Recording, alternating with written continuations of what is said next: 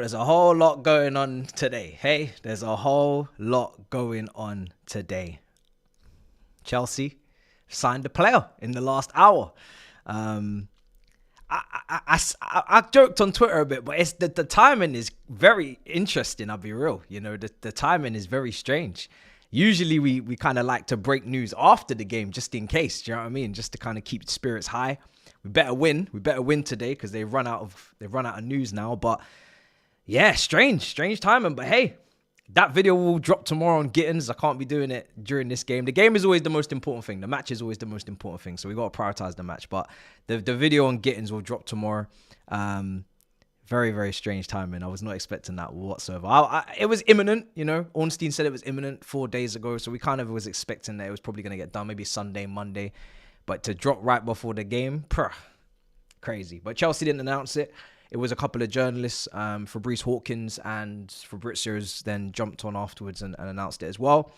And it is what it is. It is what it is. But it's one less slot for Garnacho. So it's a massive positive in that respect. It's a massive positive that he has taken up a slot that Garnacho could have filled. We got one slot left. I pray that we do the right thing with it and we offer it to anyone and everyone other than Garnacho. As long as Saeed Television is not ringing my phone, Ransarooni's not ringing my phone talking about how we gave them money for Garnacho, and I have to see that egotistical boy in my club, then yeah, as long as we don't have that, then we have peace. You know, we have peace and tranquility. So we'll talk. But Chelsea play Benfica. Di Maria is in that starting 11. Definitely one to watch. Very influential, even at this age, in this Benfica team off that right-hand side. Cucurella will be over there. I am a little bit concerned about Cucurella because I think last game? I think it was Flamengo. He tailed off. Yeah, it was Flamengo because the last game there was really no attacking threat coming at us whatsoever. But the game against Flamengo, you could see that Cucurella was, you know, he was wear and tear. You know, it was getting a little bit tired.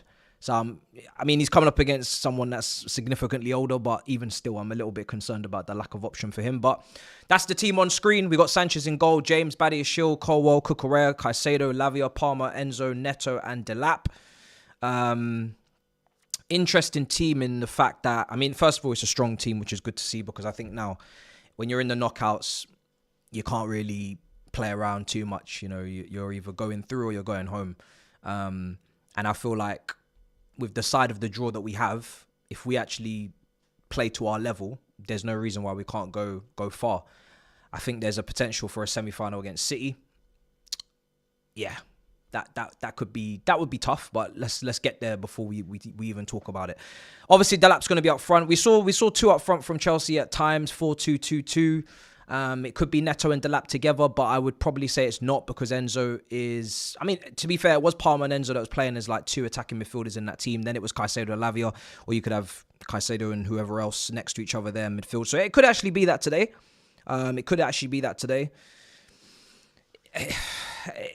I don't know, like there's what else could it really be, actually, now that I think about it? Badiashile, left-footed defender in there next to Colwell. We don't really see that too often. Maybe that's another little bit of a trial and error, a little bit of an experiment there.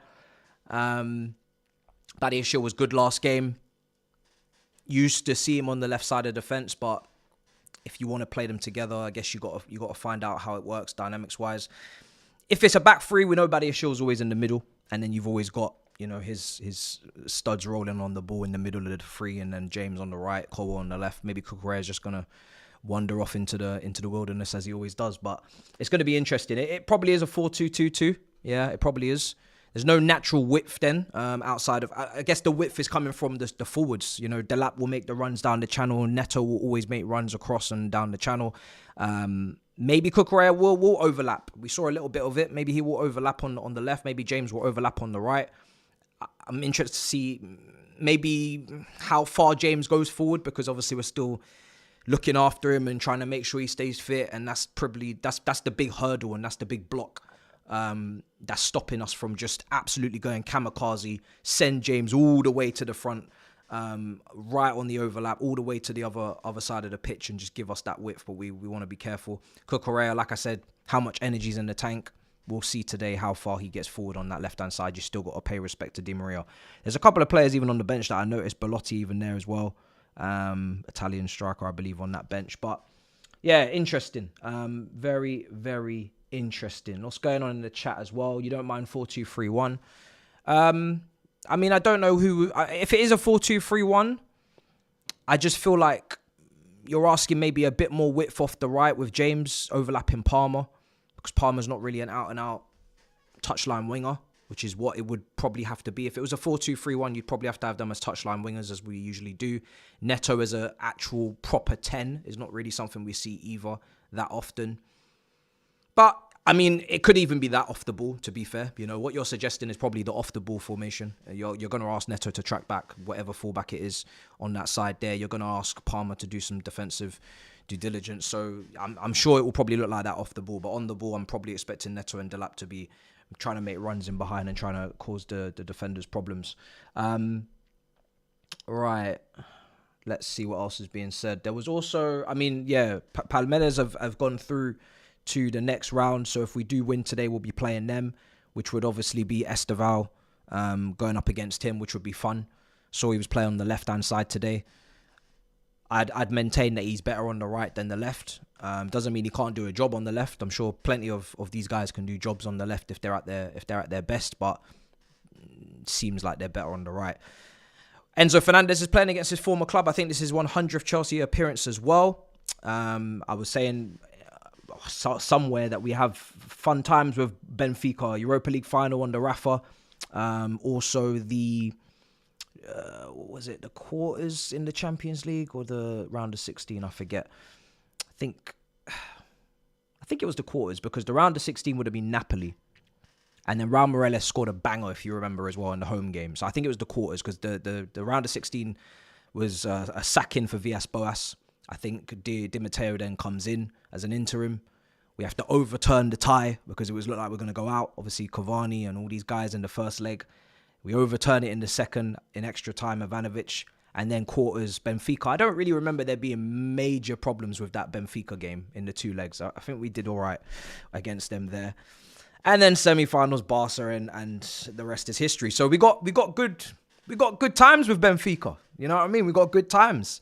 I haven't been watching them in this tournament, so I don't really know how they're coping with the intensity of the climate and the Celsius and the degrees. But listen, I don't really care. This is a one-off. It's a knockout game. You know what I mean? I think form does go out the window a little bit. You just got to turn up. You got to turn up on the day, at the end of the day. And you got to deal with the conditions. You got to perform. And we got a squad. You can see the bench there. George is there. Madueke's there. Gu's there. And Kuku's there. Saar, Gusto. There is no Jorgensen. So I'm guessing there must be some sort of knock sustained in training. But Achampong is there, who is linked with Dortmund. I just laughed. I just cackled. And I just kept it moving. Achampong is not going to Dortmund. Not in my opinion. Not in my humble opinion. There's no way that Achampong is leaving this football club this summer. The potential is too high. I think Gusto, Gusto's on the bench. He's got to be careful, because I don't really see how he could be ahead of Achampong in the right back kind of order if we're going based upon his form in the back end of last season. And also even in this tournament when he was at right back, he was causing a whole heap of problems against Flamengo. So maybe he could be a backup left back for now, but I would personally still rather us go and sign an actual left-footed left back as well in this window. Hopefully we get that done. Especially if you're going to go and get a Rodgers, or you're going to go and get a João Pedro, we're going to talk about in a minute. But if you're going to go and get those kind of inside forwards, inside left wingers, they're not really out and out. They're more want to be in central areas. You got to have an overlapping left back.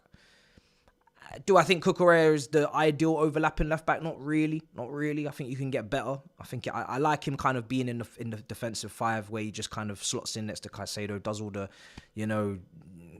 does all the retaliation work, does all of the, dealing with transitions, hunting people down, counter-pressing, getting back into position, defending. Just focus on the defending, for me. Obviously, he crashes the box, but if I'm talking about crossing and overlapping and taking people on, even if you want to get crazy, then, yeah, I'd probably rather someone more suited to that skill set. But anyway, let's see what's going on in the chat. Loads to talk about. I will have a video on Gittins tomorrow if you're just joining now. Obviously, that's why I said the timing is a little bit rough, because ideally when we make a signing, you kind of want it to be its own day so we can kind of just focus on that. Whether it's content, whether it's just research for some of you, comp watching, whatever. You just kind of want to just, because there's so many days that are empty. You just want to just have a whole day for Gittins. But they mixed it in with the match. They kind of ruined the potential video that I would have dropped. But hey, I'll put it out tomorrow. It is what it is. And we moved. Let's see what's being said. Bring me a new left back. Sell Gusto. Someone's saying. Let's see. Turn up on the day at the end of the day. Facts. That's the quote. That's what you got to do. That's what you got to do, you know. That's what you got to do. We can be as great as we want to be, or any team in this competition can be as great as they want to be, but on any given day, they could go home. If they don't pull up now in the knockouts when it matters, they could go home. So they got to deliver. Yeah, I saw a lot of people were cussing the Palmeiras manager because he took off Esteval. Obviously, that's what everybody was watching for if you're a Chelsea fan. It's a dangerous game. It's a dangerous game. Listen, as soon as I saw him come off, I must admit, I turned off because I said, yeah, I'm not interested now. Do you know what I mean? We'll play who we play, but I'm not assuming we're through. We got to handle business today against Benfica. We got to handle business. I'm not assuming we're through. Let's see. Thoughts on Pedro? No foolishness. Let's see what the fee is. Gittins, there's no fee. So I guess that's a reason to wait anyway for the video. There's no fee that's been announced, which is kind of interesting. Probably means the fee's going to be fairly high. Or maybe the club is just not telling the journalists what the fee is. I don't know. I don't know what's going on there. It's a strange one. Usually when you see these here we goes, you see these announcements, you see the fee. At the end of the day, the fee will be the fee. Obviously, I want it as cheap as possible because I don't believe he should be outrightly, you know, the only left wing kind of starting option that we have. Obviously, we're not getting the big name, big profile, kind of hang your hat on type players. We're not getting your Leaos. We're not going for your Barcolas. We're not getting your Rodrigos. That's the reality. You have to accept that now. So, as I said in my last video, which was probably like 9 days ago on these targets, and I said it on João Pedro, I said it on Gittins, I said it on Fofana, right? Milik Fofana. You got to double up. That's all you got to do is just double up now, and you got to share the responsibility around. They're two young players. They're two players that are going to have their strengths, but they're also going to have their inconsistencies. I don't really feel like Fofana or Gittins at their respective clubs had that breakout season that you kind of look for in young players before you say, right, here's the next level. Obviously, he had the managerial change midway through, the system change. If you look at the statistics before and after that, that very clearly changes the dynamic of how effective he is. And it is what it is. Like, you know, this is what we're doing. We're looking at these players. The one thing I will say is that at least you can say systematically this makes sense. At least you can. Now, we'll talk about João Pedro in a minute because that's where the confusion is a little bit more there. But at least you know with how we play, how we set up. We signed a left winger that's very, very good at dribbling, takes more shots than Sancho, is explosive, has all of the pace, all of the strength for Premier League football as well. Like, at least you know.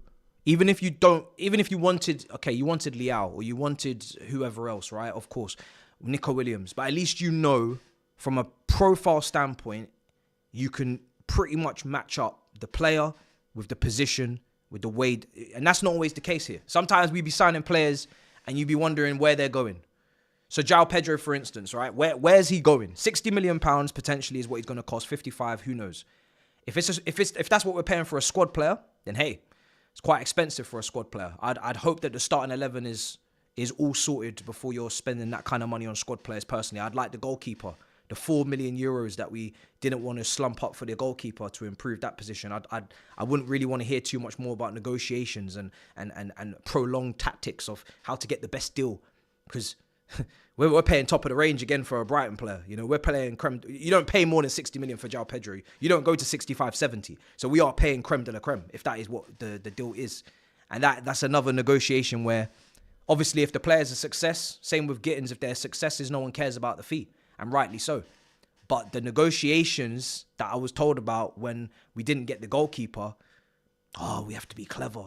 We have to be shrewd. Where's the shrewdness? Where's it gone? Have we left the shrewdness at home? Because we seem to be paying exactly what we need to pay. You know, we seem to be paying a big fee. You know what I mean? hey, we got money now. We got Champions League football. We got sponsor hopefully coming through. So it's not that, it shouldn't hopefully be too much of a big deal. But I just hope that you're getting that backup left back. You're getting that goalkeeper. You're deciding. I think the striker situation is probably going to end up being Jackson and Delap. We'll see. And then they're just trying to add goals from other parts of the pitch. They're trying to share the goals out.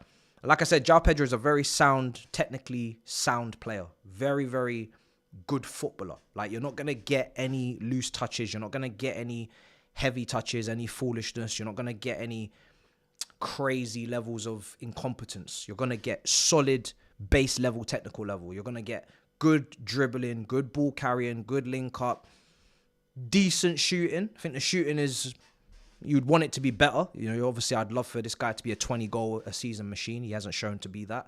But he's still young. He's only 23. He's physically, you know, again, we're trying to, seemingly so, we seem to be trying to up the physical level of the team, which probably maybe rules out maybe a Milik Fofana, I don't know. But your Gittins, your João Pedros, they're a lot physically stronger players, you know, shoulder to shoulder. So hopefully we're not going to be pushovers.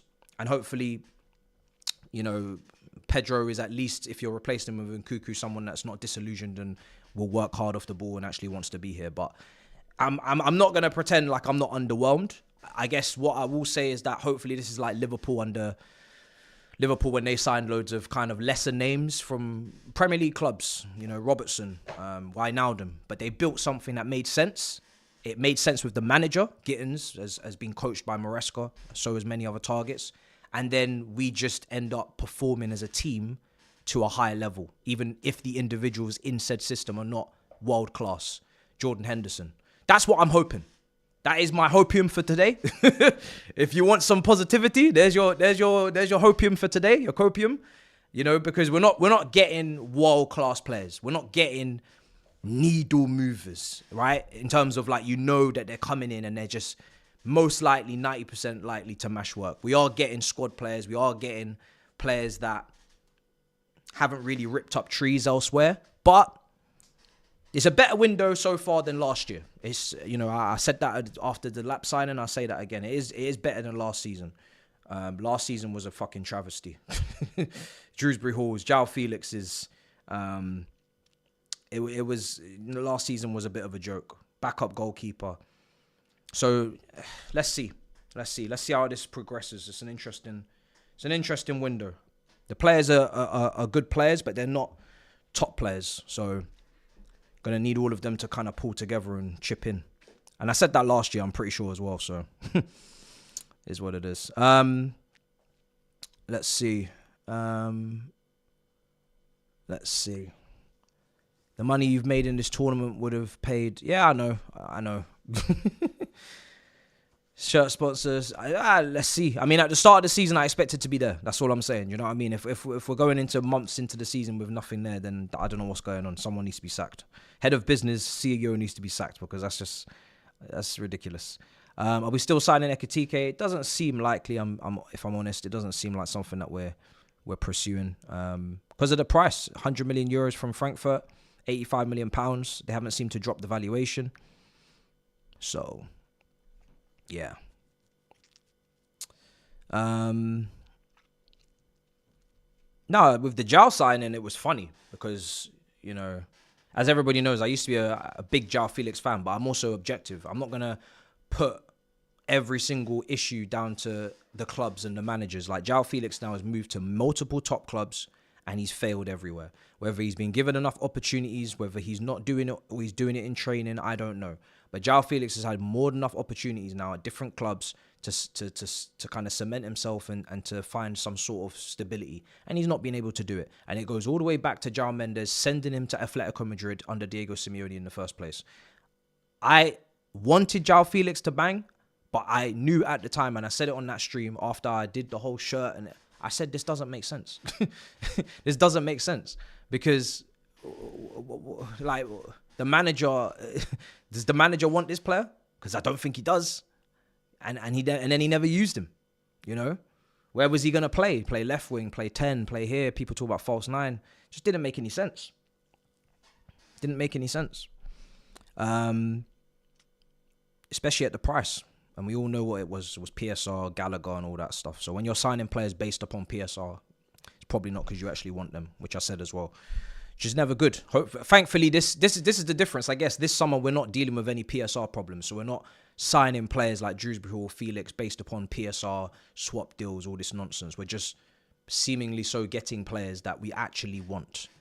And as long as the manager actually wants them as well, and he's actually going to use them, and he's going to actually make sense for the said system he's using, then hey, now we just have to see what happens.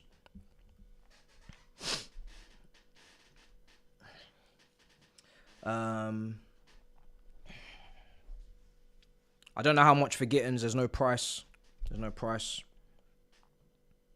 There's no price. People say Gittins fell off last season. It's more down to the system for me. We're not going to play him as an inside forward in a 3-4-3, so we shouldn't have to worry about what happened in the back end of the last season at Dortmund. I would go as close to saying it's almost irrelevant, null and void, because we're not playing the same system. If we were here under Thomas Tuchel, we were playing the same system as Dortmund do right now, with Mason Mount and Werner in inside 10s. I don't know how the heck he made it work. Then I'd be raising my eyebrows. But because he's clearly a winger. He's a touchline winger. He wants to be on the touchline. He wants to dribble 1v1 against players. He's not doing that in the middle of the pitch. So what was going on in the back end, I'm just going to ignore it.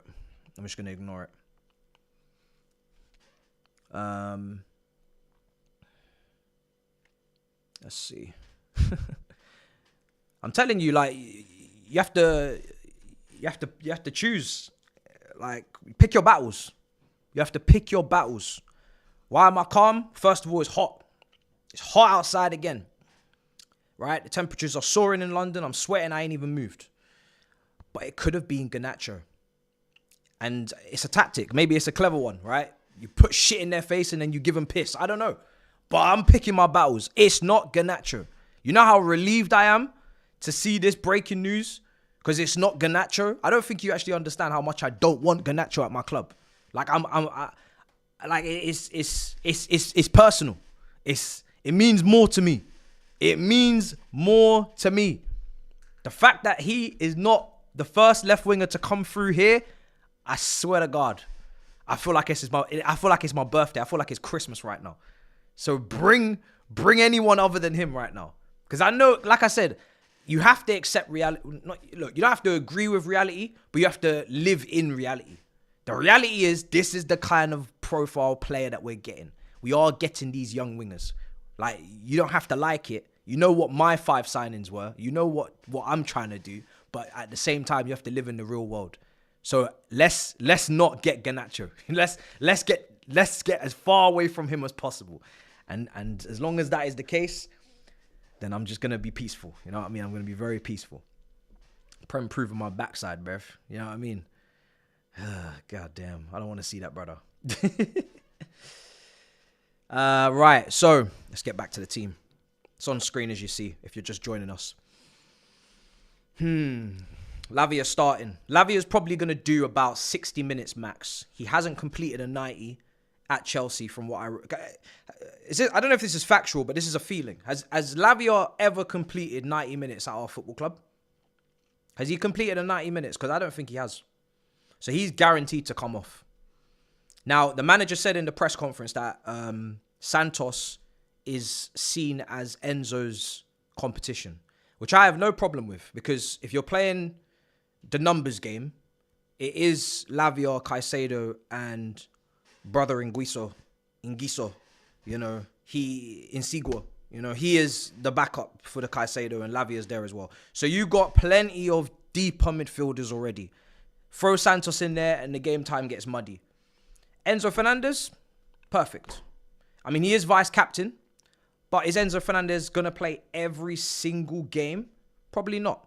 I mean, he was even dropped last season, if you remember, around the October, I think it was October, November time. We were playing quite, big teams in the league, struggling, going away from home, wanted a different setup, a different option.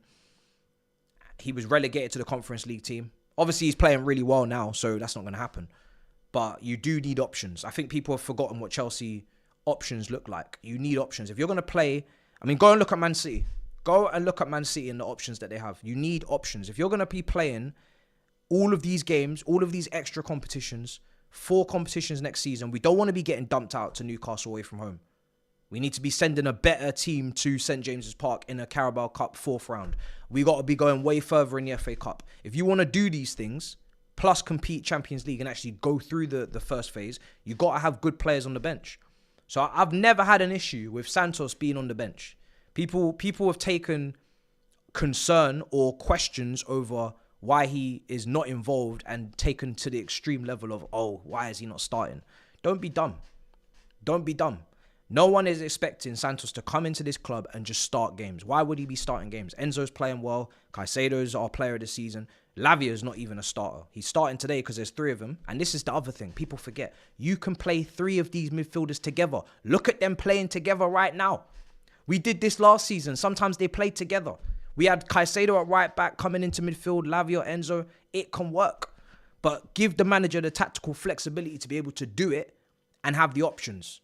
Because I tell you now, if Lavia is struck down one more time in a season where we're competing in 4 comps and all we have is Caicedo and Enzo getting burnt out, you think an injury's not coming? We're very lucky that they didn't get injured last season, but there's no telling an injury isn't coming.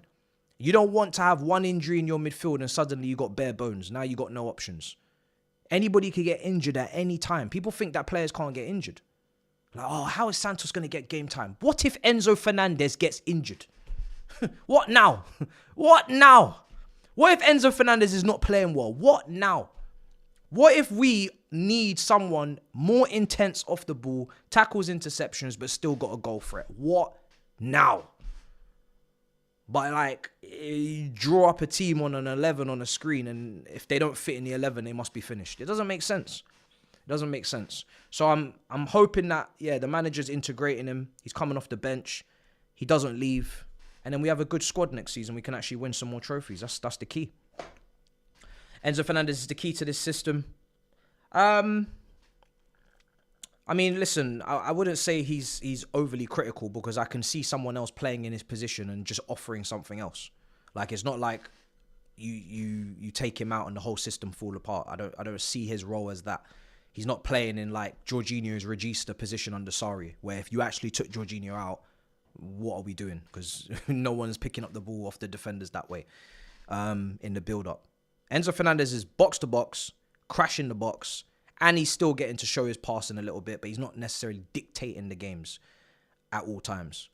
And Santos, he's not got the same passing variety, but he can come in, give the energy off the ball, like I said, the counter press, and he can get goals. So it's just a nice option to have. And they could even play together. If you played a 4-3-3 or you played 3 in midfield like we are today. If you had Lavia injured and you wanted to play 3 in midfield just to pack the midfield, you could put Santos in there. And then you could still, play with the 3. So it's good to have the options. Very good to have the options. There was plenty of time last season we didn't have the options, and it was scary. Let's see. I don't want to talk about Gittins for the whole stream, hence why I didn't really want him announced before the game. This is why I was hoping that it would just be announced tomorrow. I was like, we just talk about Gittins tomorrow. But I'm going to do a video and I'll put it out tomorrow. I don't want to focus on Gittins the whole stream because, yeah, I'm here for the match. I'm here for the match. Big up 2.2K in the building. Let's see. We know where Gittins is fitting in. It's going straight on the left. And he's not going to obviously be able to play in any of the Club World Cup games. So, just in case people... and there's no fee. No fee's been given. Yeah. Now it's just who we get alongside. You know, we need someone else. People are talking about Kudus. Kudus has always been a strange one. He's even more strange than João Pedro, you know, because at least you could say that João Pedro can hang off the left or play in the left kind of channels and then you're maybe overlapping someone. Kudus, I don't want to see anywhere near the left. So if Kudus is coming in, Madueke has almost got to be boarding the flight the same time as Kudus is boarding his flight to come in. It's the only way. And then even then, you know, we already know all the young players we have in this position coming in next season and this season. If you're planning for more than just one campaign at a time, which we tend to seem to just plan for one campaign in our heads as like fans, we just think, oh yeah, Kudus, 7-year deal for this campaign. He plays right wing. And then what happens after that? And then rumors will come out, you know. Esteval wants to be a starter. But he has to be back up to Kudus. And now it's like, but he's impatient. And then all this shit happens. So I don't like stockpiling, man. Like, if you trust what you have, plan for it. You know what I mean? Prepare for it. Fabrizio's confirmed the fee. Okay. Wages-wise, I'm probably expecting this is going to be like 100k a week, something like that. So I'm not really too fussed about wages, to be honest. Chelsea will pay a transfer fee close to 55 million for Jamie Gittins. The contract will be valid until 2032. Not surprising. That is what Dortmund were holding out for. Let's see. When you pay that kind of money, you are kind of walking closer to the starting winger role expectation, in my opinion anyway. I think that's why 35 for Noni Madueke was kind of... People will cuss him and people will go at Noni Madueke until the cows come home. But is Noni Madueke 20 million valuation less than a Gittins? I would say he's probably not. You know, like Madueke on the right wing, and you're saying 35 million is what he cost, and then Gittins on the left wing 55. Is there a 20 million differential between the players? Probably not. But anyway, listen, it doesn't matter too much. If the player bangs, we don't care. If the player doesn't bang, then I don't know. Is it a loss on the books? Do you know what I mean? Let's see. But when you pay more money, whether people like it or not, people say, oh, it doesn't matter about the price. Why do you care about the price?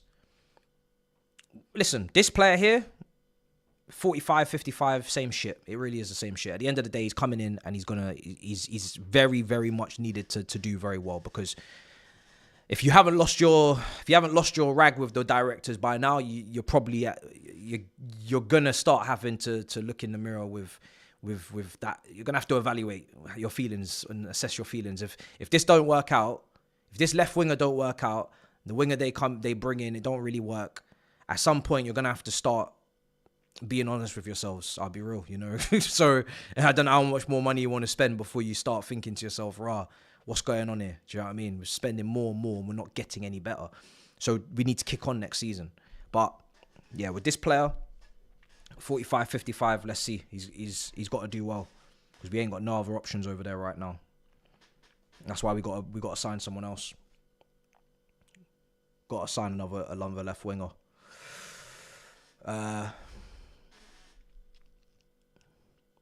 Yeah, similar. Did we overpay? Only Gittins can decide if we've overpaid. That's the God's honest truth, you know. The gut feeling right now will be yes, almost 60 million for Gittins. It feels like an overpayment, yes, you know. But it's not down to anyone else now but Gittins and the manager. If they can make that valuation, look right this season with him showing output. We need goals off that left wing. We need goals. Yeah, like we have Delap and Jackson up front. We need goals off the flanks. So if they can start to pay that back with good performances, then we won't need to worry. But the market is the market. It's very dicey. I don't know if Bayern Munich's interest was genuine and they just came in and bumped up the price. I don't know. Maybe we also just want to get the deal done as soon as possible so he can train, because obviously he can't play, but he could do a Kendry Pies right now, which he probably will. He'll come here. I don't know Dortmund, what their situation is at the moment. He'll come here and he will train with Kendry Pies, start to get used to what the manager wants. Obviously, Dortmund's still got a game in the Club World Cup there in the knockouts. They weren't really using him. He was on the bench, really. And then he starts to get up to speed with the system. But again, he's been managed and coached by Maresca before. So that hopefully cuts out a little bit of the, integration time, the time of settling down with the tactics and whatnot. It's pretty straightforward, I think, as a touchline winger. You're isolated. You ain't got much help. You're a 1v1 demon. Go out there and rip up the fullback and give me end product. Mirror him with like a Doku, I guess. Like, it would be very interesting because Doku for me is similar to these guys. Like, I don't think Doku is like head and shoulders above these guys, but it would be very interesting to see how he gets on at Man City on the left, how Gittins gets on at Chelsea on the left. If Madueke stays, if he goes to Newcastle, how he gets on. These guys are all like touchline wingers, and I want to see how they all progress. It'll be interesting because it's a difficult position. You guys have said this to me before. Like, it's not an easy position to play. Not in our system. You don't get any help from an overlap. You are sometimes, asked to do quite a lot. So it's not an easy position, which is why it's probably a position that you'd want to go crazy on in terms of the caliber of player. But hopefully they've done all the homework and he just bangs. But yeah, it can be a tough position. It's a make or break position in our system. If you want to, you said Enzo, obviously you mentioned Enzo about being like the make or break. For me, the wingers are the make or break. The wingers are the make or break because they're the ones that they can just change your lives. If they rip up their fullback and they give quality in the final third with the decision making, the cutbacks, the crosses, whatever, the shooting, like they're the ones that are going to change lives. And that's the position in football that really costs the most. The Neymars, the Hazards, the Yamals. These are the guys that you pay to watch. These are the players that you literally queue up to go and watch. And if you have meaty road runners with their heads firmly down in the ground when they're running, playing on these flanks over the special, the special talents that exist in these positions, then good luck. I mean, good luck enjoying football. Good luck enjoying your life, So, yeah, let's see. Let's see.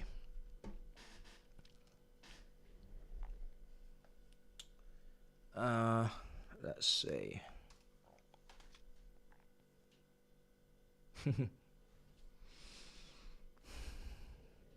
really, really, really, really need us to just keep going as far as possible, man. Like, I was weighing up the whole, well, if we go home, we can just get the extra time off, and I don't really care. I'll be real. I have a taste for winning. It's always there. It's the DNA of the club, and I don't want to let it go. I just want to win shit all the time. I don't really care where it is at this point. I'll take it. So it is one game at a time, but I'm going to say it now because I don't want to, I'll say it now because then at least now I'm not lying to you. If we go out tonight, I'll be hurt. I'll be really hurt. Borderline devastated. I'm already picturing going as far as possible. I really want us to go all the way to the end, man. This trophy, I need it. I need it in the cabinet. I really do. We're not favourites, but we don't need to be favourites. We never needed to be favourites before when we were picking up shit. So we don't need to necessarily be favourites now. I just need us to have our hat in the ring. As long as we're here, there is hope. Right? As long as we are here, there is hope. It's not my prediction that we'll win it. It's not my expectation. But as long as we're here, there is hope. And there is nothing... Like, look, next season, people talk about, like, obviously gassing out in the Prem and whatnot. We're not winning the Prem. Let me just tell you now. Like I said, I like to pick up as much as I can, but I'm going to also be very honest. We're better off in knockout competitions than in the league. Because the league, you can't really lie. You can't really lie in the league. You can lie here. This is where you can lie. You can tell lies. In Champions League, in FA Cup, you can lie. Ten Hag, Man United, they lied. You can lie. You can't lie in the league. And what we're building is not league winning level. I'm sorry. So, getting cooked in the league right now to give me a Club World Cup, I don't know, man. I'm a negotiations. I'm a negotiator. You know what I mean? I can be bought. Give me this trophy. I don't know, man. I don't know. Club World Cup. In that cabinet in the museum. With the badge. World champions. I'm there, man. I'm there. I'm there. So, yeah, man. For me, I'll worry about that when it comes around. But I do want another trophy. My appetite. I'm hungry. I'm hungry, man. What time is it? 12 minutes to kick off. Anybody nervous? Let me run a poll, actually. Is anybody who's been watching Benfica, are you nervous about this game? Do you got the heebie-jeebies? Or is everybody feeling... I mean, the last time I asked these questions, we all was very confident for Flamengo, and then we got our asses absolutely kicked in. So I probably shouldn't be tempting fate, but I'm asking anyway. I'm asking anyway. The consequences of asking these questions. Who's going through? I'm going to put in a poll. This could also go to extra time and penalties. That is one thing that I'm not encouraging, especially in these conditions for these players. We don't need extra half an hours every single round racking up. Let's try and get the job done 90 minutes so we can cool down, get some ice packs and go home. We do not need to be playing extra 30 minutes. We do not need to be going penalties. This is where we've reached that point in the tournament now where these are realistic scenarios in our heads. Sitting here for another 30 minutes in the sweat, it's not ideal. So if we could just get this wrapped up professionally, that would be lovely.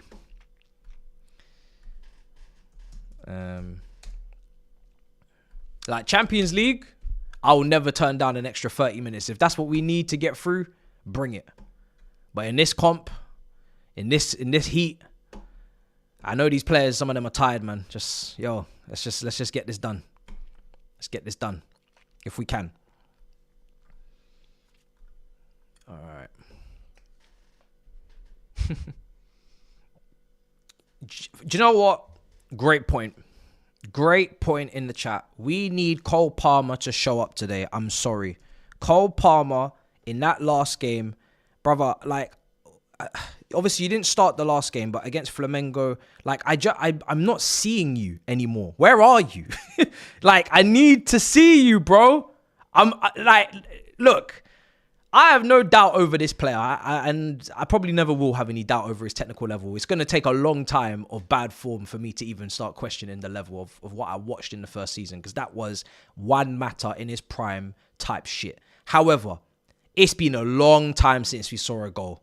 It's been a long time since we've seen you kind of... I mean, maybe Liverpool at Stamford Bridge, that win at home 3-1. That was probably the last time Cole Palmer really had a Cole Palmer kind of game. We could also say Betis in the final, second half as well. But I feel like the level of opposition wasn't high enough. So, I don't know. It was a great performance, obviously. Great assists and whatnot. But I need more. I need more, man. Like, where are you? It's time. So please, today, please, man. Because I'm concerned. I'm quietly concerned. So please just perform. I need you to step up, man. I've had enough now.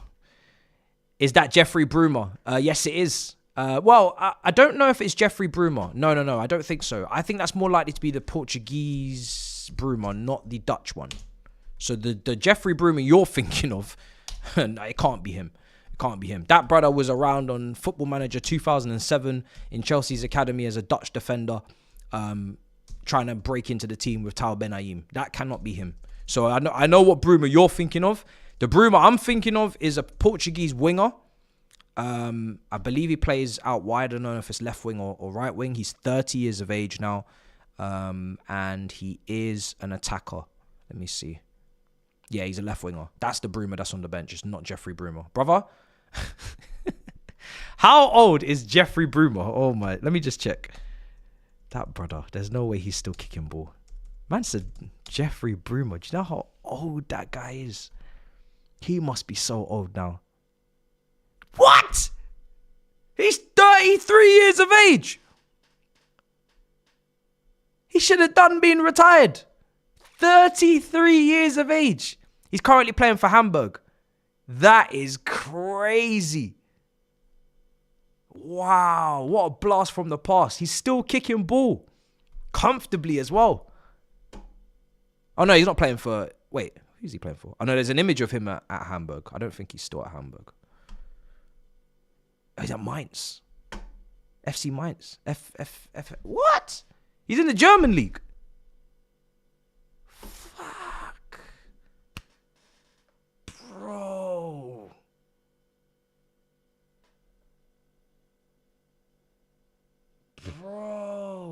No. He's not my age mate. I'm 5 years younger than him. Okay, he's not my age mate. But that is crazy.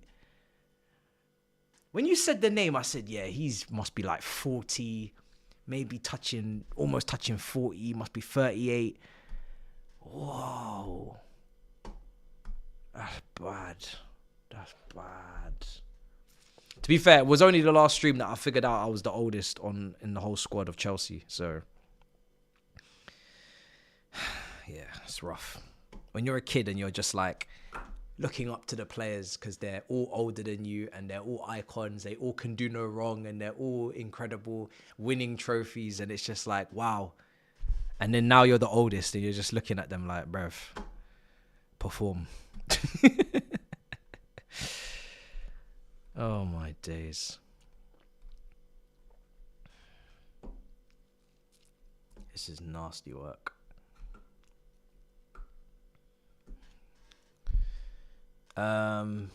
Anyway, players are about to walk out. Nasty work, man. And also, thankfully, the kickoff time is back to something respectable for us as well. So it was peak last game. Very peak. How's everybody feeling? Knockouts, man. No more group game shit. Knockouts, baby. No more this group stage. We don't need to win. We can draw. It doesn't matter if we lose. We got another game. It's knockouts now. Knockout football. And it's actually got real jeopardy. Not the Copenhagen's. Not the... Bruv, I can't even remember who else we played. Like, my head is gone. Djurgårdens, you know, where we going into these games and it's not really knockout football because we ain't getting knocked out. Knockout football, but we ain't getting knocked out. There's no real nervousness. There's no jeopardy. It's just, are we actually going to get a good performance when we win? When we win. Not if we win, when we win. So it's been a while. And then the season before, we weren't even in Europe. So it's actually been since Graham Potter, when we played Dortmund, we played Real Madrid, we got knocked out under Frank Lampard. It's been many years now since we had real competitive knockout football where there's actually jeopardy. It's good to be back. It's good to be back.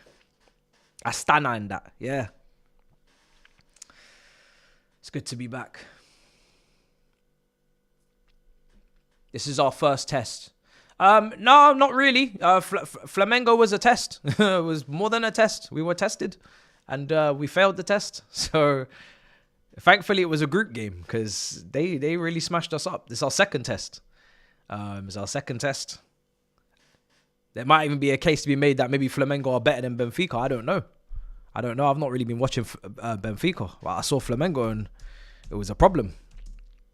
Benfica finished, I believe, second last season in the Portuguese league.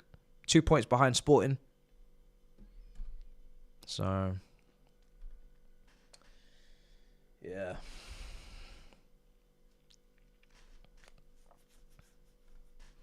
One at a time as they walk out. One at a time. Otamendi in 2025. I don't know how old he is. He must be like 37, 38 years old now. I don't know. Otamendi. One at a time. Look at them. They got to go through a door and oh my goodness, it's so long. These players must be so over it. Oh my.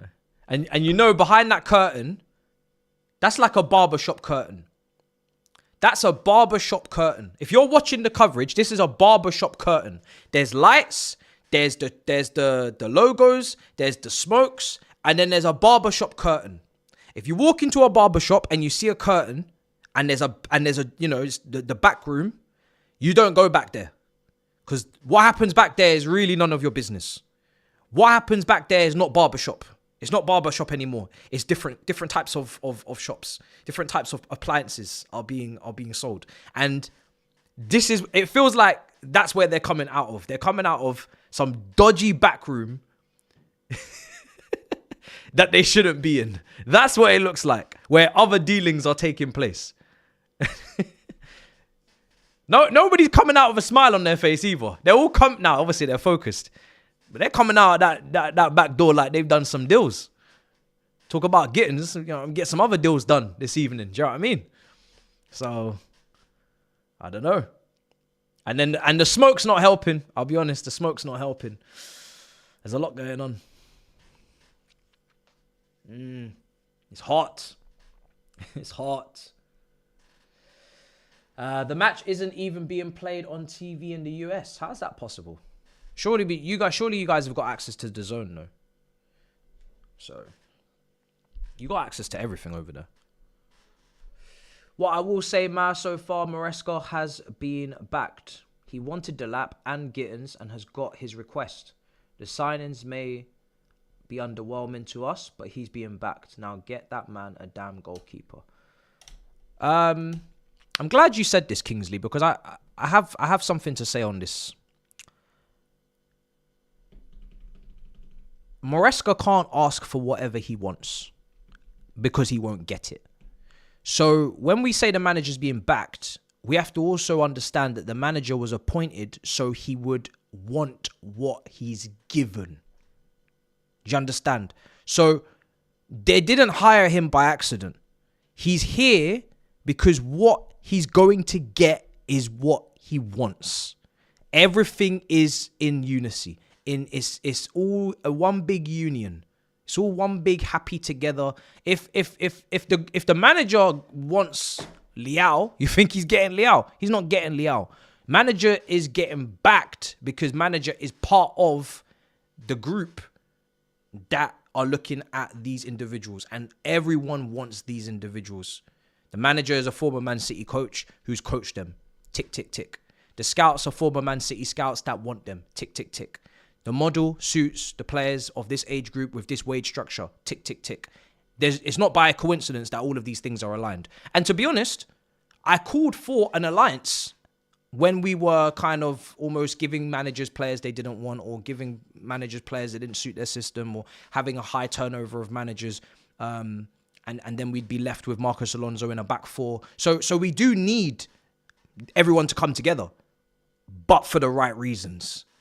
Because we want to win. Not because we want to do anything other than winning. Not because we want to not be anything other than the best. As long as we're trying to be the best, everybody can be one big happy family and push in the same direction. But if somebody's in there not trying to be the best, we got a problem. We got a big problem. So that's just all it is. That's just all it is for me, you know. That's just all it is.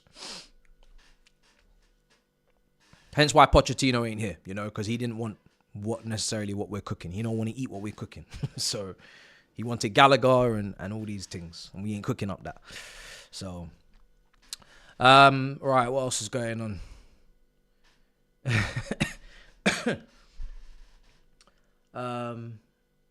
Access to DAZN if you pay, but we get it for free.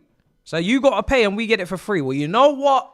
I'm sorry, but it's about time you lot understood the suffering that we are experiencing on these sides of the waters, on the Pacific oceans. Yeah? On the Pacific Ocean, over on these sides, we are paying absolutely every penny for every bit of football we're watching.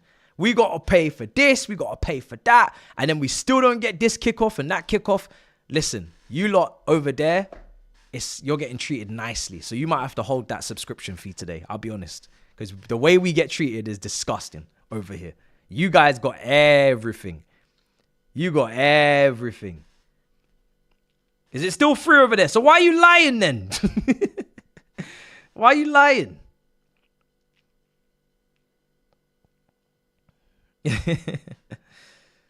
Bro, we're getting scammed over on these sides. It's crazy. Anyway, we're about to kick off. Let me get the timer. We're getting scammed on these sides.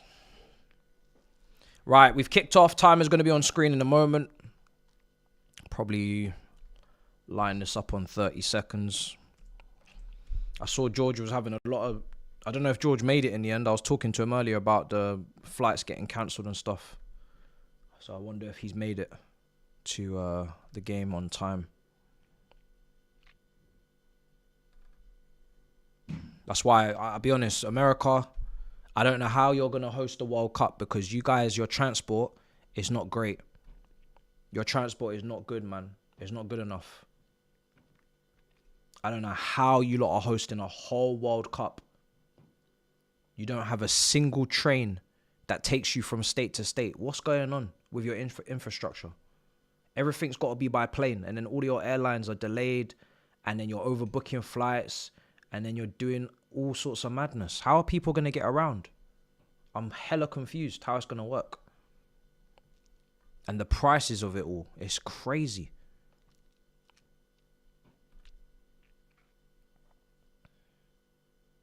Do not know how it's going to work.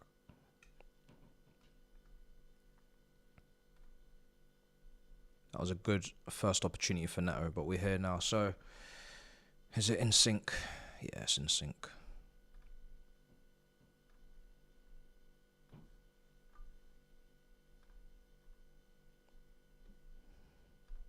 Them car companies, we buy any car, they're going to make so much money when the World Cup comes around. Everybody's going to be driving. Even the brothers that don't have their license are going to be driving.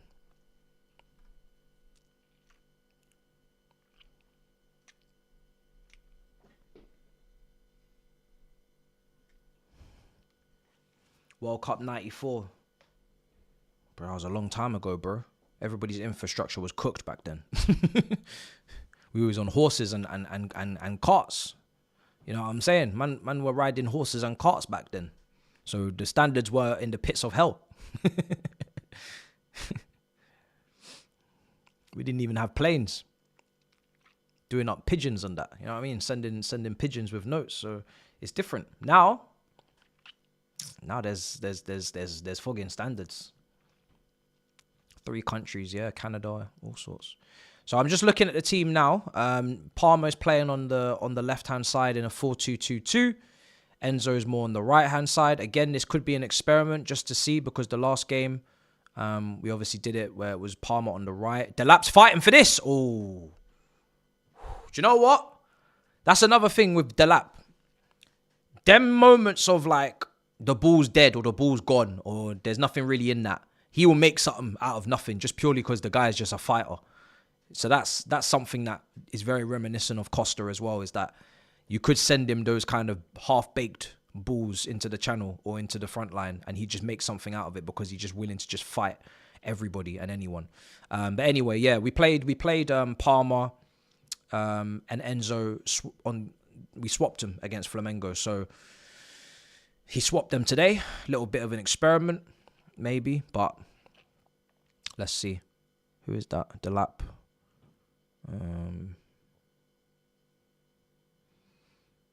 Is this a 4-2-3-1? It's interesting. Caicedo. We're pressing quite high. Palmer, Delap, Enzo. We're pressing very high up the pitch. It's very interesting because you've got Caicedo and Lavia behind Enzo. And then Palmer's very narrow as well. So it's a very packed midfield. Shouldn't really be getting outnumbered. Should be able to keep the ball as well. They've clipped it in. And please don't tell me that's onside. It's onside. They still got it. We got it away. Good. It's offside.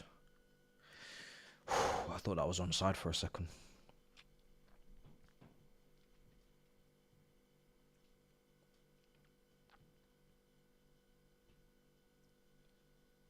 They said 4-1-2-3. Ugh.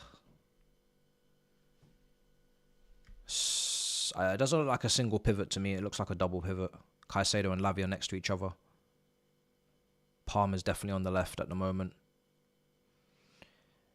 And this is why it's kind of partly pre-season. Because it's we never really saw Palmer over here in last season. Especially how deep he is right now. But we are experimenting. That's very clear. We're experimenting a couple of new things. Because we have to. If we don't do it now, when are we going to do it? Same goes for all the teams in this competition.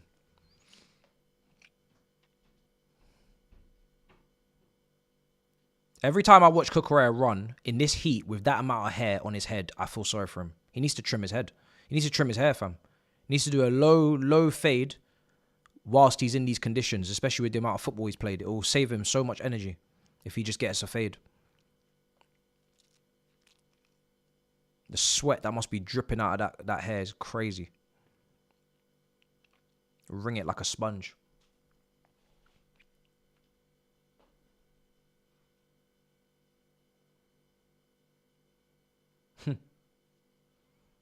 What's the average age of the Benfica team? Are they cooked physically? Obviously, Di Maria's there. Let me see if I can find out.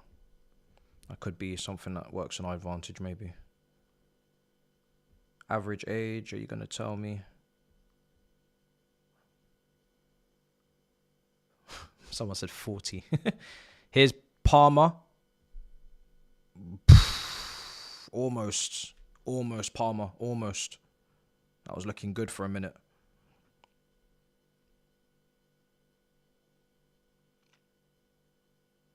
Renato Sanchez, is he still at Benfica?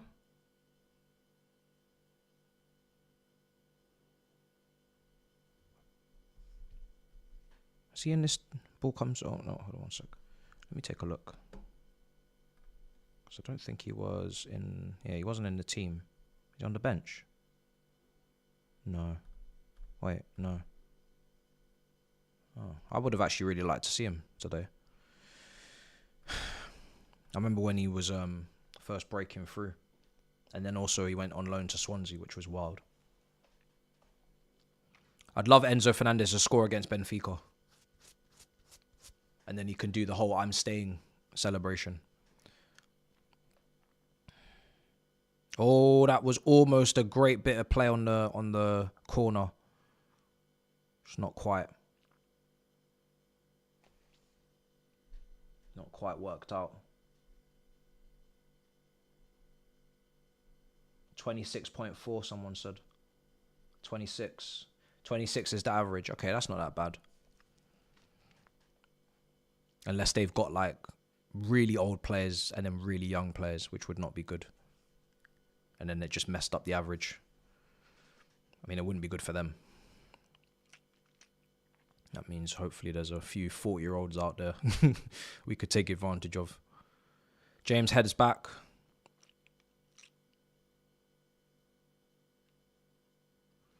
Manager needs a lot more credit for keeping James fit. I know I've said it before, but I'm going to say it again. Keeping Reece James fit for as long as he's kept him fit needs a lot more plaudits. Because I never thought I'd see the day again where this guy's actually playing regularly. And I'm starting to lose the PTSD now when I see him out there. I'm starting to calm down.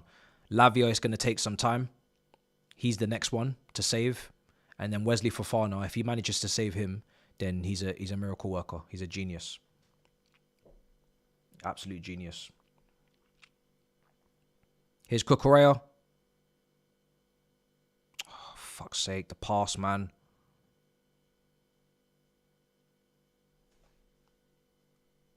Thuram. Which Thuram are you talking about, bro? The striker at Inter.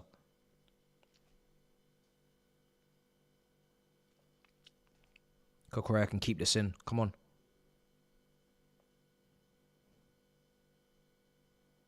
Palmer. Nice. Oh, keeper's got it. Pretty good start from us. Pretty good start from us. We've been pretty good.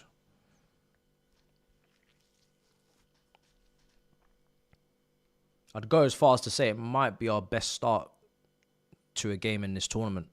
First 10 minutes. Flamengo was not good. Pretty sure we were just dominated the whole time. From what I remember.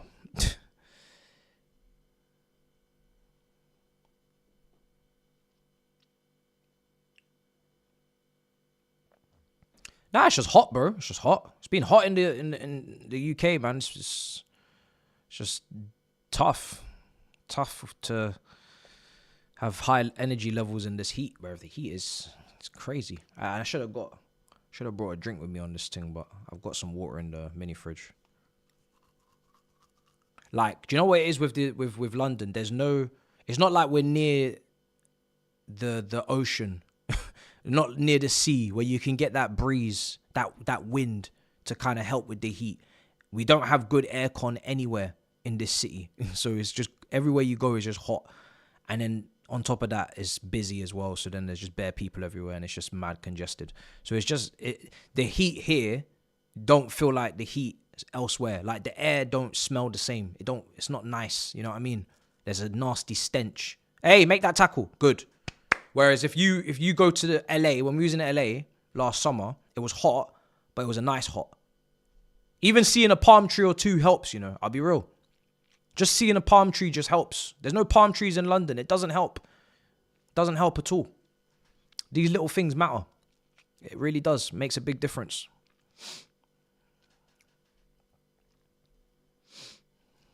If I see a palm tree and it's hot, yeah, I'm already smiling. I don't even know why. I'm just smiling. You know what I mean? Palm trees, they just make me happy. It tells me that I'm somewhere else. I'm not here, so I'm good. Can't go wrong. Delap, good hold up. Caicedo. So he's also swapped Caicedo and Lavia around. Very mini detail, but it is something worth noting because usually when we see these two together, Caicedo's play on the right side and Lavia's play on the left. But he seems to have swapped them around as well, which is interesting. Here's Cucurella, left side. Oh, fuck, man. Decision making needs to be better.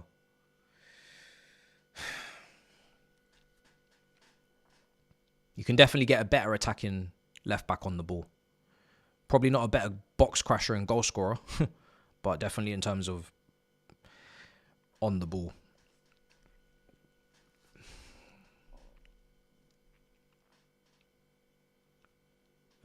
Badia Shield randomly smacks a line breaker. Yeah, he does. He does love to just randomly drop a little line breaker. Him and Tosin are very good at dropping those line breakers on the ground. Just nice ground, just along the ground, grass cutters. Oh shit, James, Jesus, communication, lads. My goodness.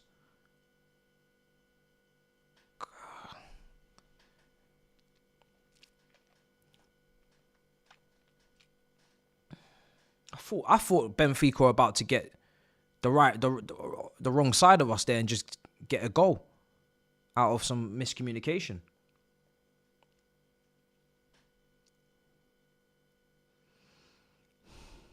I don't see that chemistry between keeper and defense. I just don't. There always seems to be like a doubt back there. Maybe they need to bump chests more when he makes a save. I need to see better camaraderie. I don't see it. I don't see the chemistry.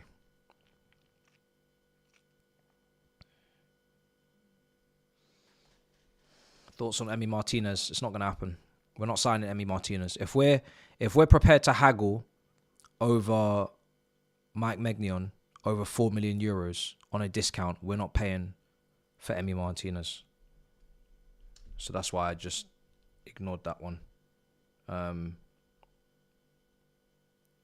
Emi Martinez is 32 years old. Not very good on the ball in terms of his build up and distribution and whatnot. He's not good. And Mike Maignan is what, 29? And he's going to be, Martinez is not going to be cheaper than the guy that we just decided to walk away from, or we haven't secured. He's not going to be cheaper than him. So I don't see how that works.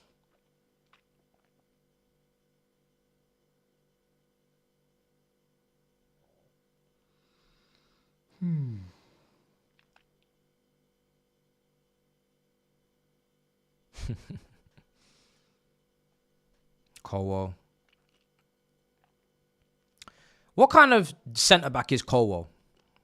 Is he an aggressor, or is he the one that steps off? Because to be the one that steps, you got to have pace. And he's not the quickest. You got to have like that Rio Ferdinand, Wesley Fofana. You got to have pace. To be a sweeper, you got to be pretty quick. And then you've got the aggressor, which is obviously the Rudigers, Vidic, Terry. They'll put their head where it hurts. They'll score from set pieces. They'll They'll do dangerous things to protect their goal. So I guess he's neither. But then he's probably the ball player one. He's the ball playing defender. So he can go and fit into that category, I guess. He does try to show aggression, but I'm not comfortable with him being like the aggressor. If he was like the second centre-back and there was the actual aggressor, the real aggressive centre-back, the one that is like really like a bastard, and then he's the one next to him, then fine, we got plenty of aggression to go around. But him actually being that guy, not yet. Not for me. Not for me. But then he's also not like lightning quick. So you can't really be a sweeper. Like Saliba. Saliba's quick. You got to be really quick to be the sweeper. And then Gabriel's the aggressor. What other clubs are? You got Diaz, I guess, the aggressor at City. Stones is ball playing. It's an interesting one.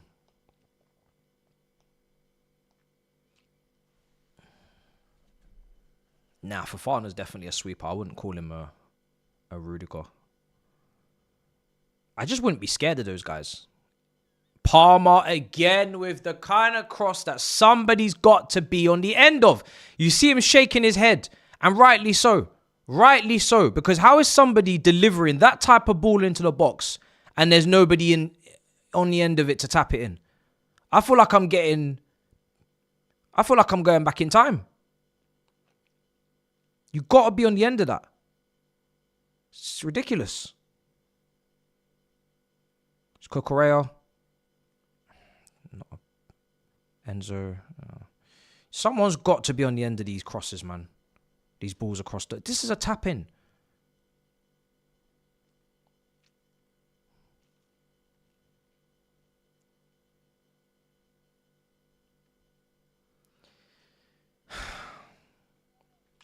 That's where Delap's got to be the difference to Jackson. He's got to be on the end of those. I can't keep watching these balls across the box this season. Nobody's on the end of them, apart from Cucurella and Enzo Fernandez. Here's Caicedo.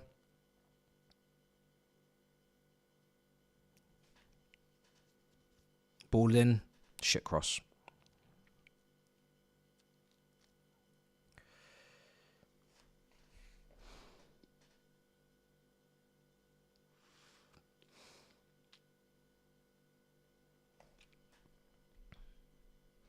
The under 21s game is not now, is it?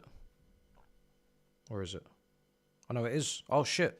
England under 21s 2, Germany 2. And I guess that's the final, yeah.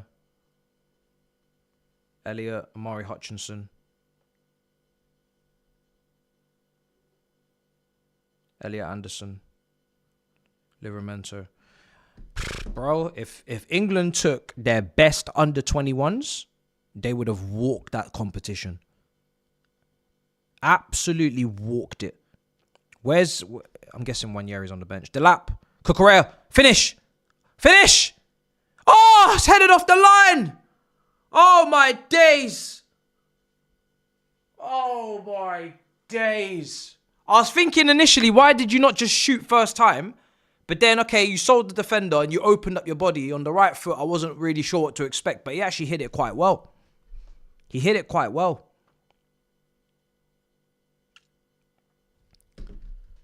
Oh.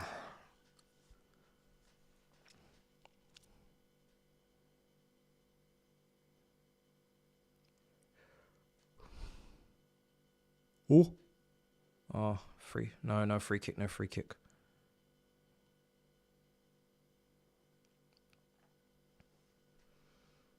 Oh, well done. Enzo intercepts. Palmer. Oh, my days. We're getting closer. It's been a very good start. We should really already be 1-0 up, to be honest, if someone converted his cross. I don't know if the referee's given a corner or what's going on, if it's hit the post. Oh, my days.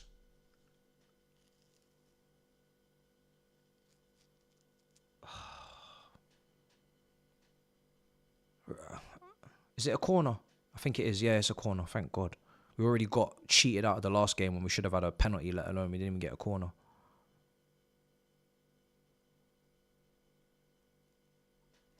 Come on, let's get this goal, man. We're playing well. This has definitely been our best first 20 minutes in any game so far in this comp. Cucurella. Oh, no doubt it's our best start to a game. I'd say quite comfortably as well because the opposition's actually decent. Ball in. Bro, these Palmer crosses, bro. Oh, piss off, man. Come on. We got the ball. We got the ball.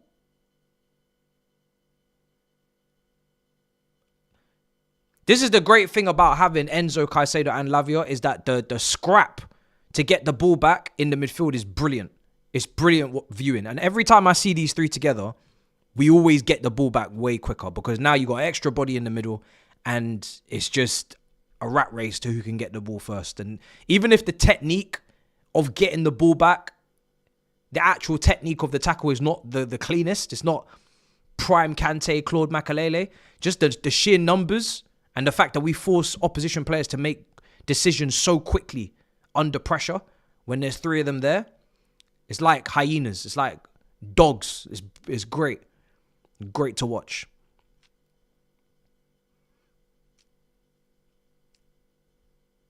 Throw a Santos in there and maybe over Enzo. And then you're getting even more tackles and interceptions. Bryce, it's crazy. People are getting hunted down.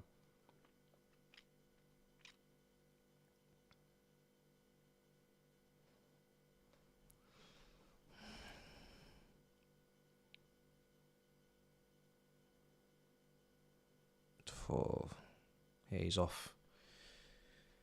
Yeah, we're playing well. We're playing well. I just want us to get our goal so we're actually rewarded for the way we're playing. I don't really know what to expect from Benfica, to be honest. I don't know what level they're at. Like, we just know that they're one of the best teams in Portugal. I don't know if we should be battering them or not. I'd rather say that we shouldn't. They're meant to be a very good team, but we're dominating so much right now. It's just mad. Starting to wonder how good they are. We're battering them.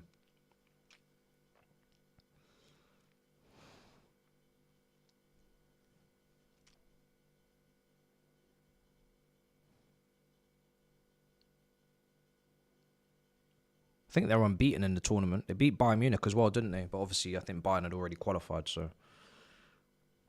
Are you a Benfica fan? You said we've been shit all season. If there's any Benfica fans in the chat, let me know what's been going on. They're not that good, especially this season. Wasn't it Benfica that had the really high-scoring knockout game against Barca? Well, I mean, Barca had high-scoring games with everyone, it seems. But yeah, you're right, because Rafinha went to the game in Portugal and got the last-minute goal, didn't he? So yeah, no, it was them. It was them. Yeah, it was them. So they can score, but they can't defend. I mean, to be honest, I don't think that's a Benfica thing. I think that's a Hansi Flick thing because he just turns every single game into a basketball match. It's very entertaining.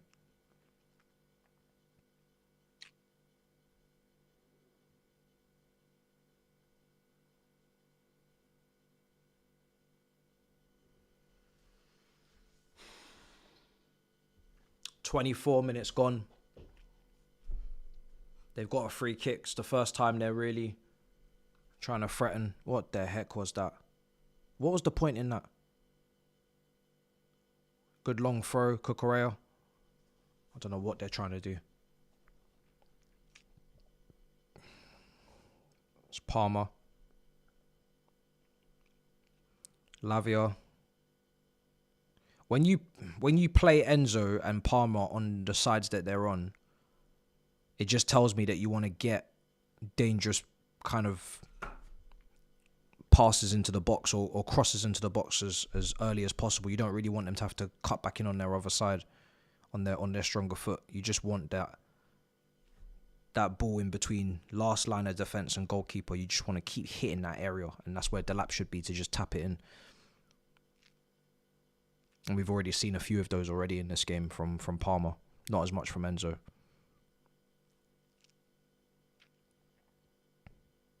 KDB's corner. You can call it that.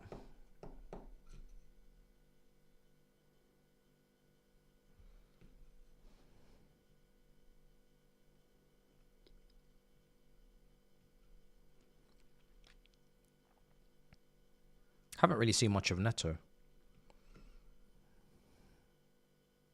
Where is that guy? He's playing on the right, innit? I've not seen a lot of him recently, the last few minutes. Yeah, he's on the right.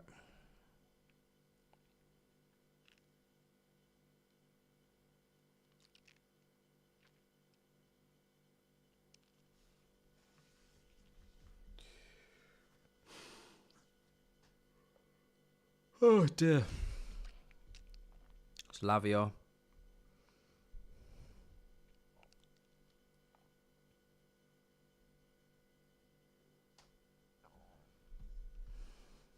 Cucurella. Spadia Shill. Colwell.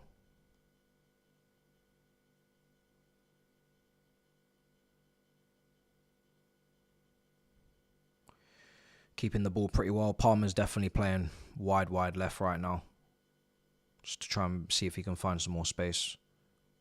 So I guess we had Palmer. We saw Palmer on the left wing against us before he signed when he was at City. We played him in the cup games. He used to play on the left wing. But it's mainly for his crossing ability. Neto. Good delivery. It's just a bit over the top. Cucurella. And I guess that first time cross is an example of what they're trying to do.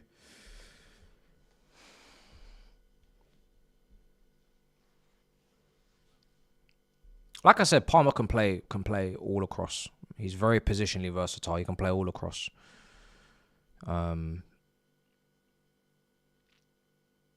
he's going to need to have to play all across because the way our team is so heavily loaded on the right, if you want to see Esteval with Palmer, you want to see Quenda with Palmer, you want to see Kendry Pires in a couple of years with Palmer, if all goes to plan, that brother's going to have to be positionally versatile because he ain't going to play off the right with those guys.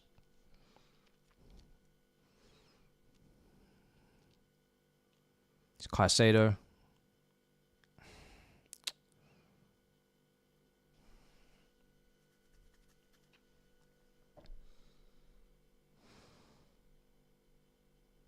No, I don't want to see Garnacho, thank you. Appreciate the offer.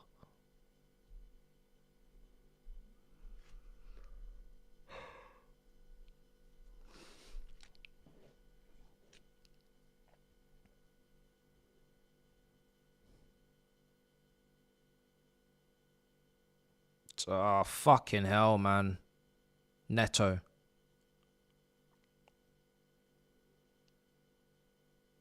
Benfica have returned the favour. Benfica have been non-existent in this first 30 minutes. We need to take the lead because this Benfica team cannot be taking us out of this competition, I'm afraid. Not the way they've been playing. We cannot be losing to this team. We cannot be coming out of the competition to these lot. If we leave this competition, I need us to leave because the team that beat us is really about that life. If we're going to lose, it better be because they're that good. And this lot, so far, we got a cooling break. Bruv, let me get my drink. Cooling break. These lot are fucking... Bruv, what the heck?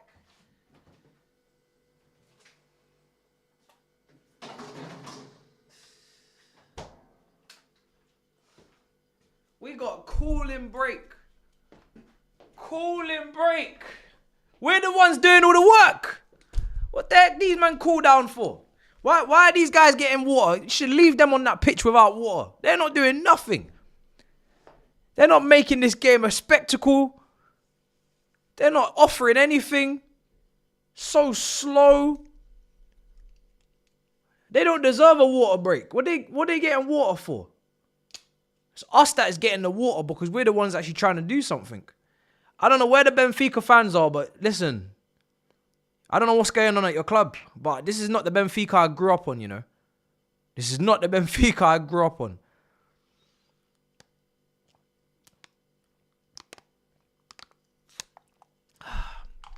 Surely you lot ain't gonna be like this all day. Because the thing is, especially for Pedro Neto. If you watch Pedro Neto, everybody's been making comps of Pedro Neto recently, right? And his big moments. If you look at the vast majority of Pedro Neto's big moments, it comes in transition. It comes when a team is coming onto us and we hit them on the break quickly and there's space. He loves it. He loves to operate in some space. And right now, we ain't getting no space because Benfica don't want to even step above the halfway line. They don't want to come forward. They don't want to offer themselves to the football match. It's like they're not even playing like this a knockout game. They're playing like it's league. They'll take a point. There's no point, you know. Someone tell these men they're not getting a point if it's a draw. We're going to extra time. So all of this wet flannels on foreheads and water breaks. There's gonna be plenty more water breaks if you don't start doing something. Because I want some space. Delap needs some space. Pedro Neto needs some space. We need some space. It's hella claustrophobic in this game. Give me some space. If we get some, even just a little bit, if we get some space, it's going to be 1-0 real soon. It's going to be 1-0 real soon. But I guess that's why they're not giving us the space. That's why they're not giving us the space. Because they can see that when we hit the ball early, when Enzo Fernandez gets to hit it early to whoever, Neto or Delap or whatever, and there's space, it's goals. We're getting some goals.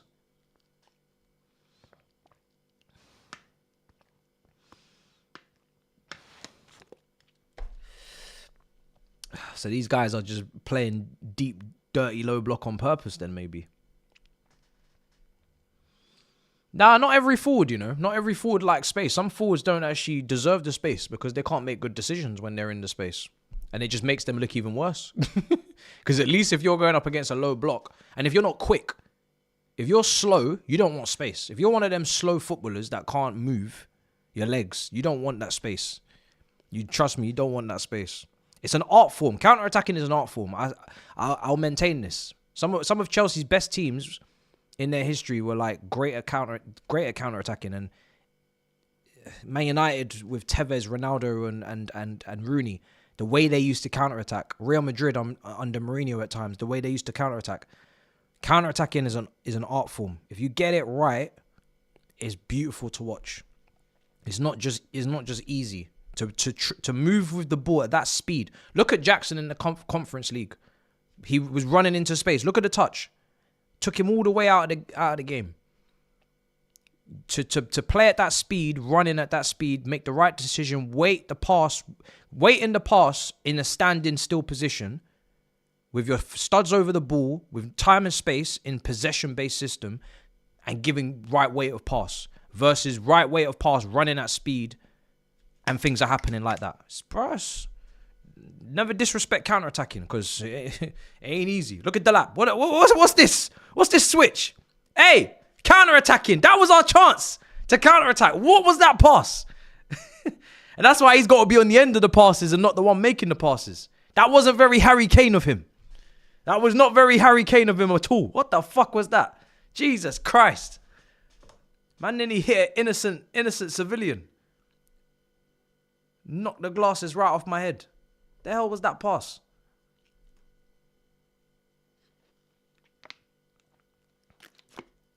That pass was crazy. He passed it like he was clearing it like a goalkeeper. Doing a goal kick in the midfield for Cole Palmer to get.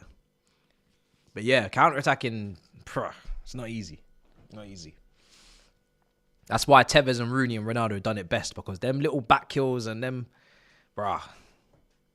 Hazard as well, brilliant on transition. Just little back heel, lay it off, someone else grabs it, goes. Willian, Costa, Hazard. He's still got to be teched out, man. Can't be no bum. You think I want to see Garnacho on the break? You must be having a laugh. Can't be no bum on the break. We don't have bums on the break. Enzo on the right. Here's Neto.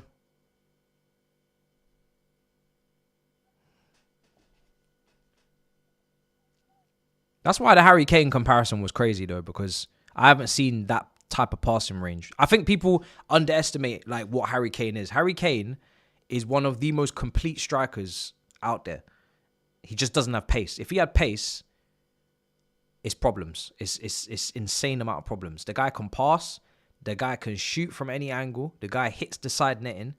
The guy hits the top corners. The guy can shoot long range. The guy can curl it. We all saw the curlers against us when he was first breaking through in the Tottenham team off that left side.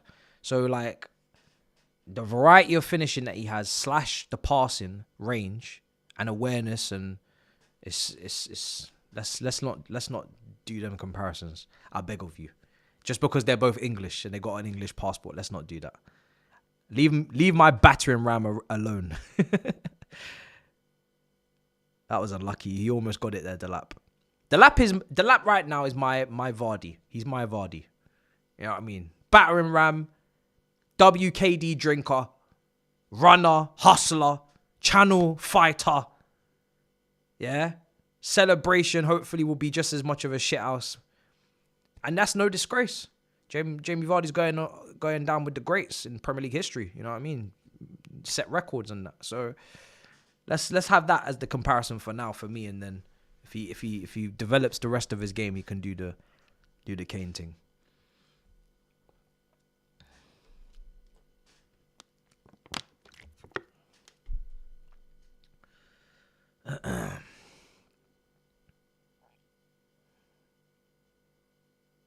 Caicedo.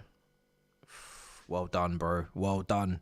Lavia. Well done. Cucurella. Give me the finish. Give me the finish. Oh, what a save. Oh, my God. When will it end? Oh, man. If these moves were getting goals at the end of them, it would be... we'd be talking about this performance as a top-tier performance. But we're not getting the rewards for the football. They're playing well. But we need the goal. Oh.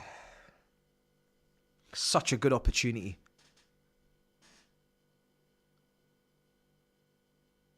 Wrong, mate. Well, I can't even say wrong player in the wrong position because he scored goals. He was like our top scorer in 2025 until maybe a few weeks ago. Fuck's sake, unlucky.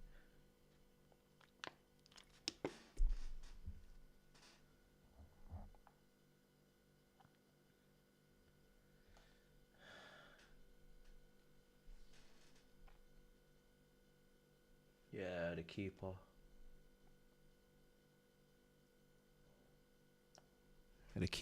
Keeper's on. Keeper's on. He wants to have a big performance. He wants to have a big day out. Keeper's having a big day out today.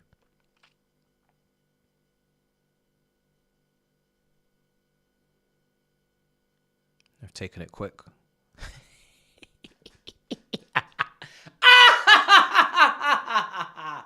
These Benfica attackers are taking the piss. There's no way you lot play for Benfica. Nah, you lot should hand in your resignation this instance, bruv. You should not be playing for Benfica. Not this big historical Portuguese team. Who the hell are these attackers? Scrum de la Rump. Who the heck is Scrum de la Rump? You don't belong here. Wait, you're from Norway. Yeah, you need to pack your bags. Find yourselves in mold. Nah. This can't run. This cannot run. This Danish brother has got very lost. Should be at Copenhagen. Not Benfica. You're in the wrong place, bro. You're lost. Your GPS has taken you to the wrong place. You shouldn't be at this Club World Cup. You should be in the Conference League. Crazy. Even the trim's not making sense. You play for Benfica. Where's the slick back? It's not making sense. You got to have the Julian Alvarez haircut if you're playing for Benfica as a forward. This is a mismatch. This is a very big mismatch. I'm seeing way too much forehead. This is a big mismatch. Sundowns play better football. Yeah, Sundowns have been getting a lot of credit. I've seen Sundowns. Palmer. That's a ball. Oh my God! This is what I'm talking about. You lot are taking the piss out of Cole Palmer now, man. You lot are taking the piss. You lot are taking the flat piss out of what Cole Palmer is doing. What a pass. Perfectly weighted. And you threw that ball into the box like that. Cucurella.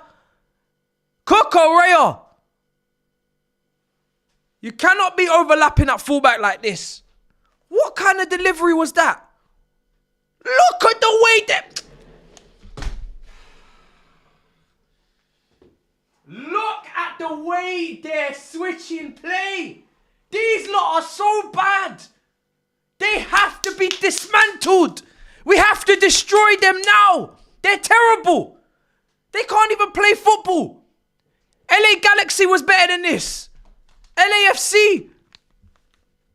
They were better than this. If we lose to this Benfica team, my head will be so hot. They are terrible. This can't be the real Benfica, man. It has to be the B team. Guys, this can't be the real Benfica team. It can't. It must be the Benfica B. It must be the Benfica B team or something. Cucurella, you've had opportunities to put us ahead, to assist. What's going on with you today? What's going on? You're getting the freedom. The amount of freedom he's getting on that left-hand side.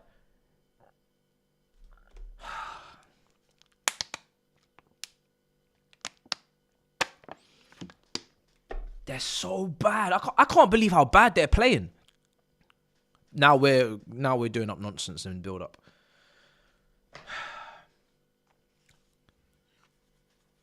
No, this is crazy. I'm so shocked. I'm so surprised in this Benfica team. How did Porto not finish ahead of these, man? There must be something wrong. They must be gassed out or something.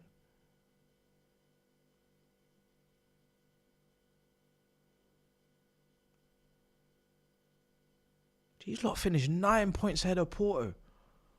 9 points ahead of Porto. How?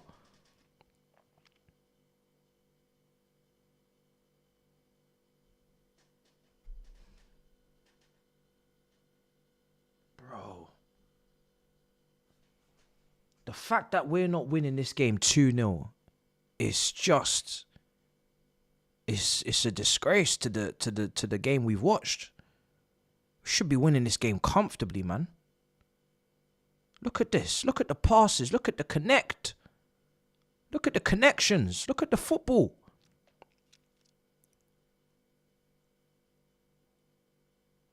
We're waltzing around this pitch. And we've actually created chances. And some of them won't even be on the statistics because some people are not getting on the end of the chances.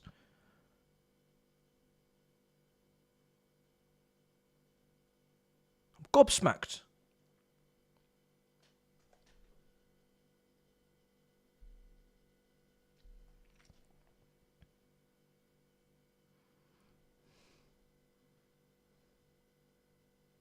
Two things can be true at once. I said we're playing well and they're playing poorly. You don't have to cry. Here's Badia Show. Bruv. When I'm seeing them switch play and it's going out of play and they're overhitting passes and the free kick that they had went straight to Sanchez, I think I'm going to say Benfica are playing badly. Yeah. I think I am. Fuck me. Don't bring your Twitter shit over to me here today. Yeah? I've had enough over there as it is. People don't understand English. It's long. Bloodfire. Who's this kid? The Scandinavian kid is making me cackle, but we need to get this goal. We need to get this goal, man. This is nasty work. Not being ahead. Even 1-0 ahead, I'd be kind of like, we deserve more. But not even that. It's crazy. If they grow into the game or something, start showing us why they're wearing their kit. I don't want to see it. Go on. Play it. Ref. Who's getting the free kick? Because both of them got absolutely demolished in that 50-50. Referee. If Caicedo has sustained even the smallest of injuries, I'm telling you now, You'll never ref a game in your life again. If there is even a scratch on his thigh,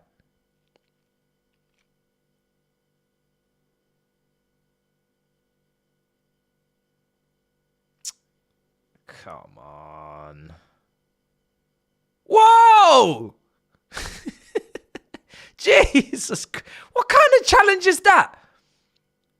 What kind of challenge is this? What is going on? Oh, hey. If this brother's injured right now, I'm telling you, we're going to fight. We're going to fight if he's injured.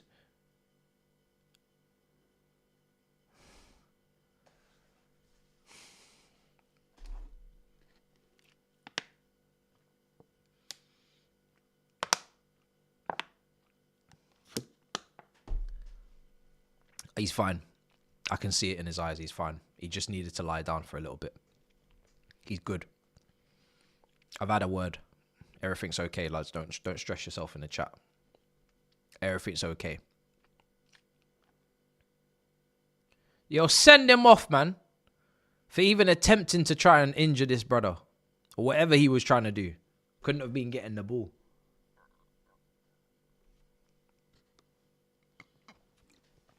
Send him off.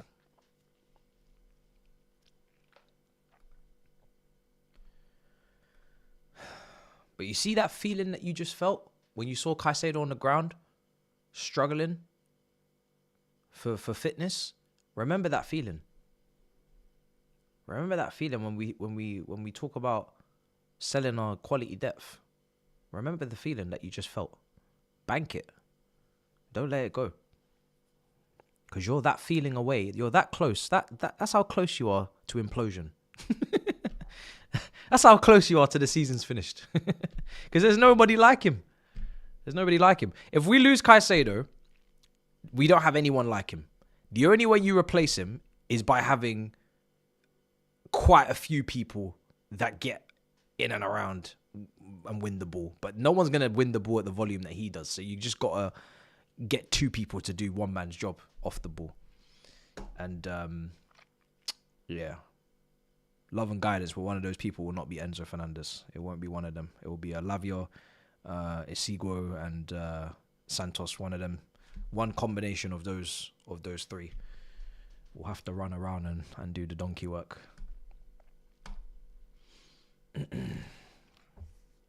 Not even a card. Blood. Palmer. I thought he was in, man. This performance deserves, man. This performance deserves, man. And this is our last chance because it's going to be a corner. I'm actually so... No, I don't want to jinx it. Let me be quiet. I was going to say something. I was going to jinx the shit out of it. Let me not say nothing. Let me not speak.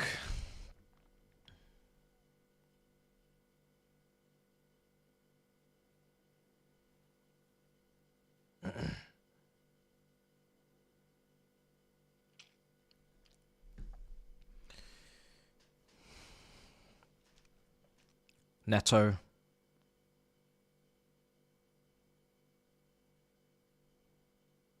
Ball in.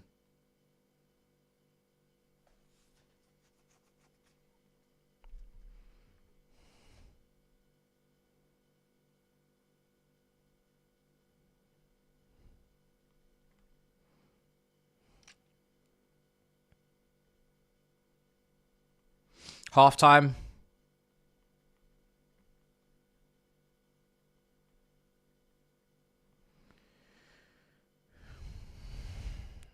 Half time.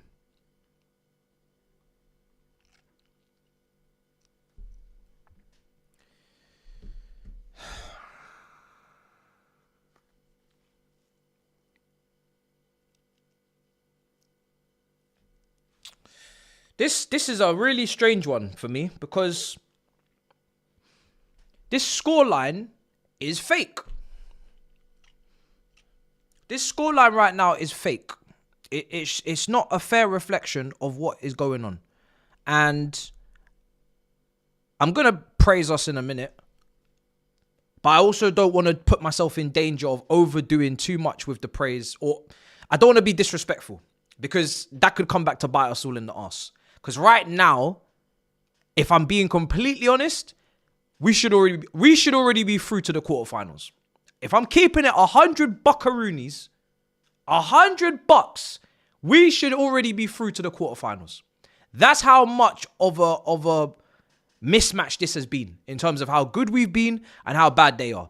How bad we've made them, how bad they actually are, even when we stand off and say, here, do something, they don't do nothing. This should be done. This should be done. Now, it's not. So, because it's not, I don't know if they're going to get a rocket up the arse in the halftime team talk. I don't know if they're going to make some substitutions. I don't know how angry the manager is with what's going on. So, we might get a different Benfica in the second half, but we just need to keep doing what we're doing. And this game, we should be winning already. We should already be through. We're playing well. We're creating chances. We've had shots on goal. We've had moments. We just haven't put the ball away. And it's a frustration. It's a frustration that we haven't done it. Obviously, we're lacking balance because clearly, you know, we could do with a left winger. As we say every single game we could do with a left winger. Just because even though Palmer's over there, it would just be nice for him to have someone to tango with. Because Cucurella, as much as, yes, he's getting up and down and he's offering some sort of movement off the ball to get the shots and to get the crosses, he's not an attacker. So he can miss that 1v1. It's not nice to see, but unfortunately it comes with having a left back in that position. It can happen. Crossing wise, decision making wise, weight of cross, it's all very messy with him right now. If you got an attacker over there, doubling up with Palmer on that side, mayhem. Absolute mayhem. Mayhem. So, it's a shame. We can't register Gittins, so I don't know. We might have to go through the rest of this tournament just struggling on that side to... I mean, it's funny because most of our chance creation is coming from that side. Cole Palmer's cross was fantastic. Someone should have been on the end of it. Cucurella's cutback maybe could have been better, but again, you know, there was a chance there. The shot saved. I think Cucurella had another moment where he just ballooned across where, again, it should be better. A lot of the chance creation is coming from over there, and it's good. It's very good chance creation. But if it was to be better, it would need someone over there that is an attacker, and we don't have that. So it is what it is. It is what it is. People are saying get Badia Shield off. Yeah, he had a couple of moments. I'm not gonna lie, I didn't really pay attention to anything back there because it's been so comfortable. I've not really thought about anybody in the defense at the moment. Maybe he just needs a little bit of a talking to at halftime. Not even necessarily has to be a substitution. Maybe a little bit of a talking to. But you do have Tosin, so you could bring him on. You could bring him on if you want to.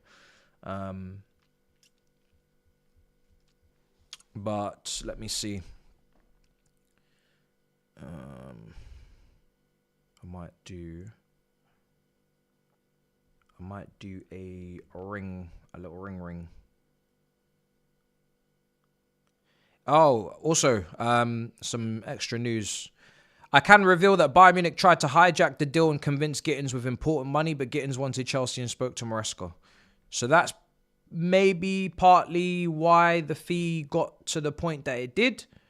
So it's nice that information came out. We did briefly mention that maybe Bayern Munich did drive the price up a little bit.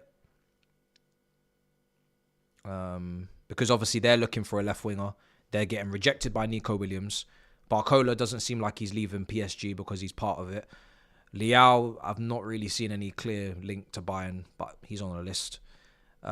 Rodrigo doesn't want to move. Martinelli was a weird link. Who else have they been linked with? Matoma. So I don't know what's going on over there at Bayern Munich, but they tried it. Seems like they tried it.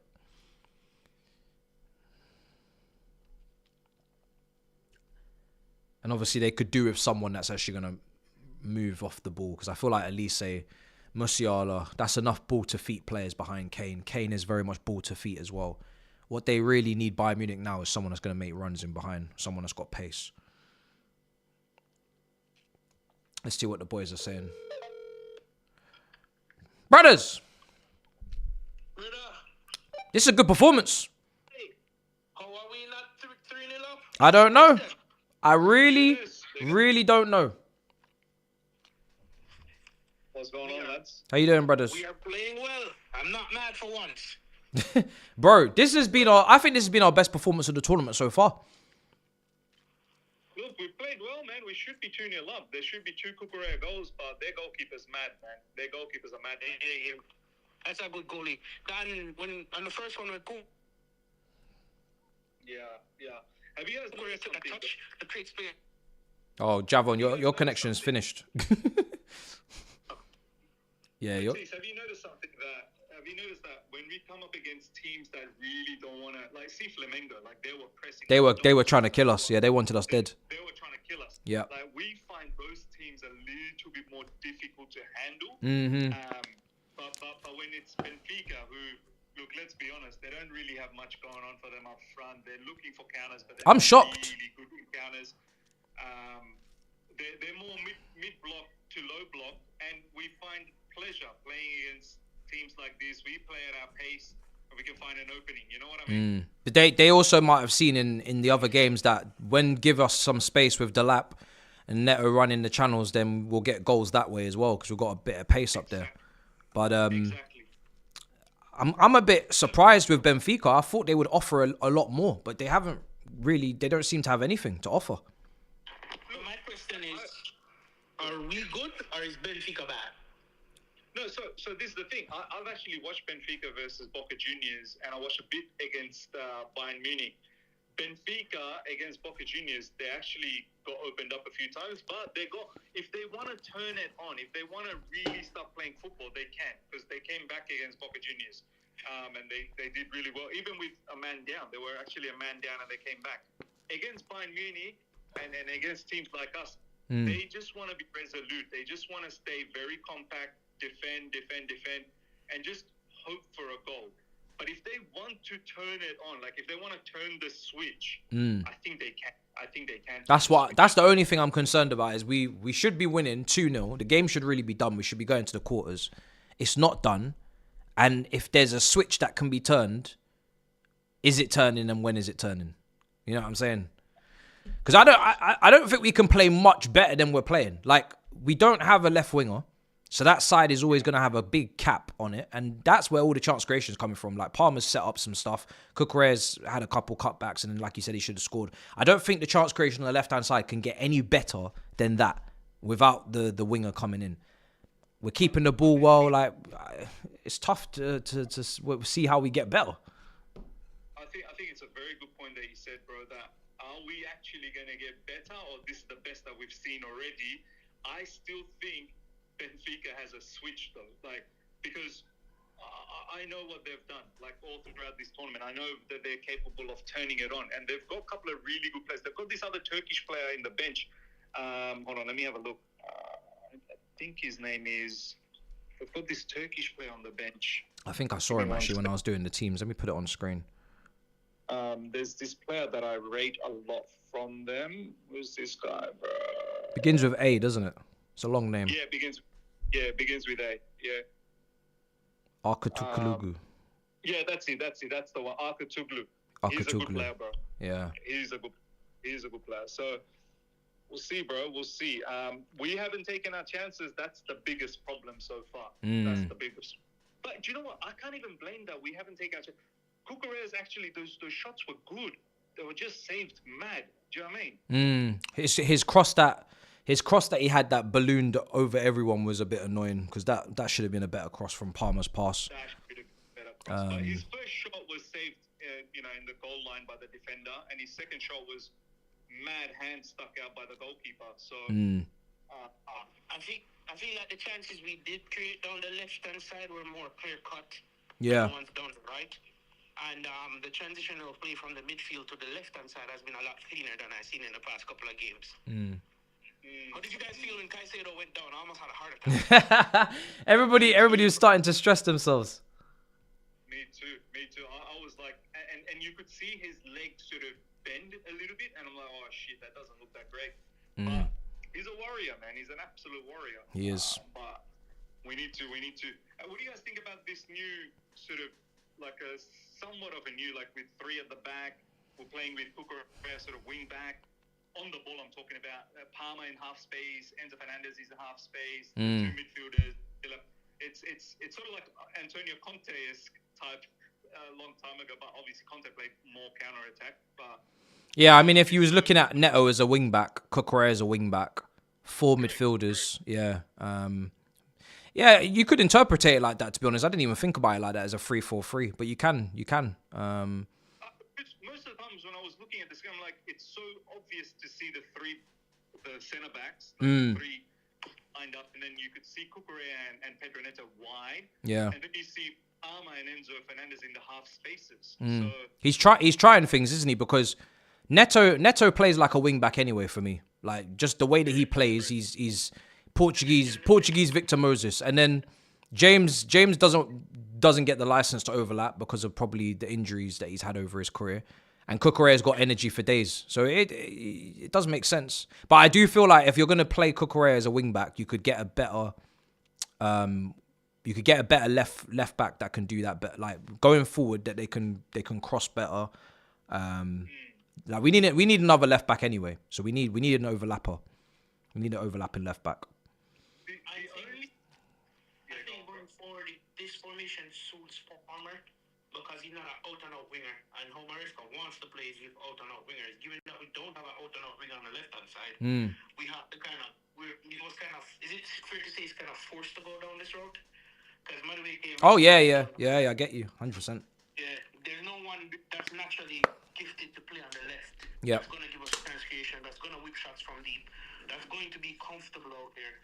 So the 2 inside 10s along with Enzo kind of makes sense.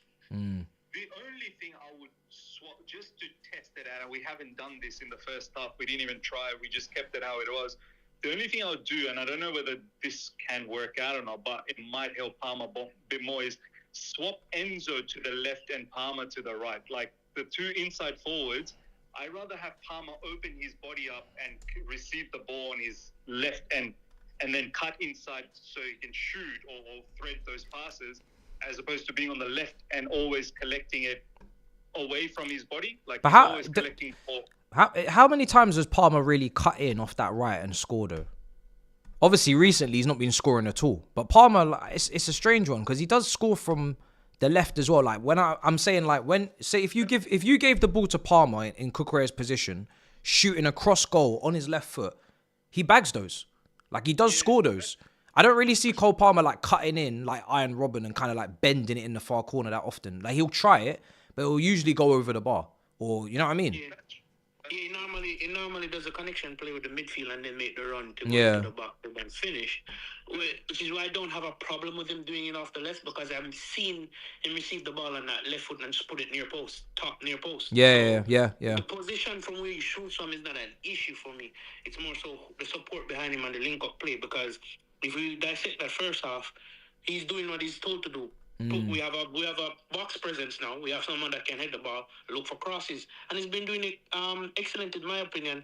If the person that's receiving the crosses have to build that chemistry to time the run and know when to be there. Because once we get that down, that's one facet to our game that we can use. Yeah. What have you guys made of Delap? I like it. Game. I don't think he's at it. Like, he started off okay, but then he sort of faded away. There was a lot of easy passes give away a few times. Silva's had his number. That Silva defender has had his number a few times. So,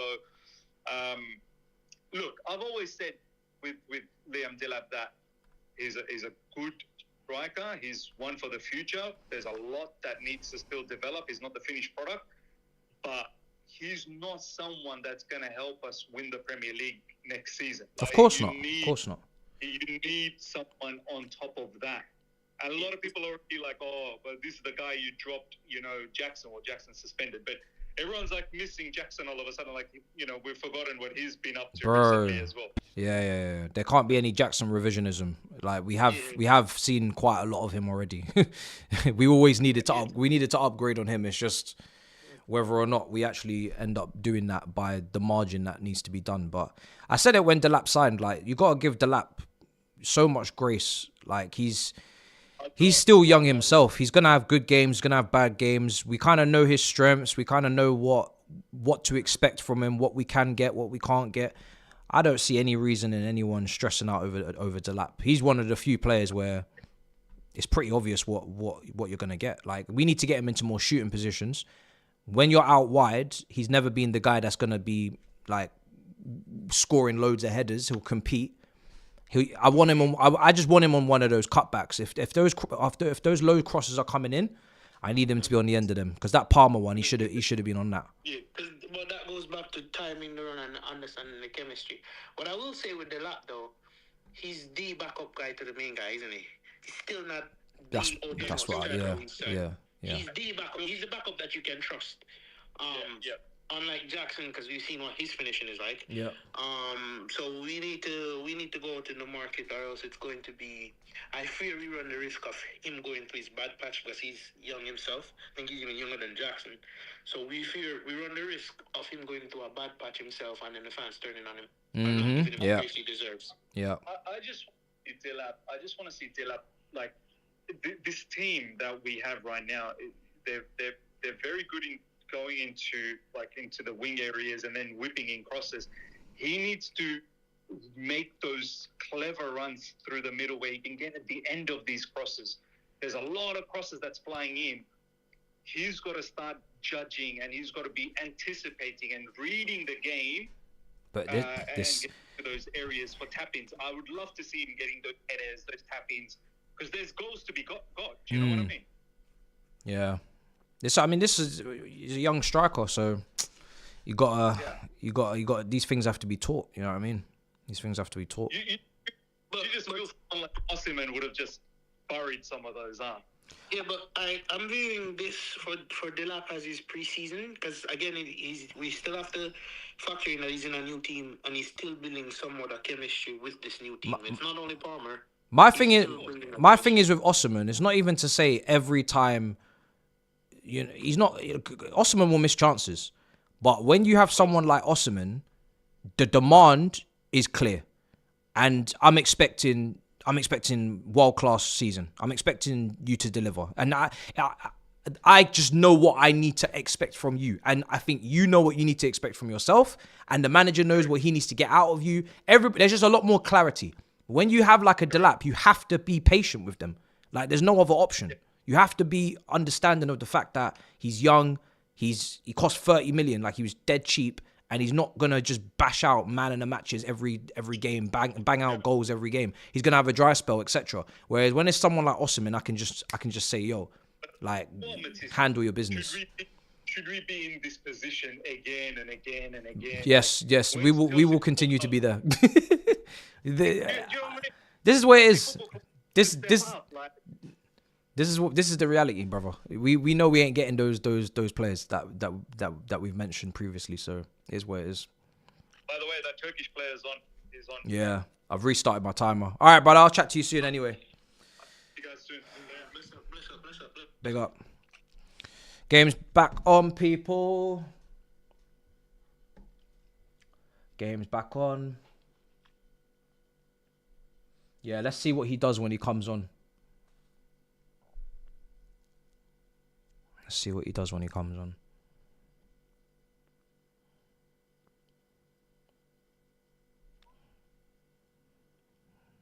We need to create. Go on. Oh, that would have been a great chance for him. That would have been Delap's proper chance there.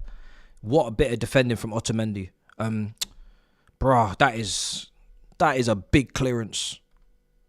That is a big clearance. Chance creation again. It's all coming off the left. It's all coming off that left.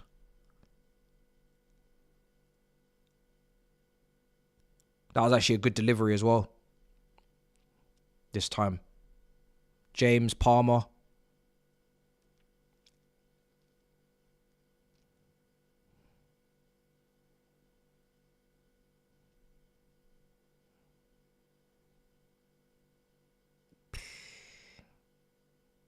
Nope. He's not got that right.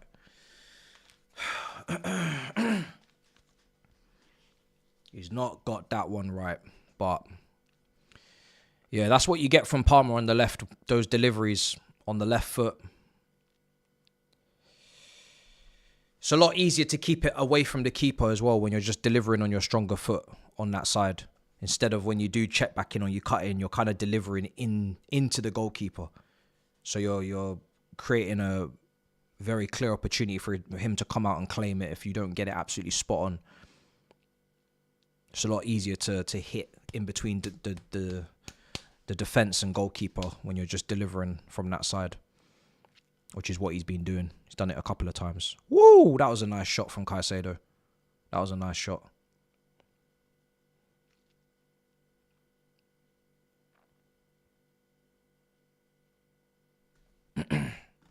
Yeah.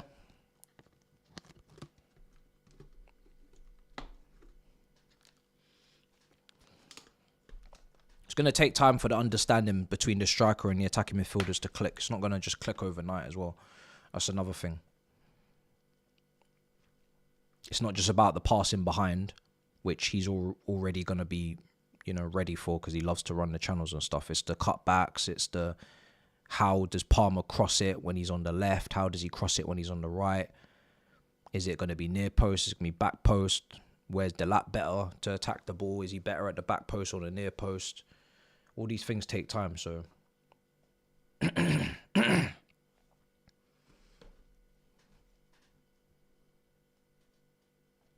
That would all take time if the player was world class at the peak of his powers and he was coming in, let alone someone that's not even at that level yet.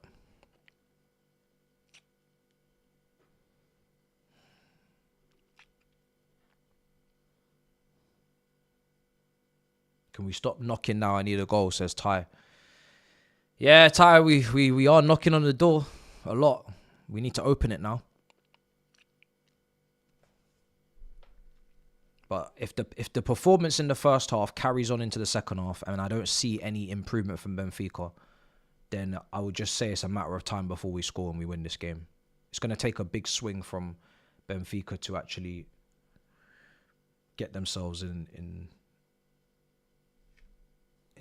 the game.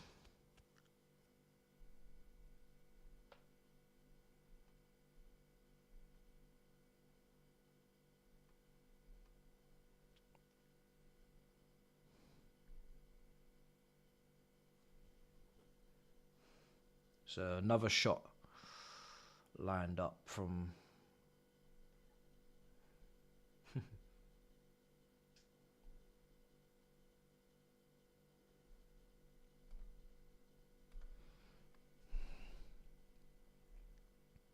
Right, we got a corner. Chelsea fan says Liam Delap's been awful. I'm guessing that was at half time. I think awful's a stretch. I think it's a big stretch. I don't think it's been that deep, personally. I think it's just been a very 6 out of 10. It's nothing to really note. He's not missed chance after chance or stuff like that. Just the movement, timing needs to be in line with whatever we're doing around him. Simple. Why is the pitch empty on a Saturday 3 p.m? I'm not gonna lie, I have absolutely no idea. That one I cannot answer, so it's not looking good, bruv. You know what I mean? I don't know. I heard there was a lot of issue with the flights. That's the excuse I'm giving for the people. The flights flying from wherever they were flying from to here. It's been delays. There's been, all sorts of shenanigans. It's been difficult for people to get to the game. I don't know.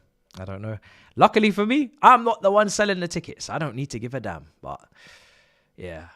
Has all the other attendances been okay today, or you just check your mind? You know what I mean? Like, if you're going to ask about the attendance and why it's where it's at, have all the other games been spectacular then with the attendance? Or you just checking up on us?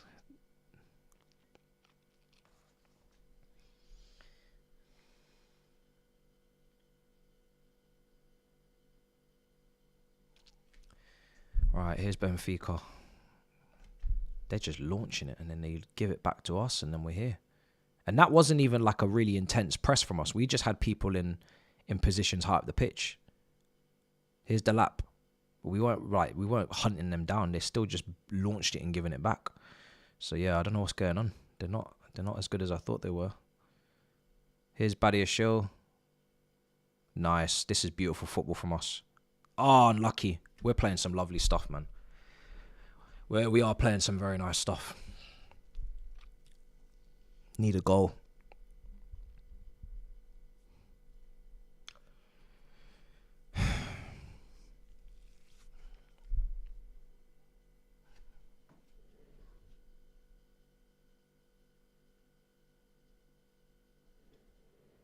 Nah, I didn't know it was free. But trust me, you don't want to pay what we have to pay to go to games. NFL, NBA. Yeah, to be fair, you're probably right. I went to PSG versus Liverpool, Anfield, and paid less than what I'd pay for a Miami Heat game. Jesus. Ball in, Badia Shaw over the bar. Yeah. Ticket prices in America for stuff is crazy. Seems crazy. Crazy. I guess there's just a lot more people with a lot more money than in the UK. You know what I mean? Like, you've obviously got a massive population, so therefore you've got a lot more rich people naturally, and I think they're just trying to take the piss, really. They're like, someone will buy it. Someone will fly in for this game and buy it, you know? Whereas in England, we don't have as much people here, so you can only get away with so much. And I feel like going to NBA is, in particular, seems to be very celebrity. Seems like a celebrity thing to do is go to watch the basketball, whereas football, you do get some celebrities going to watch the football, but I don't think it's as bigger thing for them. They might go and watch the tennis, Wimbledon or something, but Formula One seems to be more up their alley as well.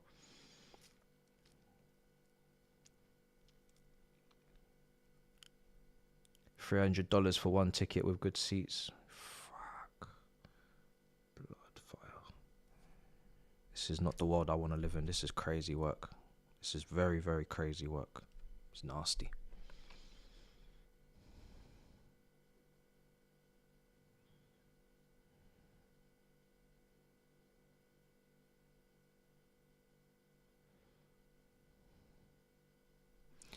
I would definitely encourage people to chill on Delap. This is his, like, what, third game for us, fourth game, whatever it is. I'd encourage you to just relax. Let things play out. 10 games, 10 Premier League games first. We go from there. Let's just give people time. You know, we didn't sign a world-class striker, so there's no point starting to go crazy now. You want to go crazy when he was given the number 9 and basically confirmed to be our starter. Then you could go crazy. Going crazy now after all of that has been done, I don't really see the point. You know what you're working with now.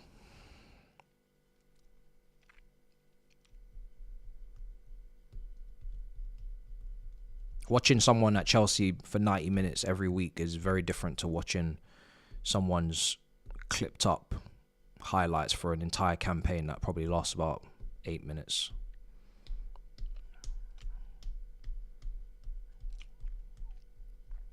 That goes for every player as well.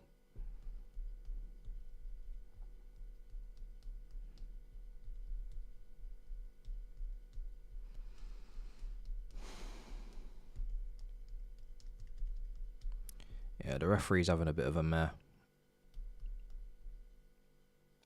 This referee's he's being very blind, because that's crazy. He's literally thrown his foot in front of him and buckled over.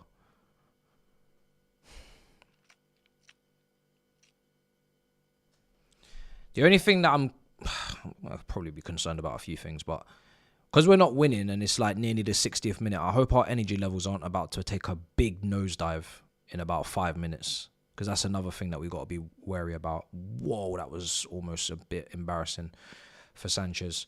We don't want our energy levels to take a big nosedive and then, hey, we got a counter. Come on, let's make this work.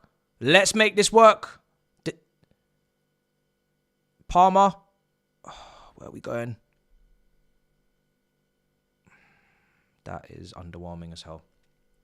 I don't know. I don't know what he's just said. I don't know what that was.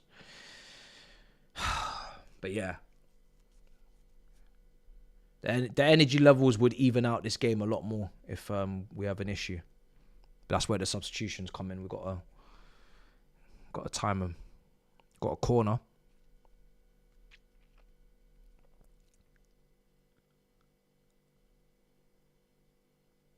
I feel like the lapse movement could have been a bit better there on the break. Just draw a defender out. Make Palmer's decision for him a bit more. Here's Lavia. Oh, man.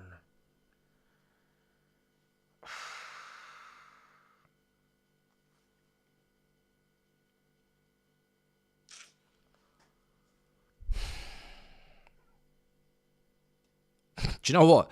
That was actually a very good catch from Sanchez in the end, because his starting position and then where the ball was going, that was looking like the biggest own goal of all time. The fact that he actually managed to calmly get himself back in a position to just claim that and not even push it away was actually pretty impressive. Because I could see the OG from a mile away on that situation.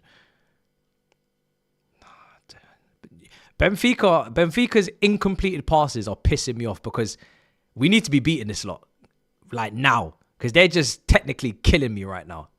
It's winding me up that we're not ahead. Go on, Palmer. Oh, playing like a whole pack of mid right now.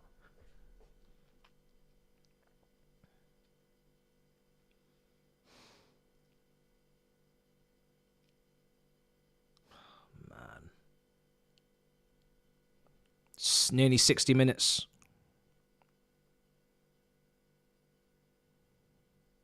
That's a great pass, Lavia. Oh. Fuck's sake.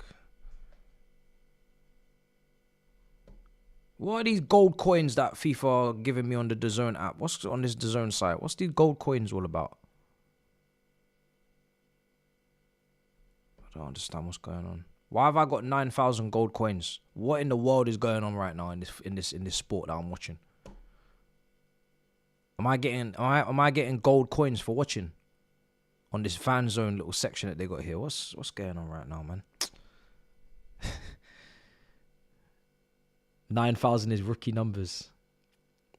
Because most of the time I don't watch it on this. Only the Chelsea games. Otherwise, I wouldn't be watching it on DAZN. Is that like per game you watch, you get coins?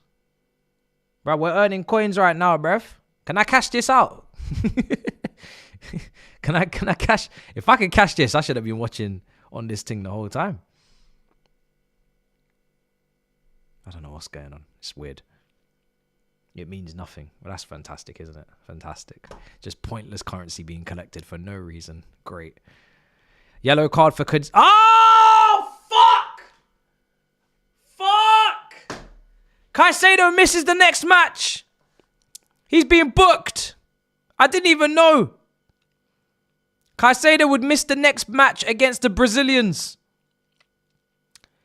Palmeiras. Bollocks. I don't even know what he did to be getting booked. I bet the referees just stitched us up. Oh my days, man. That is big. That's a big loss, especially against a Brazilian team where all they do at the moment, it seems, is just kick the shit out of you and make it the most physically imposing game of your life. Oh my days. Now we got to go in there without Caicedo. Here's... Oh, James. Oh, James. You're killing me. You lot are killing me now. 61 minutes. Can we please get the goal? I don't want to see no shocks. I don't want to see no nonsense. I don't want to smell any... I don't want to sense any tired legs in this next 5-10. We need the goals.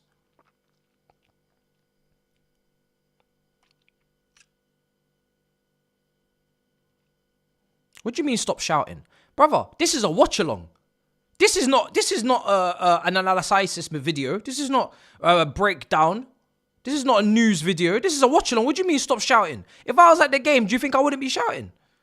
If you want me to turn the mic volume down, I can do that. But I'm going to shout when I got to shout. The hell? Man wants to do library settings. Like, what's going on?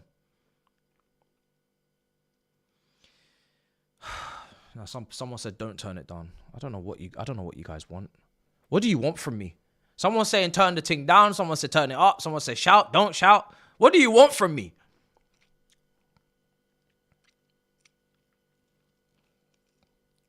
We got a free kick on the edge of the area.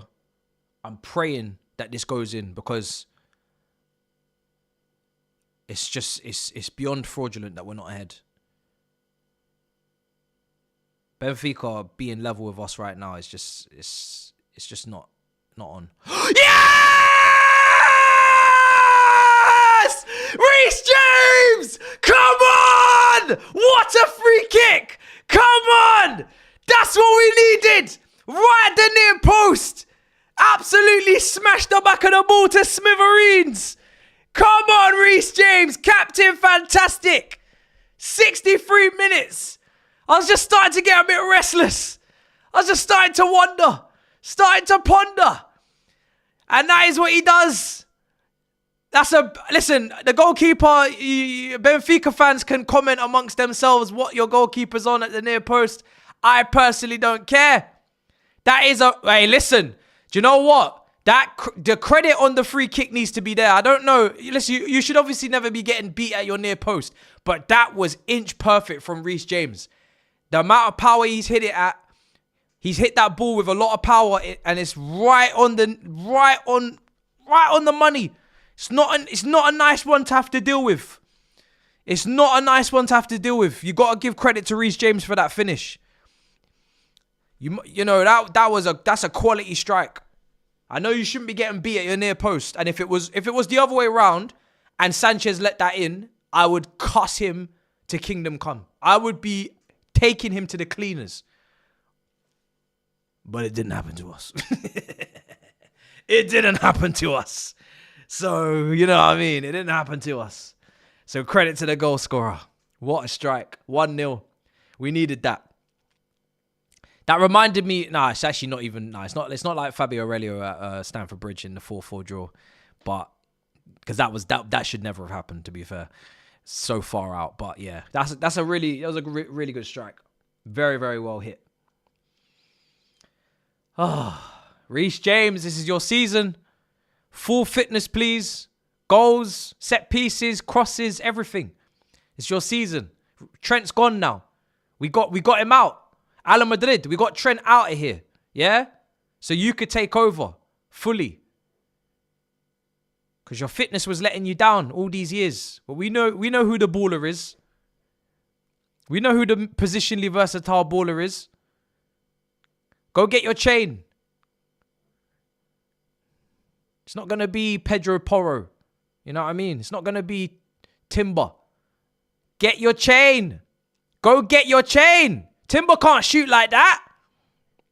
Pedro Porro can't defend like you. Ola Aina can't take free kicks. Go get your chain. Even Liverpool fans will be doing propaganda because they hate Trent. And they'll want Reece James starting for England and everything. So yeah, we're stronger in numbers. We're stronger together, guys. The Scousers are on our side now. It's been years of fighting. Now everybody is on the same team. Here's Lavia. Enzo. Go on, Enzo. Go on. Where you going? Oh my days. Where's he going? Where's he? Oh my God, he's still got it. Oh. Dare I say it? Enzo Fernandez was dribbling. Ball carrying, which is not what I'm looking to him for. I'm looking to him for passing. He's not really the one I'm expecting to carry, but hey, tried it. Can he play left back? No. Yeah, you're a Real Madrid fan. Reece James cannot play left back. He does not know how to play over there. Oh my God. Badiashile, you have to clean up this mess. Good. Reece James cannot play left back. Sorry. No, he doesn't. He does. And he also doesn't know how to speak Spanish, which is very important, as you can see in the press conferences. Reece James does not know a lick of Spanish. He doesn't know a word of it. I told him, hola amigo, he doesn't have a clue what I said. He doesn't even know anything. Doesn't know anything. In fact, he's negative. He's negative knowledge when it comes to Spanish. He actually knows less. He knows less than not knowing anything.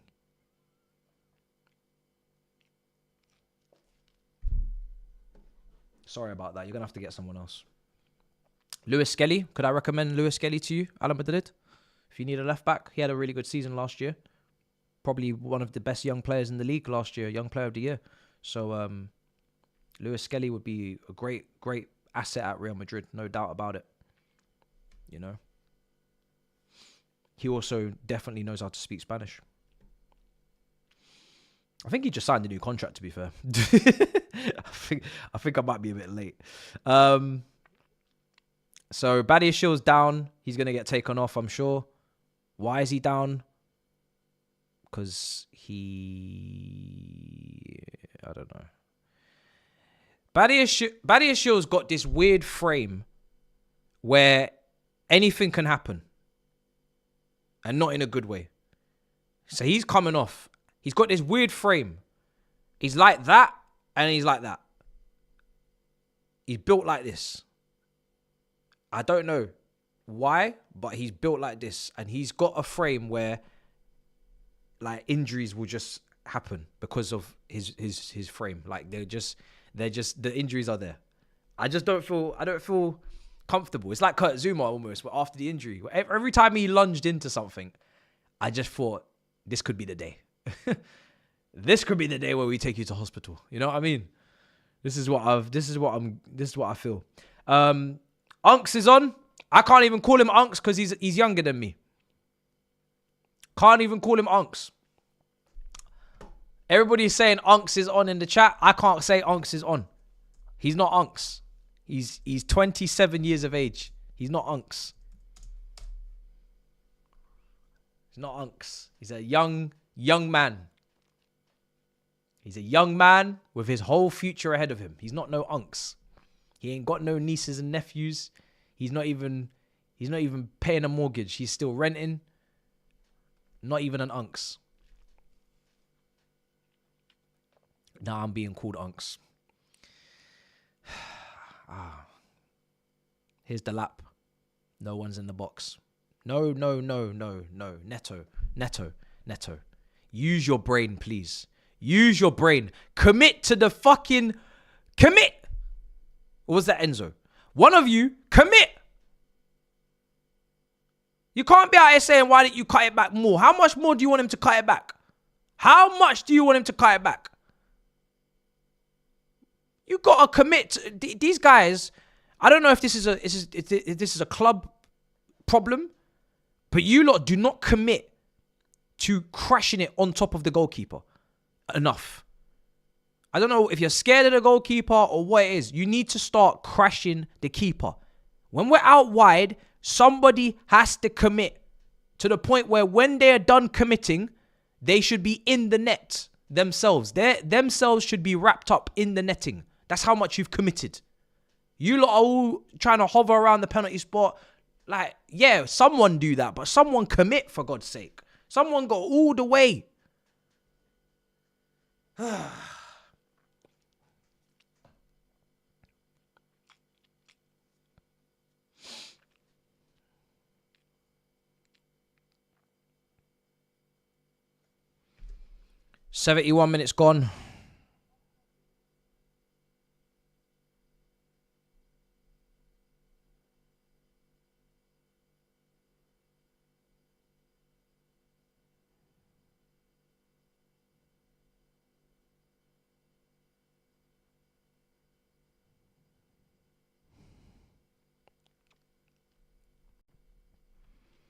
71 minutes gone. Another cooling break. Another cooling break for the Blues.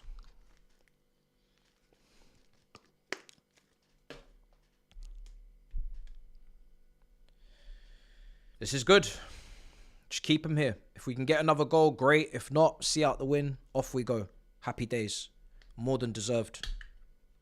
Very, very good performance.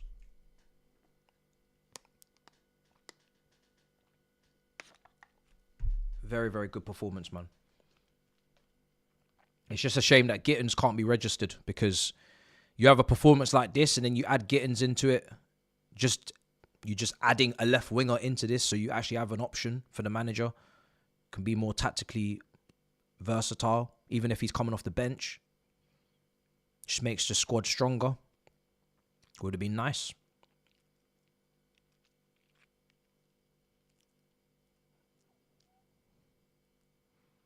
I'm definitely more upbeat and confident in him than Mudryk, so that's something. when we signed Mudryk, I was like, yo, I don't know what is going on right now, but this is not looking good, bruv. You know what I mean? Whereas this one, there's hope. There is hope. So it's an improvement. It's an improvement.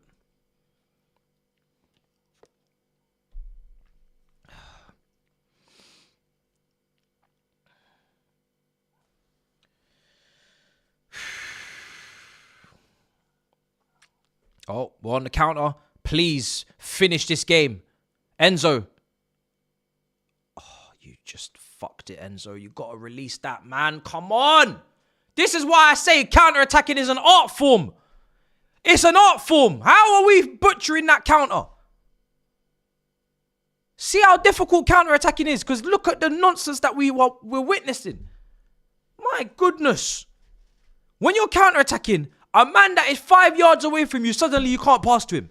If this was a slow, pedantic possession game, these little 5-yarders are getting pulled off. When it's a counter and a man's right next to you, look at Raheem Sterling on the 3v1 a couple years ago. Look at Raheem Sterling on the 3v1. I'm still rattled a couple of years ago. And you're still effing that up. Imagine. Imagine. In training, there needs to be more counter-attacking drills. We need to see more times 3 man running at 2 man. 3 man even running at 1 man. Let's make sure that you actually do it right. Make sure that you lot all make the right runs. You wait the pass and you finish. All this low block training. What about the counter-attacking training? Oh my Kakaraya! He's tired. He must be tired. Someone cut all his hair off. He can't see. Somebody cut all his hair off. He can't see. He can't see where he's passing. That brother is so tired. Oh, Samuel Smith, man. Should have been brought. Somebody that can see with energy. Just bring him on, man. So he could just give Cucurella a rest. Give Cucurella a rest, man. Man's playing in 30-degree heat. He's been playing every single game since like how many years now? He's been playing all year, every year. He's getting the Pedri treatment. Man's doing up Olympics. He's done AFCON. Cucurella's played AFCON, I'm telling you now. He's played Nations League, World Cup, Euros, Conference League, Champions League, Premier League, St. Johnston's Paint Trophy. He's done it all. Give this man a break. Man's even played at Soccer Aid. Give him a break. There's no way I'm feeling sorry for him because he doesn't usually do this. He's acting out. He's lashing out right now. He does not usually do this. He does not usually fail to connect 5-yard passes. Look at this striker. What is he doing? Handballing it. Cardozo would be ashamed of you. If you guys remember Cardozo, the Paraguayan striker that used to play for Benfica, he was so good. So good. He would be ashamed of some of these players right now. Ashamed.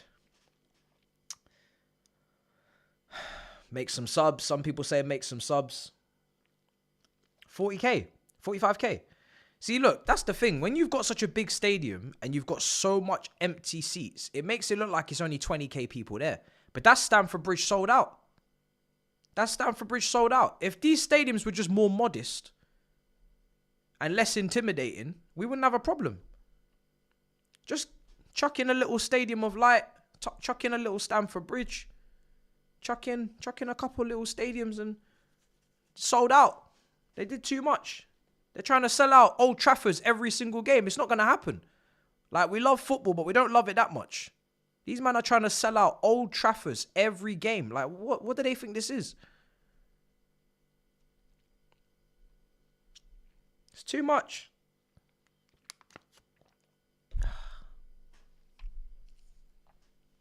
People are on holidays.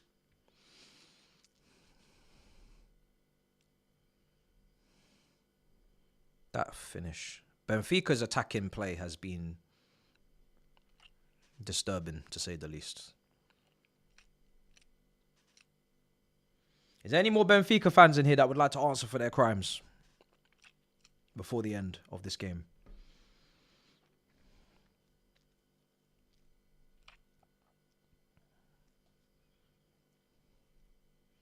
Ball over the top. Nope.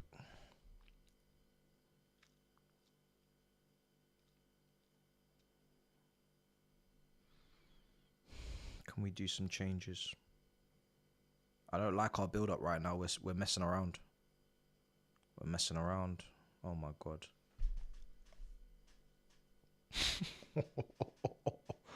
Hey, as much as we're messing around, Benfica are messing around. Hey! Are you on side? Liam! Yes! Liam! You're offside, Liam.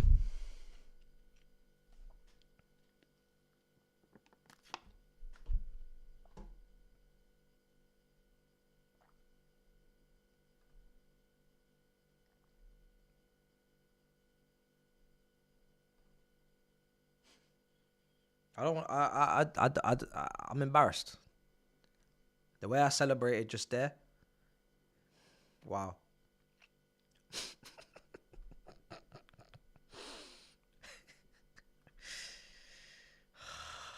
That was nasty. And they're taking him off as well. Oh, they're taking him off. They're taking him off.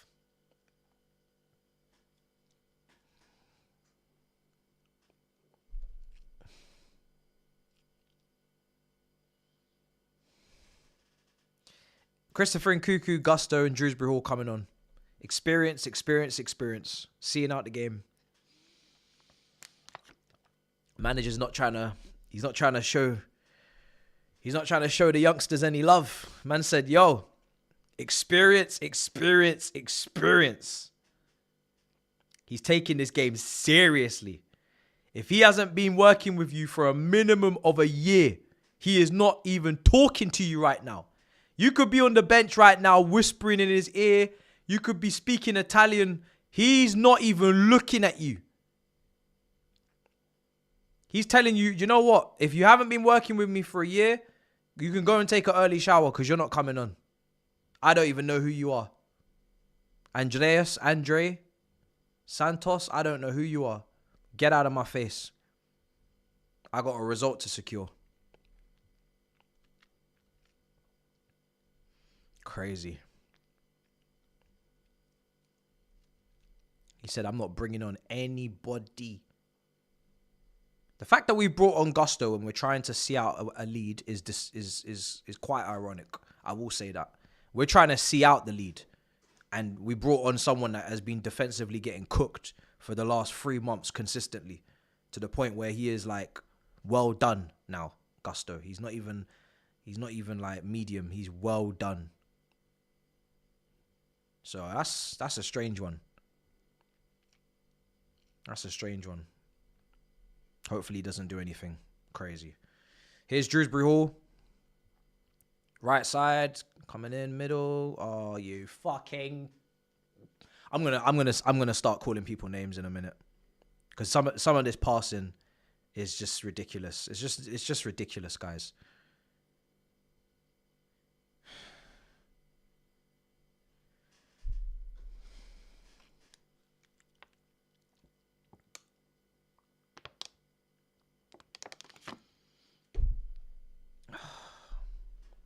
I see Santos as Enzo backup. Did he take off Enzo? He did, didn't he?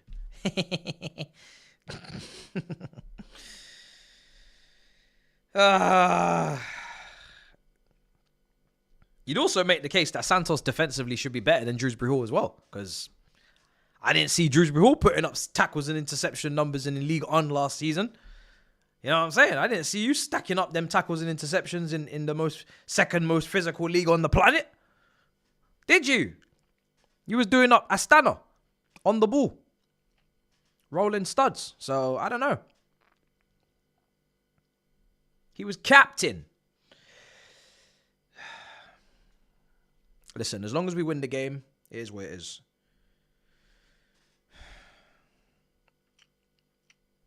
I'm not going to lose sleep over the substitutions too much. We kind of knew that once we got to the knockouts, opportunities were going to be a lot less, which is why maybe there should have been more opportunities in the group, but it's what it is. Yeah, Delap was clearly offside, to be fair. To be fair.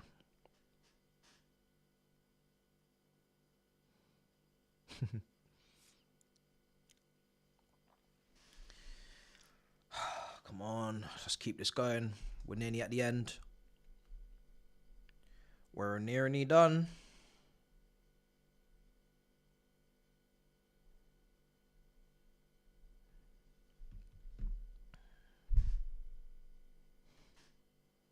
Seven more minutes. I feel like I'm in a Champions League quarterfinal all over again against Benfica.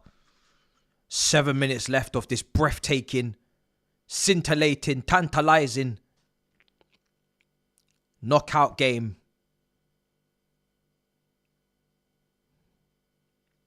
Biggest trophy on the planet available to club teams. Gold. It's so valuable. Only the likes of ISHO Speed got to lift it before the tournament started. Declarated in history.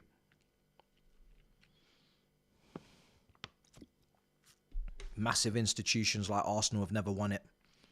That's how hard it is to win.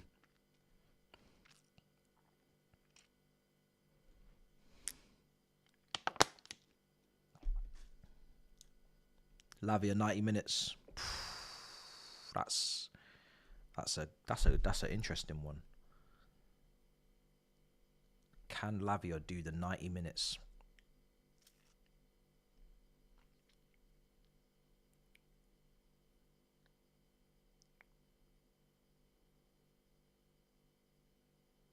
Can they keep him out there for a whole 90-minute football match without the temptation to take him off?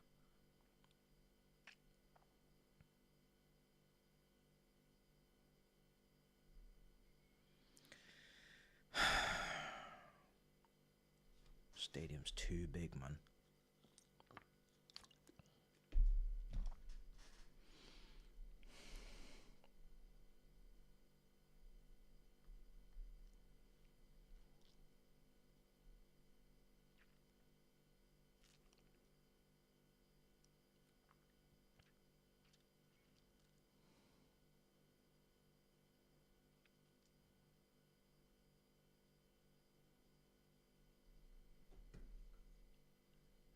Where's everybody going?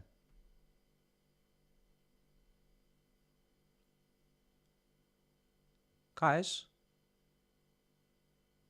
Guys? Where is everybody going?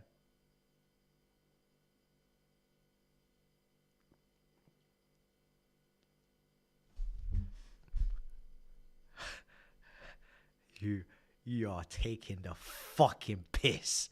Don't play with me. Don't fucking play with me. Don't fucking play with me. Don't fucking play with me. Don't play with me, chat. Chat. Which weather warning? What are we doing? We can't have a World Cup in this fucking country, man. We can't have a World Cup in this country. What weather warning? It's grey skies. It looks like London in December. Play the game, man. There's 5 minutes left. What's going on? What is going on? Rain. Who gives a shit about rain if these men never played in the rain before? I swear to God, on everything I own if I have to sit here for 30 minutes to see 5 more minutes of football. I swear. I swear. They better march them players back out here right now. They better march them players back out here right now. I don't give a shit if there's a tornado. I don't care if there's an earthquake. Everybody get your shit out here right now. I'm not interested in all this America weather warning, unpredictability bullshit. You better march your ass back out here right now. Right now. I swear I'll end this watch along and do the review. I will do the review like we won 1-0. And if we did, fantastic. If we didn't, so be it. I'm on it. I'm very much on it. I will do it. I really will. Don't even play with me. I'll do it. They better come back out. They better come back out here. They better come back out here right now. I don't know where they think they're going, you know. I don't know where they think they're going. They better get their asses back out here and play football. This better be AFCON or something when the referee blew the whistle early. Because this game better be finished. This game better be finished. Because otherwise, I'm finished. I'm gone. I'm gone. Bro, how can they run a World Cup with this? They got the San Francisco fault line. They've got mixtures between Texas weather and Alaska. They got the Canadians. They got the flight delays. Air America baggage. Overbookings. Sorry, your seat is gone. No transportations across the states. Different gun laws in different states. ICE locking man down. Passport collection and... Bruv, it's too much. It's too much. You lot can't run a World Cup. I'm sorry. Focus on the Super Bowl and that's it. You lot are not fit for purpose. We've run a test in your country. We've seen it with our own eyes. It's not... You're not ready. You're not ready. You've got a lot more to do. You got a lot of infrastructure to build. You got the weather to fix. You need to make the stadiums earthquake proof. All of the, there's so much to do. There's so much to do in so little time. There's no way we're running a World Cup over there. No way. No way. No way. This is ridiculous. This is crazy. Where are they going? I've never seen this. We played in Saudi. They got deserts and camels out there and we never stopped a game. We did the cooling breaks and we kept it moving. We played in Saudi in the desert. And we had less problems. Oh my God. Can they not build air conditioning in the stadiums or something? What's going on? What's going on? Match suspended due to adverse weather. Nah. Nah. What do you mean match suspended? I'm gone. I'm gone. For 30 minutes. Nah. How much of this game's left? We're going to win the game 1-0, chat. Surely. There'll be no surprises. There'll be no surprises, man. Surely. I'm going to run a poll. Let me ask you lot. Can I do my review? I got a Gittins video to make. We don't have time for this. We have things to do.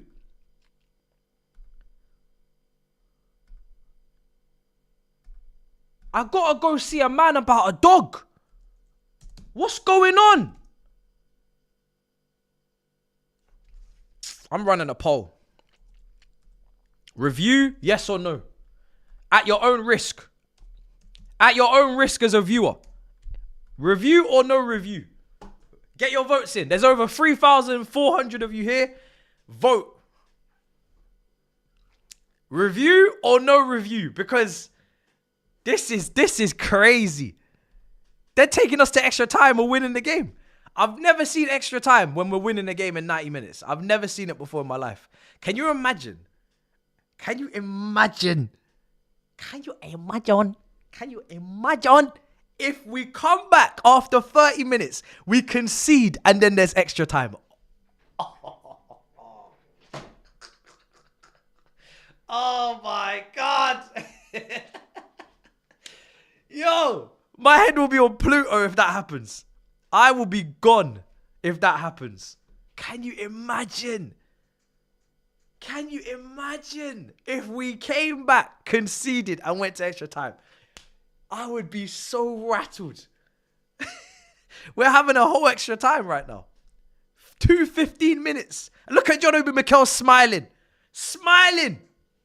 He thinks it's funny. He thinks this adverse weather is funny. People better be losing their lives over this weather. The fuck? There better be a tornado out there hovering up the whole. This is, I'm sorry. This is crazy. What kind of weather could be so adverse that we can't continue our game? Huh? What kind of weather could be so adverse that we can't carry on right now? Is there a tornado or not? Because if there isn't, I'm not really trying to hear it. That's the only exception I'll make, is if there is a tornado outside the stadium hoovering up the infrastructure. That is the only way. That's the only way. What other weather? Chat. Weather. Talk to me. What types of weather can there be? I don't want to hear grey skies. I don't want to hear lightning. Lightning is not enough. No, lightning is not good enough. What? Who? Lightning. Come on, man. Who are they going to strike down? Who are they really going to strike down? They're not striking our players down. They're not striking our players down. What else have you got? Lightning's not enough. Rainbows is definitely not enough. Earthquake, field tilt. I don't think it's enough. We've had field tilt before. We've spoken about field tilt. We've done data on the field tilt. We can play incline, decline. We can play. These players are training 5 days a week in the gym, going on treadmills, doing incline, decline for what? And then when there's earthquake, now you can't play. Nah, next. What else have you got? What else have you got? What else have you got? Heavy wind. So what? We can hit curlers easily now. Top corners. What else have you got? Volcano eruption.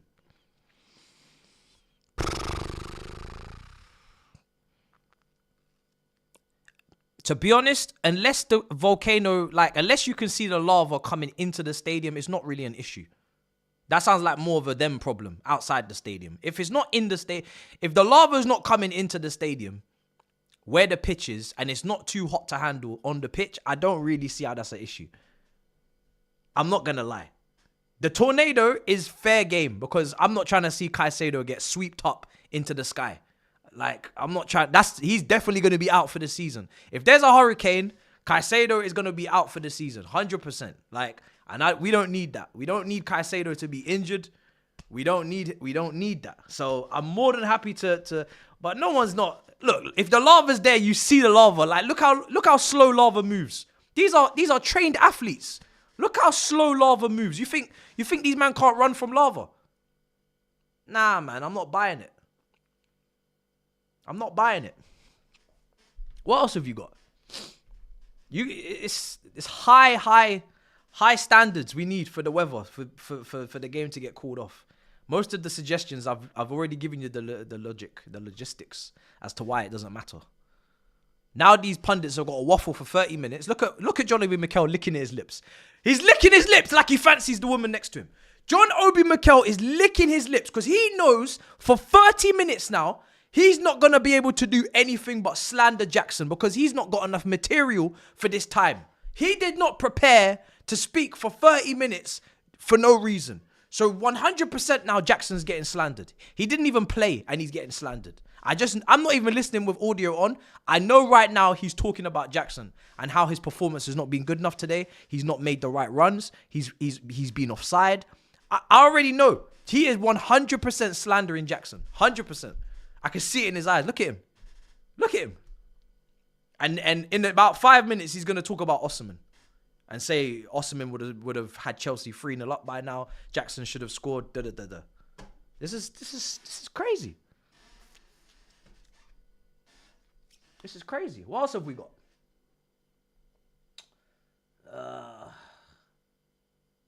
In this country, you can legally buy a bazooka, but you can't play football in the rain. Fuck. These are the guys we're trusting with our World Cup. Lord heavens. Are there not breaks for lightning strikes in other places? Brother, we just play. It's part of the game. If there's a lightning strike on the pitch, that's what we call an interception. That's what we call an interception. That's a turnover. The ball has been turned over. We play on. No foul. We play on. Maybe a booking at most. Maybe a booking at most. Maybe. Back in my day, we would play in the lightning. This is a soft generation. You lot didn't used to play in the lightning when you were younger. Like, it's a soft generation. Talking about stopping games because of lightning and thunder. It's crazy. Noise. You're stopping the game because of noise in the sky. Because the clouds are burping. You're stopping the game. And because there's some light. There's light everywhere, bro. This is Earth. Light. It's embarrassing. It's embarrassing. It's hella embarrassing. Some woke nonsense. Exactly. This is America. Bro. America, I'm telling you right now, you guys are taking a mick. You lot are taking a mick, man. What other reasons have we got? John Obi Mikel is sweating. The level, because they're just going to keep going to him because he's the Chelsea correspondent. This brother is racking his brain right now what he's going to say. There's a long, bro, I'm not going to lie. If I was on TV right now, I'd be fuming. I've prepared about an hour of chit-chat, max. 30 minutes before the game, 30 minutes after. I might have prepared an hour 15 just to cover myself. This extra 30-minute slot, this is uncalled for. This is ridiculous. What are these guys talking about? I can't even play this without getting a copyright strike. And you can see it's kind of getting to them, and like Enzo had to go off as well because his legs were... They're talking about the legs. They're talking about the legs, the players' legs. They're analysing how many hair follicles are on the legs of the players. They're finished. I just played the audio for a little bit. I don't know if you guys heard it. They're analysing the legs. Right now, they're on the calf. They've just finished the quad. They're now on the calf. They're going next to the ankles. This is crazy. This is... Yo. Oh, my God. Did you guys hear any of the audio when I played it? Otherwise, I might just keep it on. Ain't no way I flew all this way from West to get a match suspended. They needed more games in California. Oh, bro. I don't know what to say, man. I don't know what to say. The only reason I'm not wrapping it up is because there's a realistic scenario that when we come back out here, there will be a goal scored. And I'm just praying it's in our favor. Because if we concede and go to extra time after this, bruh.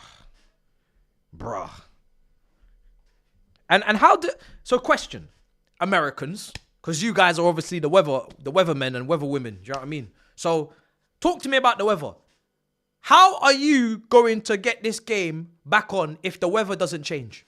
Talk to me. Are you going to do a Formula 1? Are you going to suspend the whole thing? Are you going to lock off the whole game and say, right, we're not coming back now because the weather? How does this work? Because you guys said 30 minutes. What if it's an hour? What if my players start cramping up in the dressing room? What now? What are you going to do to compensate us? American. Because, you know what I mean? Like, you guys are making, you're trying to make it make sense. What if the lightning doesn't stop? What if the thunder doesn't stop? What now? We're not playing this game again. I'm telling you that right now. We did not just play 85 minutes of fantastic, fluid flamingo football for you guys to come at 85 minutes and tell us we're playing again. We're not playing this game again. We are not playing this game again. So you can get that idea out of your head right now. We are not playing this game again. So you better make it work. You better make it happen. We're in the quarterfinals. If we have to play this game tomorrow, we're playing 5 minutes. As soon as those 5 minutes are up, if they haven't scored, we're moving on. We're moving on. Next game. Referee should have just ended the game, I'll be honest. He's doing too much. Should have just ended the game. There's only 5 minutes left anyway. There's only 5 minutes left. It wasn't that deep. Could have just ended the game. Ah, Saeed. Let me ring Saeed. I know Saeed's fuming. I know Saeed is fuming right now. He had this issue in the last game. I know that brother's sweating in that. I know he's sweating in that house right now.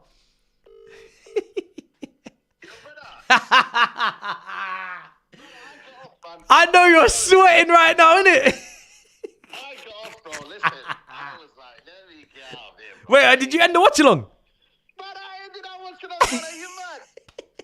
What? Saeed, what if when we come back 5 minutes, there's a goal and it goes to extra time? You're missing the game, bro. You can't do that. I would rather have that peace of mind, yeah?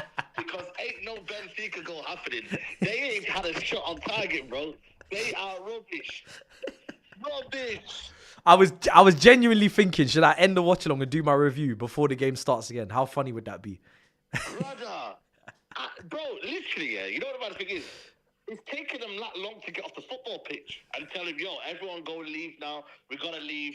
And then everyone goes out of the stadium. Bro, it was 4 minutes. Yeah.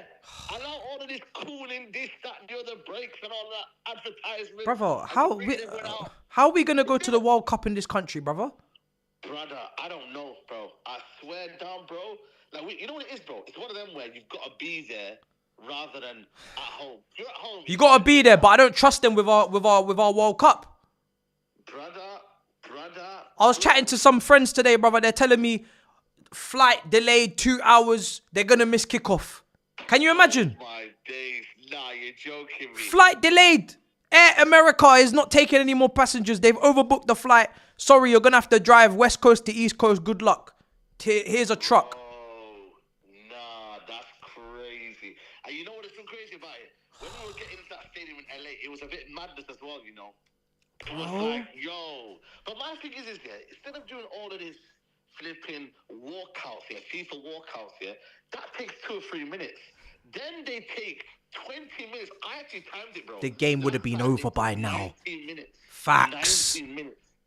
If it wasn't for that ultimate team walkout, this game would be over already. And we wouldn't be here. If it wasn't for these lot coming out of the back of the barbershop with their cloth and curtains and all sorts, we would be out of here by now, chat. This is their fault. This is ridiculous. This is their fault, bro. There's literally no, you know what it is? There's no time. There's no, like, you know, we have to be conscious of time, guys. 15 minutes. Hey, bro, there's no time. Everyone's strolling around. Where's the time management? Nah, none. Absolutely none, bro. And this guy just seen the clouds. Bro, Man City played in torrential rain, bro. Bro. You see that? It went away quickly. Since when can we not play in rain? Bro, I used to love playing in rain. They're saying, oh, it could be lightning strikes. What's the odds of it hitting the pitch? Let's be real. Bro, this is what. Broski. My thing is like, they're saying as well, yeah, that if it's seen in a mile radius or whatever, it's another 10 minutes. These man think it's Formula 1. They think they got the weather dials and they're seeing if the track is too wet. That's what these men are confused. Bad, you know. They got the wrong sport. This is bad for players because you know why? They're running around here and now they've got to be cramped up in a flipping, what do you call it, dressing room, and their muscles, bro, like them man have to get back out. What's the masseuses? They're gonna have to be rubbing their legs. Yeah, bro. They're gonna have to rub them hard, bro. I can't lie. Pause. It's mad. Yeah, pause. But you know they're gonna have to do their job. Did we even fly our masseuses out for this tournament? We must have. Bro, I don't know, bro. At least we got masseuses. We've had to sack a few, man. You've had to sack a few masseuses. If Man United were in this tournament, there would not be a masseuse in sight. Not a single masseuse. Not one. Your players would be finished. Your players would be cramping up. Not know which way to look. We've got pre-season of this as well, you know. So if we're in areas where it's going to be raining, we'll have pre-season of this as well, bro. Bro. I'm just like, listen, I love America, I love you lot, but bro, it ain't fit for purpose. I'm not gonna lie, the World Cup's got to go somewhere else. We got to send it. Send it south. Send it south, man. When it was in Brazil, we didn't have no problems, man. Send it south. Send it South America. It could still be America. It's just south. I'm sorry. Yeah. We're sending it, man. Send it down. Or at least have the games there at night. Just have the games at night. Bro. We're gonna do that at 4 o'clock. These men are going to have to start playing at 2 a.m. in the morning in America if this is going to work. Bro, that's the only way it's gonna work, bro. Only way. This is wild. Then when I say 30 minutes, I was like, get out of here. I'm good, man. Later, mate. I had What? to go through a £10 mirrors game, and then they said to me, do this. Yeah. You're mad. This is why I didn't do the Estival watch. People were getting on to me, why didn't you watch Estival? Brother, it's hot. That manager is clueless, bro. He don't know what he's doing, bro. Do you know how hot it is right now? Like, bro, to stream in these conditions, it's very difficult. I'm lucky. Bro, It's ridiculous. you can't. Even my computer, it could overheat. We might not even be able to watch the second game. My camera might spaz out. Like, it's very mad. We cannot. Bro, facts, bro. I swear down, bro. That is a possibility. Bro, You'll do that a few times, by the way. I'm telling you, people think the technology cannot handle it. It cannot. We cannot do it. I'm telling you right now, bro. You're gonna go back here for 4 minutes here of playing around. Apparently, they're coming back in 10 minutes. They're saying They better be back. I'm telling you, because if I hear another delay, I'm leaving. Half an hour is my limit because it's extra time. I can wave it off as if we just had extra time. If that turns into an hour, I'm dipping. I'm doing my review, and I'm praying that it's the same score when the game's done. Because man, yeah, you come back here, you're like, yo, nothing happened, and it's like, yo, extra time review. Yeah, let me just put it on private. I'll leave the review up, full-time review, and then extra time review. Bro, for me, it's just, bro, you know what it is, yeah? If this is going to happen throughout the whole tournament, then it's long. I can't lie to you. Brother, who needs extra time and penalties when you got enemies in the sky like this? Bro, enemies, bro. I'm just like, bro, man. Like, it's not going to affect anyone. It's just clouds, bro. It's just clouds. These men are afraid of clouds. Oh, man. I said, Saeed, the only weather that can stop me is a tornado. Tornado, yeah. Because that's fair. We're not trying to see our players get scooped up and taken into the sky. Earthquake, I said earthquake, it doesn't mean nothing because we've had field tilt for time. Rain, don't even get me started. Someone said volcano. If there's not lava on the pitch, play ball. Oh, remember what was that thing that used to come out of clouds back in the day? Ash clouds. Ash clouds. Clouds that have got a smoking problem. Allow it. Yes. Allow it. That's the reason why Lewandowski didn't go to Blackburn, by the way. Oh, allow it, man. Yeah, ash clouds, all of that, yeah. But, bro, man just see. But I feel like it's better, man. When you actually see the clouds go dark, you're like, rah, this is setting the scene here, bro. Like, bro, this is brilliant. That man is just running away, bro. Man. Relax, man. Bro, I'll be honest. Man. It's a good thing we don't have these different weathers in the UK. No. That's what I'm saying. Here we have summer for a bit, and then we're straight into winter, and then we know what we're getting. Just cold and rain, and that's it. Wow. Yeah, I mean, you might get a bit of snow and that, but boom, see you later. Yep. That's it. We need David Attenborough to do commentating for the last 5 minutes now. Bro, I'm telling you, bro, man. Because I don't want a commentator telling me what's going on the pitch now. I need a commentator telling me what's going on in the sky.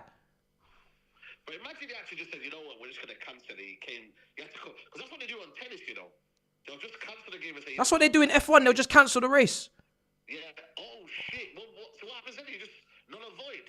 Well, whatever position everybody was in, that's it. It's done. We're not coming back to this country to do this race again. It's finished. So all I'm saying is, whatever the score is, if it's cancelled, whatever the score is, that's it. We're done. We're not doing this again. Wow.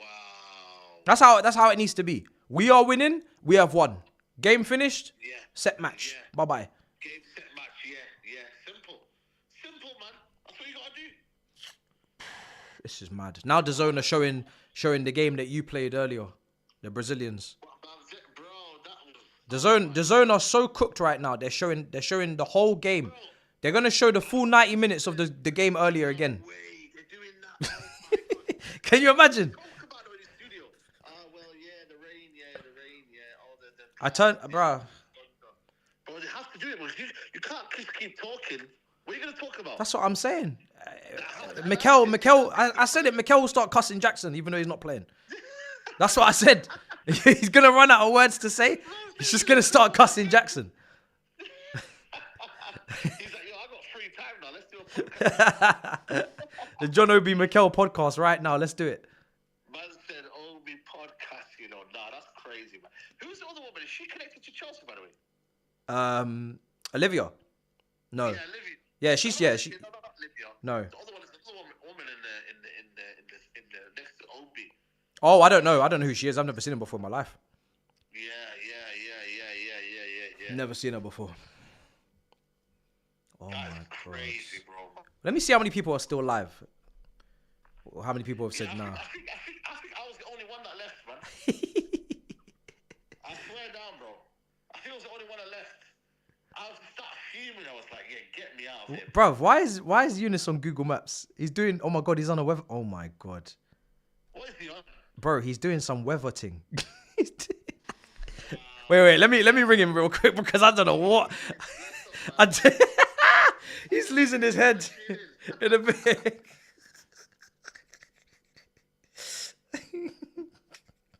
He's lost it. He's actually lost his damn. He's lost his damn mind. He's lost his damn mind.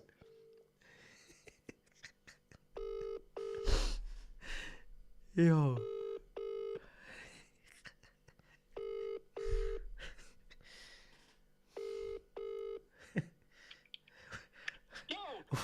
What the fuck are you doing? What are you doing? Have you lost your damn mind? Why have I gone onto your channel to see Google Maps? I'm on your channel, I'm seeing Google Maps. You're here doing weatherman, pointing to the sky, talking about what Celsius and degrees, wind coming in from the east. What are you doing? Hey, bro, it's just as mental as your flexi spot advert. It's just as mad. We out here having to do what needs to be done.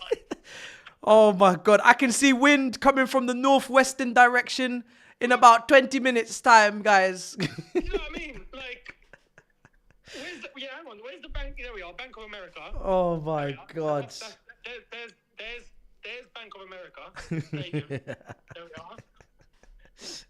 I need an answer. Is Atando Junction 10 miles from the stadium? Or less Oh or more? my God. Because that will determine when the game starts. Oh my God. I'm not gonna lie, I was this close to just ending my watch along and just doing the review of the 1-0. Bro, I thought that, but what if something happens? Okay, so Eunice, this is the worst case scenario. If they come back and Benfica equalize and we go to extra time, I don't know what I'll do. I don't know what I'll do. Honestly. See? You don't even want to say it because it's not really, you can't say it on YouTube. You can't say it. I can't say it. I can't speak. No. I actually can't. If Chelsea take us into extra time, I'm suing the club. I'll sue FIFA. I'm suing everyone. Oh, there's no way the World Cup is going to be played in this country with this adverse weather. Adverse weather. What is that, bro? What do you? Okay, so you got the weather. What's the problem right now? You got the weather. What's going on? So for the weather, thank you, Matisse. So at the moment, we're in a situation. It's because of FIFA. Like, I know we joke about the states and all of that, but it's because the states have all of these storms where it seems to be common, but it's a FIFA rule. It's like someone actually put in American football, this doesn't happen. Oh my God. It's because of FIFA, but if there's a threat of lightning to the players on the pitch, they'll stop the game. So anywhere in the world where that becomes a threat during the game, they'll stop the game if it's a FIFA tournament, and this is a FIFA tournament. So it's FIFA that we need to speak to. Messi and Busquets and Jordi Alba have been playing around lightning all year long. They have been tippy-tapper around the lightning. No suspensions. And you're telling me now we have to be suspended for it? We have to be suspended. Oh my God. FIFA. And okay, has any lightning hit the pitch since this started? No. In fact, I think we could have finished the game and then just gone home. Yeah. And let the rain pour afterwards. Of course. You know? Of course. But the threat is the threat. Oh my God. Ben Jacobs has given a bomber. What? See, I told you that lightning in, where is it? Atando Junction. Brother, yeah, don't. That's what did it. Don't. The 30-minute clock has been reset. What? What are you talking about reset? Okay, so the rule is. swear I'm going to break something right now. What are you talking about? What are you talking about? Talking about reset. I'm gonna fucking reset in a minute. No, bro, I went through what you went through about 25 minutes ago, so I know what you're feeling. Let me explain. The rule is that where the stadium is, there has to be no lightning within a 10-mile radius for 30 minutes for the game to resume. If there's one lightning strike, the 30-minute timer is reset. And you have to wait. Basically, we need the last lightning strike within a 10-mile radius, and then after that, 30 minutes without any lightning, we can start the game again. Brother, this is worse than extra time. This is the second leg. We're playing 2 legs. You know what? Like, we might as well. You could finish the tournament in this Okay. We could play the semi-final, Okay. the final. What I'm gonna need Benfica to do right now is forfeit, because let's be honest, we've been watching you for 85 minutes. You're not doing now. You're not doing niche. So what I'm gonna need you to do is forfeit the game so we can all go home, because we are not doing this. We're not. Personally, I agree. Eunice, are you gonna sit here until this resurrects itself? Bro, we ain't got a choice, have we? I have a choice, and I choose review.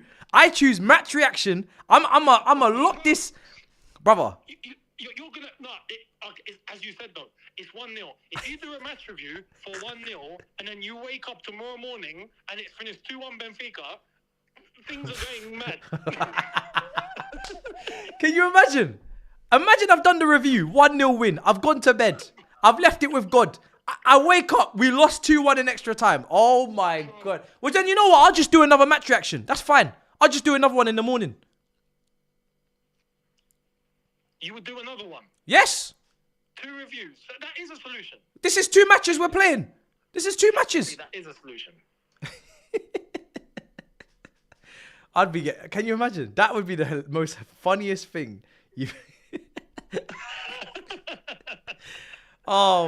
be crashing out over 30 minutes of football that was played at like 2 a.m. because of all the weather warnings. I've just found where the latest lightning was, and it was not far from Bank of America. So if we go to the back to the screen, Bank of America Stadium, right here. No. What app are you using? I need to get this up. This is it's an emergency now. Can you see this? That's the lightning bolt. And Bank of America Stadium is right there. It's not far. Oh my. That's what did it, guys. Oh my That's gosh. the lightning. That did it. There's another one, like on the right hand side completely, but that's a bit far. That's all the way in Eastland. I can't believe what we're doing. We've gone from football content creators to weathermen. Bro, someone said I've turned to Eunice Talks Weather. Like, Brother, you're doing the weather segment on BBC News right now. Big time. I don't even know what to say. This is ridiculous. I can't believe we're here. And you know what? I done the Palmeiras Early game, yeah, where they suspended it, and then after like 45 minutes, they got back on the pitch and they resumed. Bruv, this is gonna take ages. I'm genuinely considering doing my review now, because I don't see why not. Benfica are not scoring. They're not. You are a gambler, my friend. Bro, they've been. I'm sorry. Let's just be real. Benfica have been so bad in this game to the point where I'm not even sure if that's even Benfica. Like, that might be a different team from Portugal. That might be Braga. I don't know. Bota, I don't even, bruv. I don't know. Send me the DM if you can on Insta. I don't know. Sorry, go for that. There's no way that's Benfica we've played. There's one issue though. When you stop for this long, and players get cold, yeah, and then they got to warm up again, and they've been out for like an hour and a half. That's a new game. Like, it's a brand new football match at that point. That's it's what I'm saying. So at that point, anything can happen. Someone just said people are going home. Like the stadium, the crowd. People are going home. No way. Are they leaving? Some people are leaving. When we come back, there's gonna be like 5,000 capacity. Everybody's going home. Because imagine staying an extra like 45 minutes to watch 5 minutes of football. Nah, I hear it. I understand where they're coming from. Oh, bro. Someone said earlier on that Jake Paul's having his fight in an hour and a half, so we might turn that into a fight watch along. Don't jinx us, bruv, says Ty. Oh my God. 30 minutes. We need to hope that now, within these next 30 minutes, there's not one lightning strike. Nah, one more delay and I'll be real. This is not happening. We are not. I am not sitting here for an hour and a half for no reason for us to play 5 minutes more football and we still win 1-0 because everybody's cooked. Nah.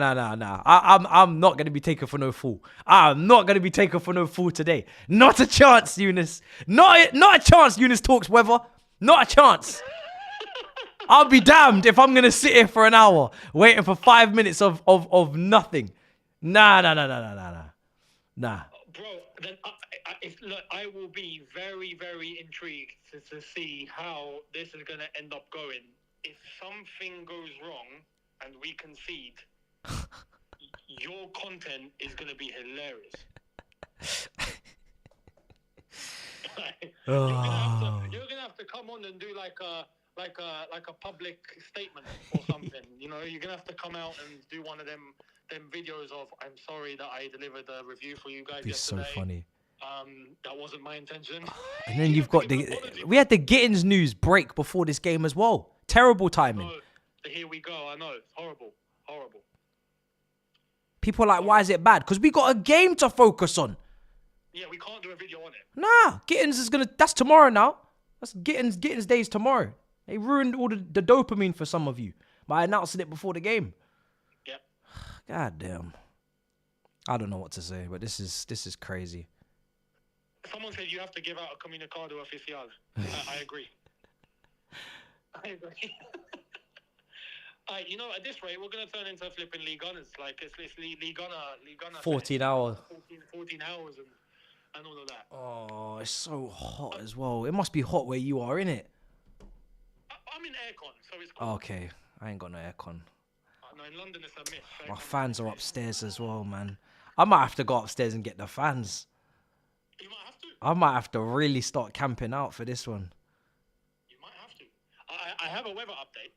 Oh, please tell me it's good news. It's a good weather update. So the lightning strike that wasn't too far from the stadium has now disappeared off the radar, which signals that maybe the lightning is gone from that area.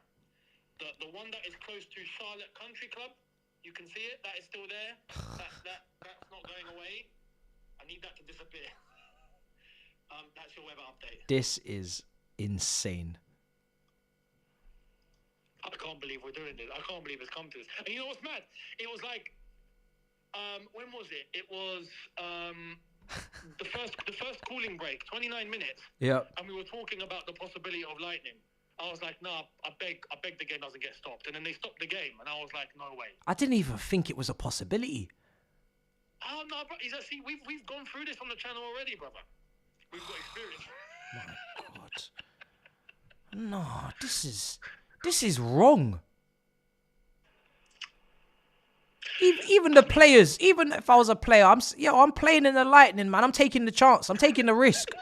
I'm doing it, Eunice. I'm serious. If there's a chance of lightning and thunder, I'm taking the gamble with my life. If I get struck, I get struck. I'm playing the last 5 minutes. There's no way I'm going into that change room to sit there and cramp up for an hour. Now my legs are literally breathing. I can see the muscles like getting bigger and smaller. There's no way. There's no way. Hey, I mean, if something happened to you in that situation, at least you would have gone doing what you loved. And FIFA would be getting the biggest suing of their life. My family would eat well for the rest of eternity. This is why they tell players to go in when there's lightning, because of situations like this that you just said. Can you imagine FIFA getting sued because a player got struck by lightning? Bruv, it'd be the end of FIFA. Yeah, they'd be cooked. They'd be in big trouble. Big trouble. Oh, we've had lightning now. It seems like it's gotten a bit nearer. Eunice, it's like you think this is funny. What time is it over there? 2:33 a.m. Oh my God, it's not funny at all. Mate, I've gone so far in now that I might as well go all the way. You know, like I'm at that point. Someone just said it in the chat. Perfect. Put some foil on their heads and send them back out there. Put some foil. I don't even know what that does. Is that gonna help? Just flipping lightning proof. We put players in head guards all the time. Put some foil on the top of their head and send them back out there. No? Can we not do that? No, you can't do it with foil because they'll get electrocuted. But Okay. What can stop the lightning from zapping them out? Like they could wear some sort of insulation. That's what I'm saying. Find a way for them to get some insulation on and just flipping. Yeah, rubber will do it. People are talking about copper wire, rubber. Let's get it, bro. Let's get the materials, man. Let's go. Yeah, man. Come on. There's players running around in spandex. Oh my days. There's no trees on the pitch. They say don't go near trees when there's lightning. There's no trees on the pitch. Not one. Yeah, exactly. Not one tree. Oh my God. Unbelievable. Can you imagine this in the World Cup final and the game just never played because just constantly just getting delayed? That would be horrific. Wow. I mean, to be fair, right? I'm going to show the extent of this now, yeah? So, you can see where Bank of America Stadium is. But if I was to zoom out, look at that storm. Bloodfire. Why is it so big? That's huge, bro. Jesus Christ, it's covering the whole of America. Look at the size of it. It's the size of the UK. It's got two big flipping red zones in it. Nah, this country is too diverse. It's got too much going for it. It's too much. They got heat, they got snow, they got cold, they got hot, they got earthquake, they got volcano, they got tornado. Bruv, there's too much going on in that country. There's way too much. They're doing too much. They need to share out the workload for the others. Let the other countries take some of the weather, man. They're taking all the weather for themselves. It's mad. You don't really hear about all this in Canada, do you? Bruv, that's what I'm saying. Mexico doesn't get too much of this either. I'm telling you now, they're stealing weather. They're stealing weather off others. That's why they're same way they're now calling it the Gulf of America instead of the Gulf of Mexico. They're just taking weather for themselves. It's crazy. This is wild. How can one country have so much different weather? It's outrageous. It's outrageous. Bro, this is... Bruv, has Trump said anything yet about this? Is he going to do a press release or what? He should. He should, bruv. The White House needs to say something about this. I'll be honest. It's getting to that point. I need a statement. No, I'm being serious. I'm not going to sit here all day. They need to be taking this situation seriously. They better be sending some sort of military or something to deal with this. Bro, we've got another lightning update. Oh, for fuck's sake. So that lightning bolt by Charlotte Country Club has moved a bit south, so there is still lightning there. And now by Myers Park, there's a brand new lightning bolt, which I'm guessing is... So we're going to be here for a long time. There's multiple lightning bolts. There's multiple lightning bolts. This is insane. Oh my God. The Palmeiras early game, yeah? We were looking on the Twitter account of the stadium, MetLife Stadium, and they were giving us really good updates before the zone. But Bank of America, they don't want to do it. They're not really bothered. So, honestly, a moment for John Obi Mikel, who is sweating in that DAZN studio, borderline about to crash out right now over Nicholas Jackson. Yeah. They can't play enough replays for that guy. They cannot play enough replays and highlights for that guy. And I'm at a point now where they may as well play another 90-minute like footage from a previous game. Just start it from the start and just start playing it, because we're not gonna see the light of day. No, bro, the zone are showing highlights of Juve Man City now, even though they've done that 8 million times. Oh my god. But they're going through all the games. Actually, just to let you know, Bank of America Stadium, for the first time in like 4 days, have put something on their Twitter account. They've put a weather update. Severe weather in the area. See cover. Stand by for further updates. That was 24 minutes ago.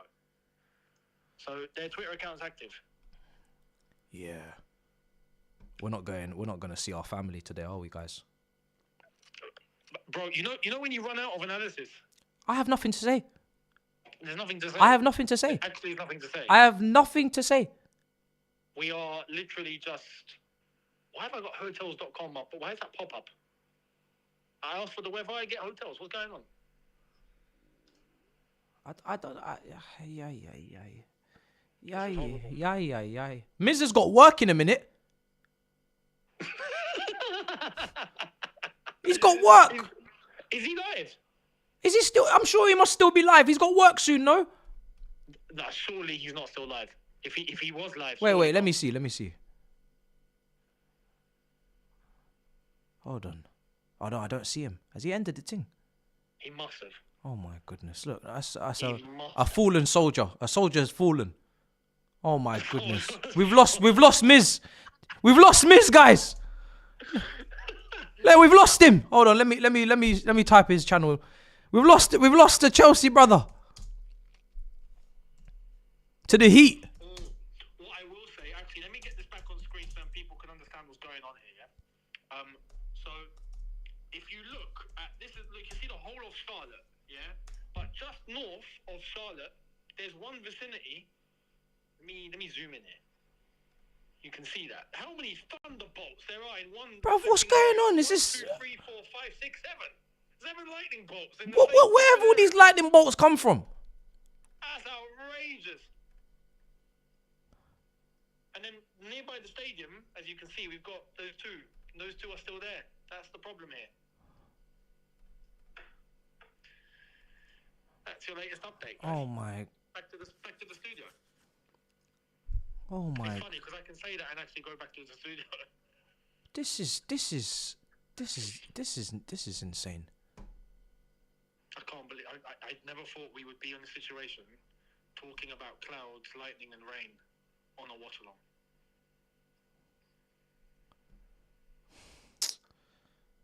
Nah, this is... Well, my thumbnail designer is going to be going to bed. I'm the same. I'm going to have to pay him time and a half to keep him up. This is some bullshit. Legit. I might have to send him a These men are starting to cost me money right now. This is some bullshit. What's going on? Unbelievable. If I see one more 30 minutes reset, I'm gone. You're on your own. I'll redirect you. You can look after the community. I'm gone. I'm doing that review, and what will be will be. I feel like at this point I've gone so far in. I have to go all the way. I have to prove a point to myself. Bro, people are getting licked down, man. Chelsea fans are getting licked down. I'm just seeing less and less lives. People are just leaving. I've seen there was an update after they all went in the tunnel since Maresco is fuming apparently. Bro, Maresca's gonna go home himself. If I was the manager, I'd say, listen, love, but I trust you lot. 5 minutes, do what you need to do. When you get back out there, I'm going home. I got to start the tactical analysis for Palmeiras. They're eating up into my research time. I'm gone. Good luck. Okay. Do you want? Oh boy. I'm gone. Update? Oh, don't. That tone there that you're taking. That tone that you're taking with me right now, I don't like it. You better cheer up. I'm telling you now. I better hear some joy in your voice. Oh, you're going to hear joy because at this point we might as well just flipping all die. That's it. It's done. It's done out here. You know what I mean? Eunice, I swear I'm going to take my top off again. I'm going to take my top off again because it's hot. It's hot. Look how many bolts there are. 1, 2, 3, 4, 5, 6, 7. What's going on in that country? Bro, do you know when something becomes so painful? What is this? We are at that point. Another 30 minutes has just been declared. What? You're lying. You're lying. You're lying. You're lying. I'm actually not. You're lying, Eunice. I wish I was. Oh my God.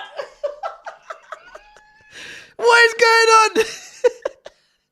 No. We're finished.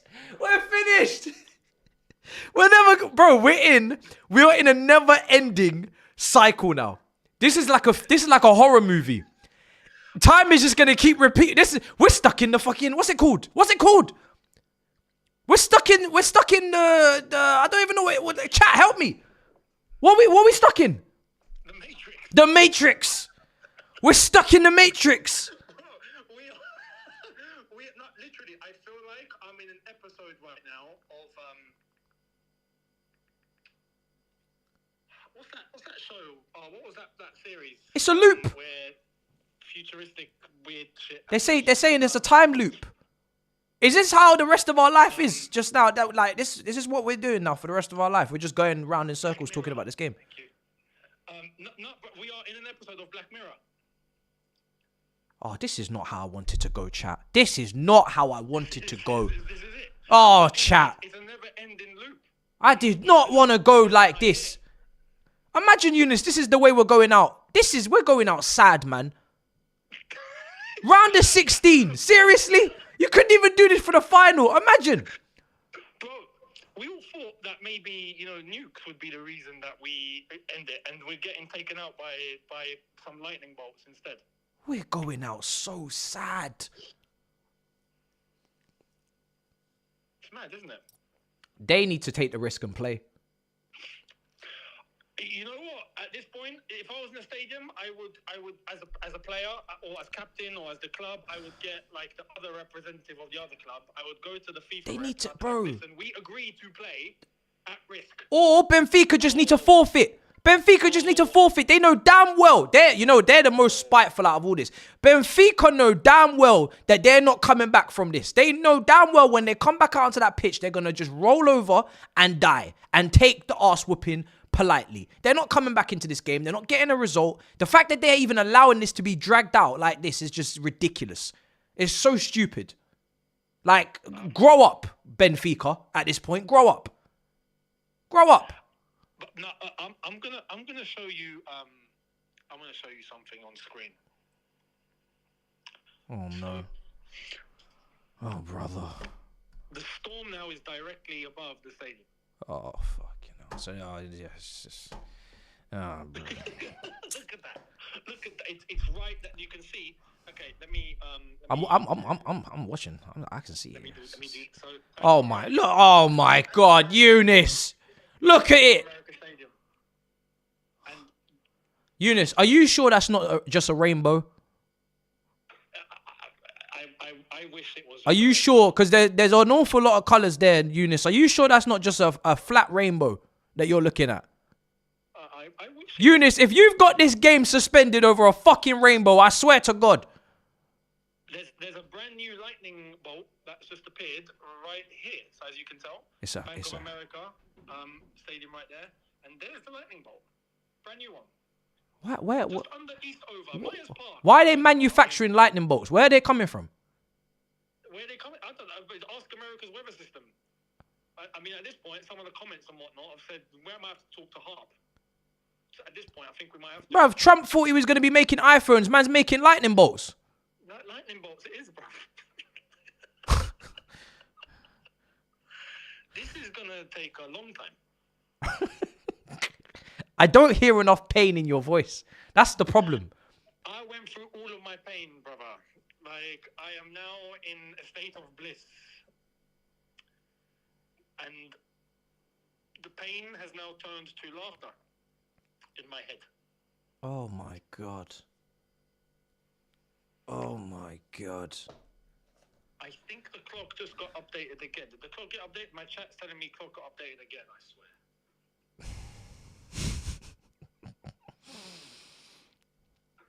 I feel like now I've sat here for so long when I shouldn't have. I really just should have done the review. I know that now. I regret this deeply. I've sat here so long now, I may as well see it to the end. Because what's the point? What's the point now? I may as well be here, right?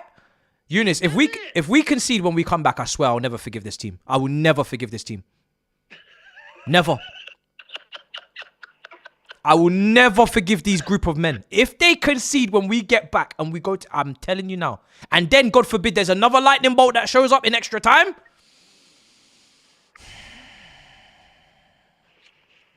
Bro.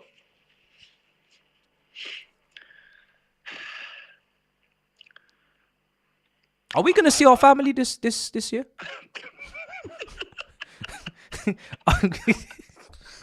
Are we going to see our loved ones? Are we gone? Are we done? What's going on right now? We might have to call it a day. We've been live. I've been live for 3 hours, 16 minutes. How long have you been for? I started the watch along too early, man. I should have started at kickoff. You done 4 hours? I done an hour before kickoff. I tried to give the analysis, the pre-match, all of the good stuff. I should have started at kickoff. Yeah. Lord heavens. You know what's mad? If we just do what we've done up until now, 2 more times, we get into League Honor territory. I want to make other content, you know.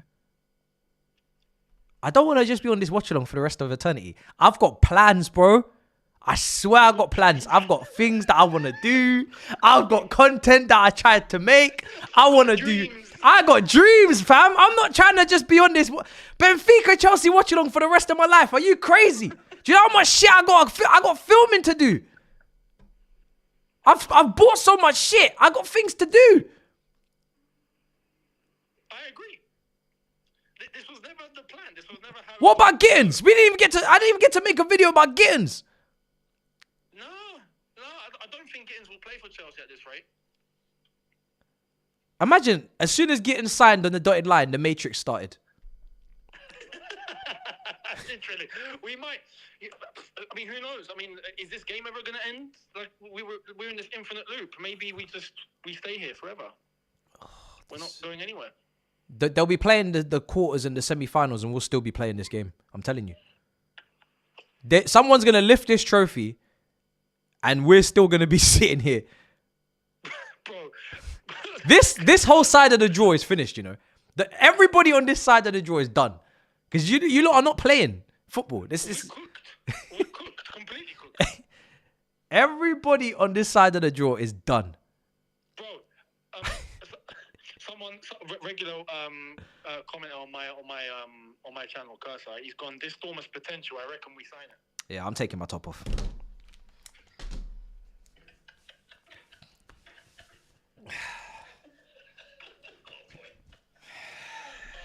It's hot. It's hot. I'm taking my t-shirt off. And I'll tell you what, if I have one more delay, it won't be the only thing I take off. The top is off. One more delay. Crap. One more delay. I'm telling you now. Okay. Well, you've just said that. So if there's one more delay, well, I have a weather update. So, if we go back to the screen, we can see that where Bank of America Stadium is, right here, we have a brand new lightning bolt right there. There we are. You see it? Getting closer and closer, guys. Closer and closer. So that's a brand new lightning bolt. I'm expecting it to reset to another 30 minutes. Oh my God. Oh my God. I'm going to crash out. I'm going to crash out. I love this game. I'm at a point where that's it. I might as well just enjoy this experience. I can smell my own sweat. Oh, I want to take a shower, man. I might have to as well. I don't want to be here anymore.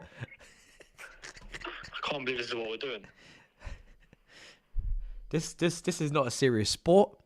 It's not a serious country that we're playing in. It's not serious. It can't be. We have an update. update from Nizar Kinsella. Oh, brother. Still no communication to us in the stadium about when the match restarts. We're now 1 hour into the delay. Do you know what? I feel sorry for the journalists because they can't leave. they actually can't leave. Them journalists, they have to stay there. It doesn't matter what happens.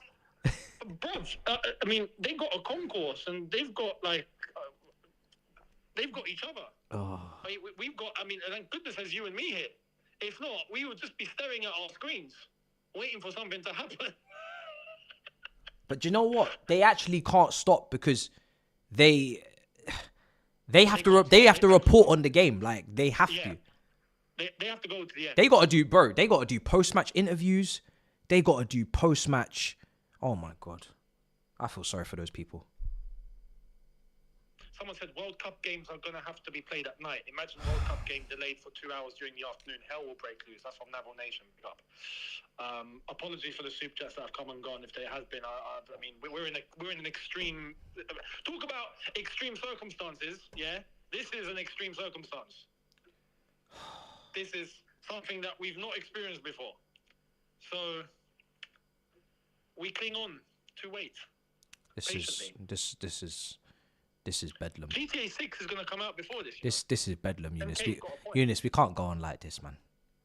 We got to just call it a day and say it's 1-0. We won the game. The game's finished. We won the game. The game's finished, Eunice. The game is finished. We've won. I'm telling you now.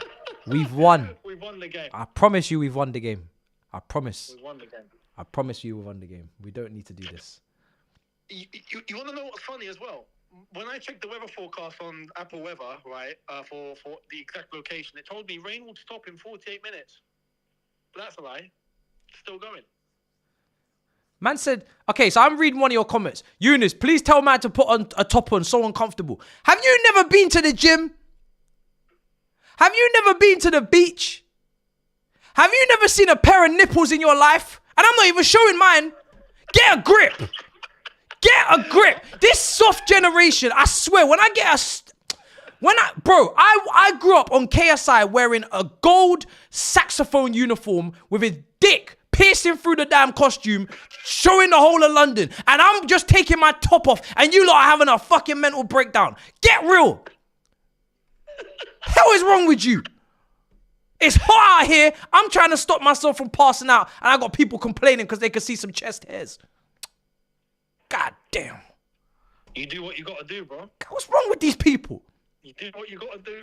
God damn. Oh, we have a new update. Oh, no. So. Oh, no. Bank of America, as you can see. No, And, I'm done. There's a strike now at Villa Heights, which is pretty close to the stadium. So. Eunice, you've got to stop. This is... What are you doing right now with yourself? You're out here pointing to Charlotte. You're pointing to bolts on a screen that look like emojis. We don't know what's going on. Bro, I swear, if I don't get approached by like news networks for my beautiful weather presentations here, then something's wrong. You should do weather reports more often. Have you ever thought about just doing a weather report live? That's a career I never thought of. I'm telling you, bro, just one day you should just load up a stream and just do a weather report and just show people what's going on in the world. I should. That would bang. Can you imagine?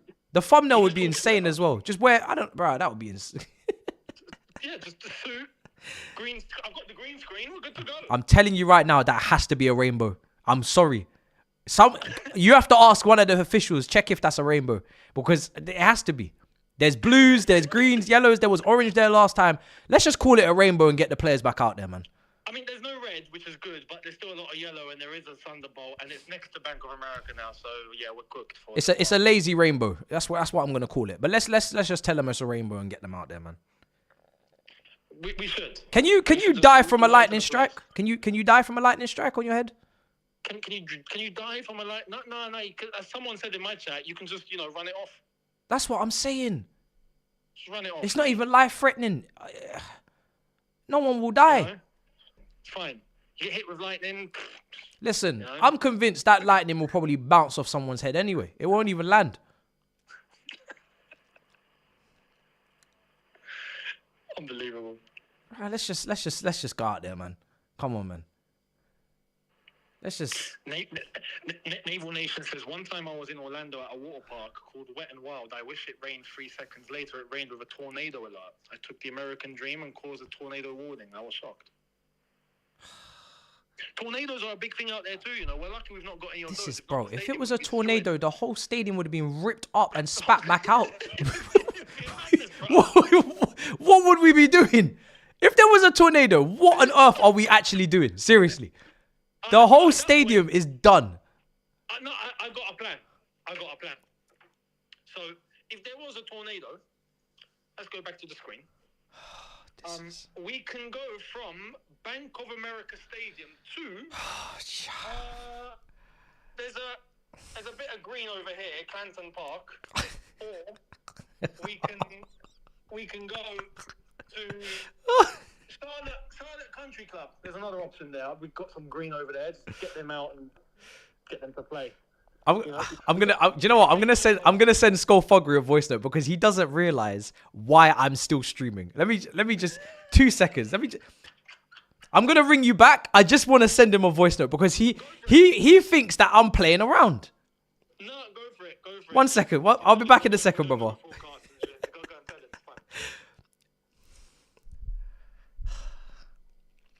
Brother, there has been 5 lightning strikes and there's 5 minutes left. There's 5 minutes left of this game. This watch along should have been over about an hour ago.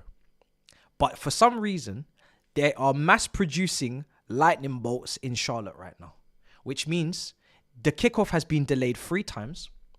The game is delayed, it's suspended. The players are inside, the fans are fucked off home, and we're waiting for 5 more minutes of footage. 5 more minutes of footage so we can wrap this up. And I have many times questioned why I'm still here, and I have thought to myself, maybe I should leave. But there is that little voice in my head telling me, if we come back out and concede and go to extra time, God forbid we lose the game, I don't know what I'll do.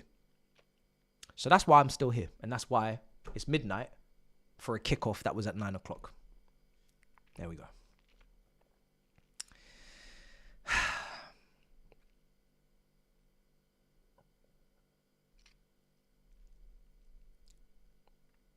I'm getting Merry Christmas messages now. Birthday messages. Like, when is this going to end?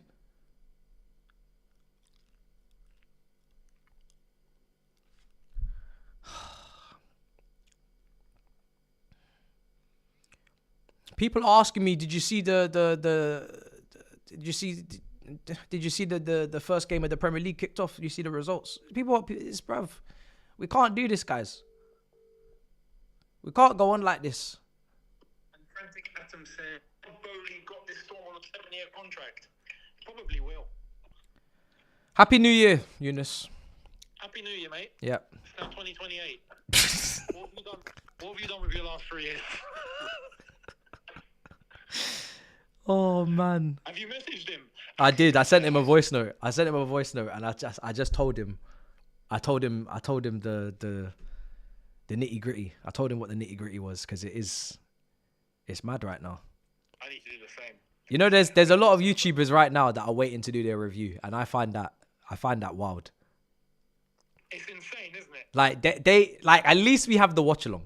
At least we are active. There's people. I'm not gonna lie. I would have gone to bed. I would have said, you know what? I'll chat to you, man. Tomorrow, I'll do it tomorrow. I'll wake up. I see what happened. I'll go tomorrow. Tomorrow. They're saying 4 minutes left of the current delay. Am I about to get bad news? No. Literally, I'm messaging my guy. Like, please, we're waiting for 5 minutes to finish, but this is taking like an hour and a half. No. I know the Zone are struggling right now. I know they're struggling. They must be struggling for content now. I feel so sorry for their producers. I know they're struggling. Bro. I can't even play FIFA chat because my TV's in the storage room because I ain't been playing games. PS5's in the storage room. I ain't been playing games. Bro, I didn't prepare for this. I ain't got no food. I've barely got any water left. Is that bad, huh? Bro, That bad? I didn't expect to be here this long. We're going to get on hunger strikes up in here. Oh my goodness. I'm going to have to do a Deliveroo order in a minute and get this man to bring it all the way downstairs to me. Bro, fact. Oh, man, the stadium is empty. Have you seen the stadium? Oh, I saw a glimpse of it. There's not a single Oh person my in that God, stadium. There's not a soul there. And We're going to be playing in COVID when we come back. Literally. They're going to tell people to go. No, people will probably go home. Oh, 100%. They don't even need to be told. They're going home. Johnny B. McKell right now is biting his tongue. Look at him. He is furious. If Jackson had played, Eunice, if Jackson had played, he would have an hour of analysis for him for this whole delay. No Jackson, he's struggling. Look at his face. He's sweating. I can see the tears. He's struggling. He's just laughing at this point. Man, I'm listening to this on mute. I'm just seeing these guys laughing. They're not laughing about anything. I'm telling you right now, they're not laughing about anything. They're just laughing. You know what? Hang on. I want to hear what is he actually saying. What context is he actually bringing? We can finally, hopefully, get the game finished. I guess that's the frustration thing, isn't it? If it was 20 minutes left, I think the They're players would literally just understand talking it a bit about how more. hard it is to wait. Yeah. I mean, fair play. That is all you can talk about. That's what we're talking about. I can't believe this. Wait, no, guys, there's not another delay. Don't say this. Is there an update, Eunice? I'm going to check.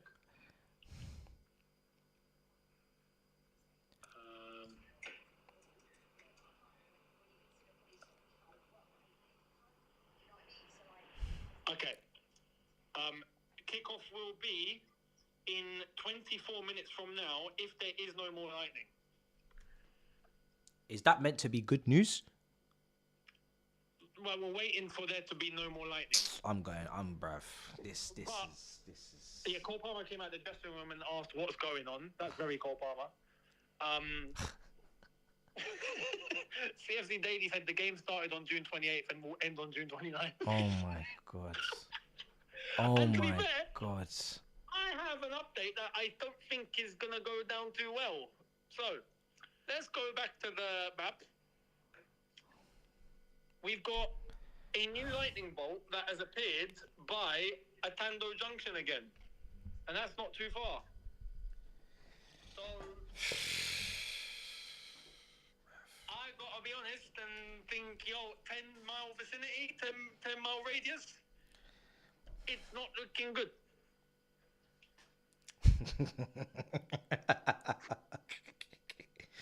Oh. We're going to get into our villain arcs at this point. my chat has gone new Catando Junction. Oh my God. What a fun little game we're playing here, isn't it? It's a great game.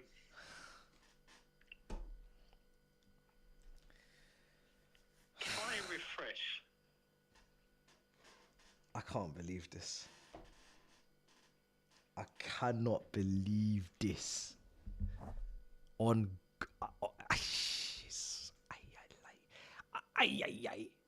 If I could pick up my camera and go to bed, I would. And this turned into a sleep stream. And I just lie in my bed with the fans on and I just be sleeping. You know what? In fact, I'm getting the fans. Eunice, I'll be back. I'm leaving the call on, but I'm just getting the fans. Go and get the fans. I'm getting the fans because it's getting crazy now. It's getting to a point where it's unhealthy to be here. It's unhealthy. Getting the fans. Thank you very much, Taylor. It's just in Chelsea forfeit. First game of Prem season as they anticipate being stuck in America for the rest of the year. And Sammy says, Eunice, regardless of how do you think we played? We played well. Overall, we've actually played well. But I've got to be honest, I've actually forgotten a lot of the match analysis because of what we've had to go through for the last 2 hours. I feel like I'm going to miss a lot of information now in my review. It's gone. I've seen the devastation after early September. Tuesday passes mid-September. Trees, cars, trucks, houses. Very, very eerie to see, says Naval Nation. And Tempsu says 4:30 a.m. here in India. No more FIFA Club World Cup anymore. Better sleep peacefully and then watch the highlights. I don't blame you. I actually don't blame you, my friend. It makes sense. Unbelievable. Just trying to see if there's any updates from anywhere else.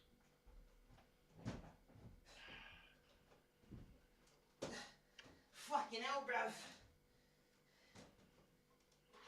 New plan if there's no more bad weather. Warm-ups at 19:13 and 19:28 for the play to resume. But again, we're not sure if there's more lightning. It seems like according to my map there is lightning. That is the problem. Eunice! I've had enough! Have you installed all of your fans? I'm getting them now, but I'm pissed, bruv.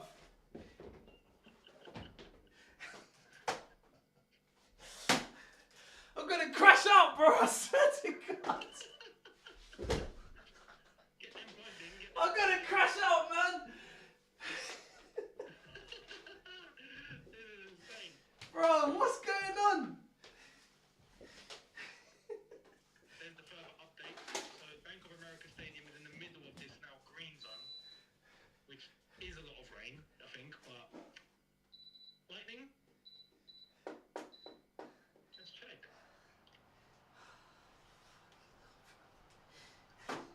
What is going on? I just want to go home to my family. The lightning bolts in the vicinity have cleared. But they're all the way down here now. So I don't know how far are these bolts here? There's like a million of them. Fucking hell, man. 10 miles. Can anyone from North Carolina determine if that is within 10 miles? Like all of these lot. Do you see all these? Huh? Is that within 10 miles of up there? I don't even know what 10 miles is at this point. No, I'm not asking you. You're not from North Carolina. I'm asking these lot. 10 kilometers, 10 miles. I don't give a shit. A lightning bolt, but the stadium's quite far. So Myers Park, Barclay Downs, South Park, Beverly Woods, Quail Hollow, Carmel, and then you go past the 485. Speaking American now, this is unbelievable.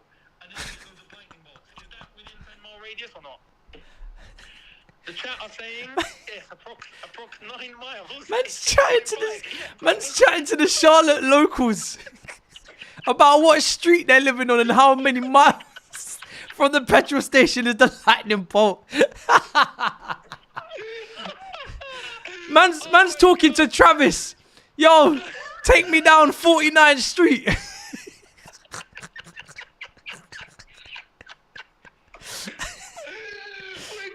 What is going on? Man's about, I'm this close to Google. What's that? Google Earth? I might have to Google Earth what's going on in Charlotte right now. Oh my God. Yo, Charlotte, Charlotte's about to get a lot of attention. Because I don't know what's going on in that city. I'm about to start rocking up in everybody's neighborhood. I mean, everybody's backyards, looking over fences, see if I find any lightning bolts, everything. I'm telling you. No, and I have to make something clear to the chat. We're not talking 10 miles in terms of the road. 10-mile actual radius in terms of area. Forget the roads and the maps and all of that, like, and the way to get there. Just in terms of actual air distance. If it's within 10 miles, we're cooked. There's going to be another 30 minutes. I'm going to Charlotte right now. I've had enough. I've had more than enough now. We're going to Charlotte.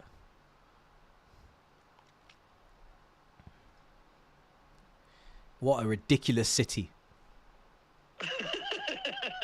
What a ridiculous city Charlotte is right now. Seriously.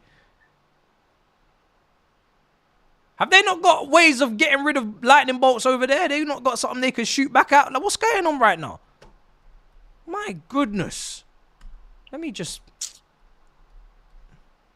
Rev, this is beyond ridiculous.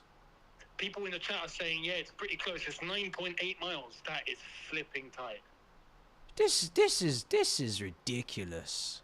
The rule is, if it's within 10, it's within 10.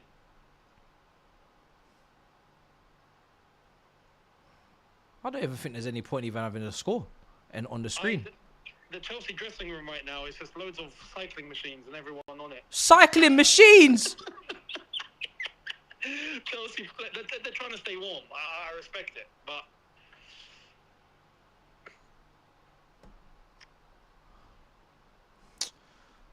OBS, so what are you doing to me? that's there we are. That's what the players are. You can see the top. There we are. That's what the players are doing. Oh my goodness. Oh my goodness me. This is just. Oh, we have an update from Bobby Vincent. Not restarting until further notice. Oh, I'm gonna lose it. I told you, if it's within the 10-mile radius, bruv, we're cooked. We're cooked. Yeah, just heard we're not restarting until further notice. What do you mean until further notice? We're gonna be here until tomorrow. Where's the minutes? These men need to get over themselves. They're not coming back. When's Benfica gonna throw the towel in? I can't believe they've done this. Bro, when are FIFA gonna flipping throw the towel? They could have just lit, bro. Oh my god. I know this needs to be shown. This is insane.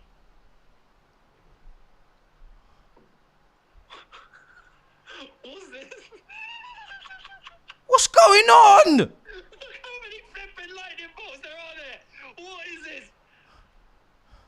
That was a very unflattering side angle as well. I better put my top on. This is making me want to go back to the gym. 1, 2, 3, 4, 5, 6, 7, 8, 9, 10, 11, 12, 13, 14, 15, 16, 17, 18 lightning bolts.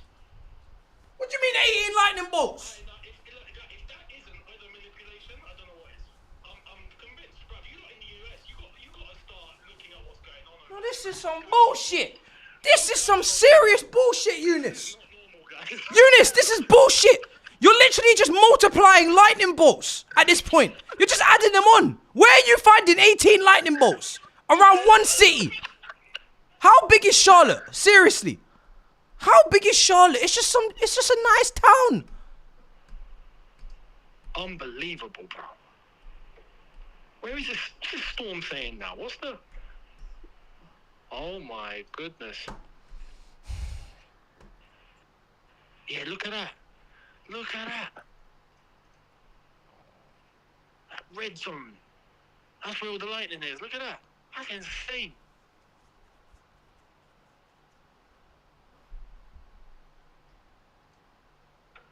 All this is within a 10-mile radius.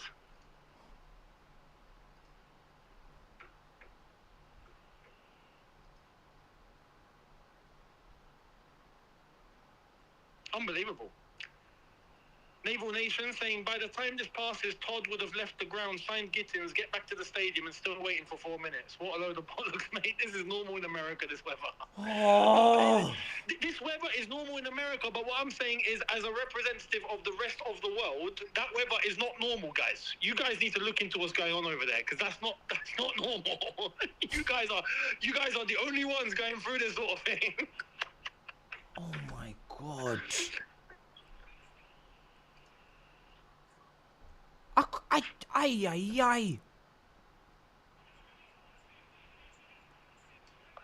don't know what to do. Eunice. Bank of America Stadium. They haven't said anything in an hour. They don't care. Eunice. Eunice. What's up, mate? We can't go on like this. I'm nearly 4 hours in. Bruv. Nah, this is ridiculous. I'm not gonna lie. I might tap out. I'm getting there.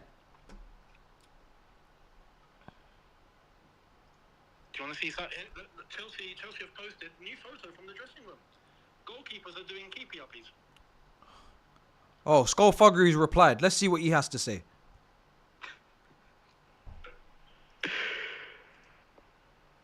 That is pretty crazy, but just imagine if this is hilarious. A player slipped over and fell.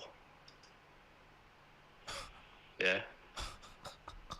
Imagine if Liam Delap. Jay Mozo says at least we get to see Chelsea play twice in one day. By lightning. How about we get to see Chelsea play twice in 2 days? No. You didn't think of that. You just sat there with your fucking top off. You know, there's options in between not having a top on and having a top on. Get a vest. Oh. Just buy a vest. Wow. Wow. This is hilarious. This is at this point, FIFA must be Wow. considering. I'll entertain something here. FIFA must be considering to just go, look, we're going to end the game here. Like, surely. Did you hear that? Eunice. What? Skullfuggery said to me, there's an option between a no top and a vest and no clothes. Like no clothes, like no top and a top. He said just get a vest. No top and a top. I don't wear vests. You might have to wear a vest. Wow. Wow. So much for body positivity, guys. I know, right? It's quite hypocritical, isn't it? Outrageous if you think about it. People praise that, and then all of a sudden, yep, judgments everywhere.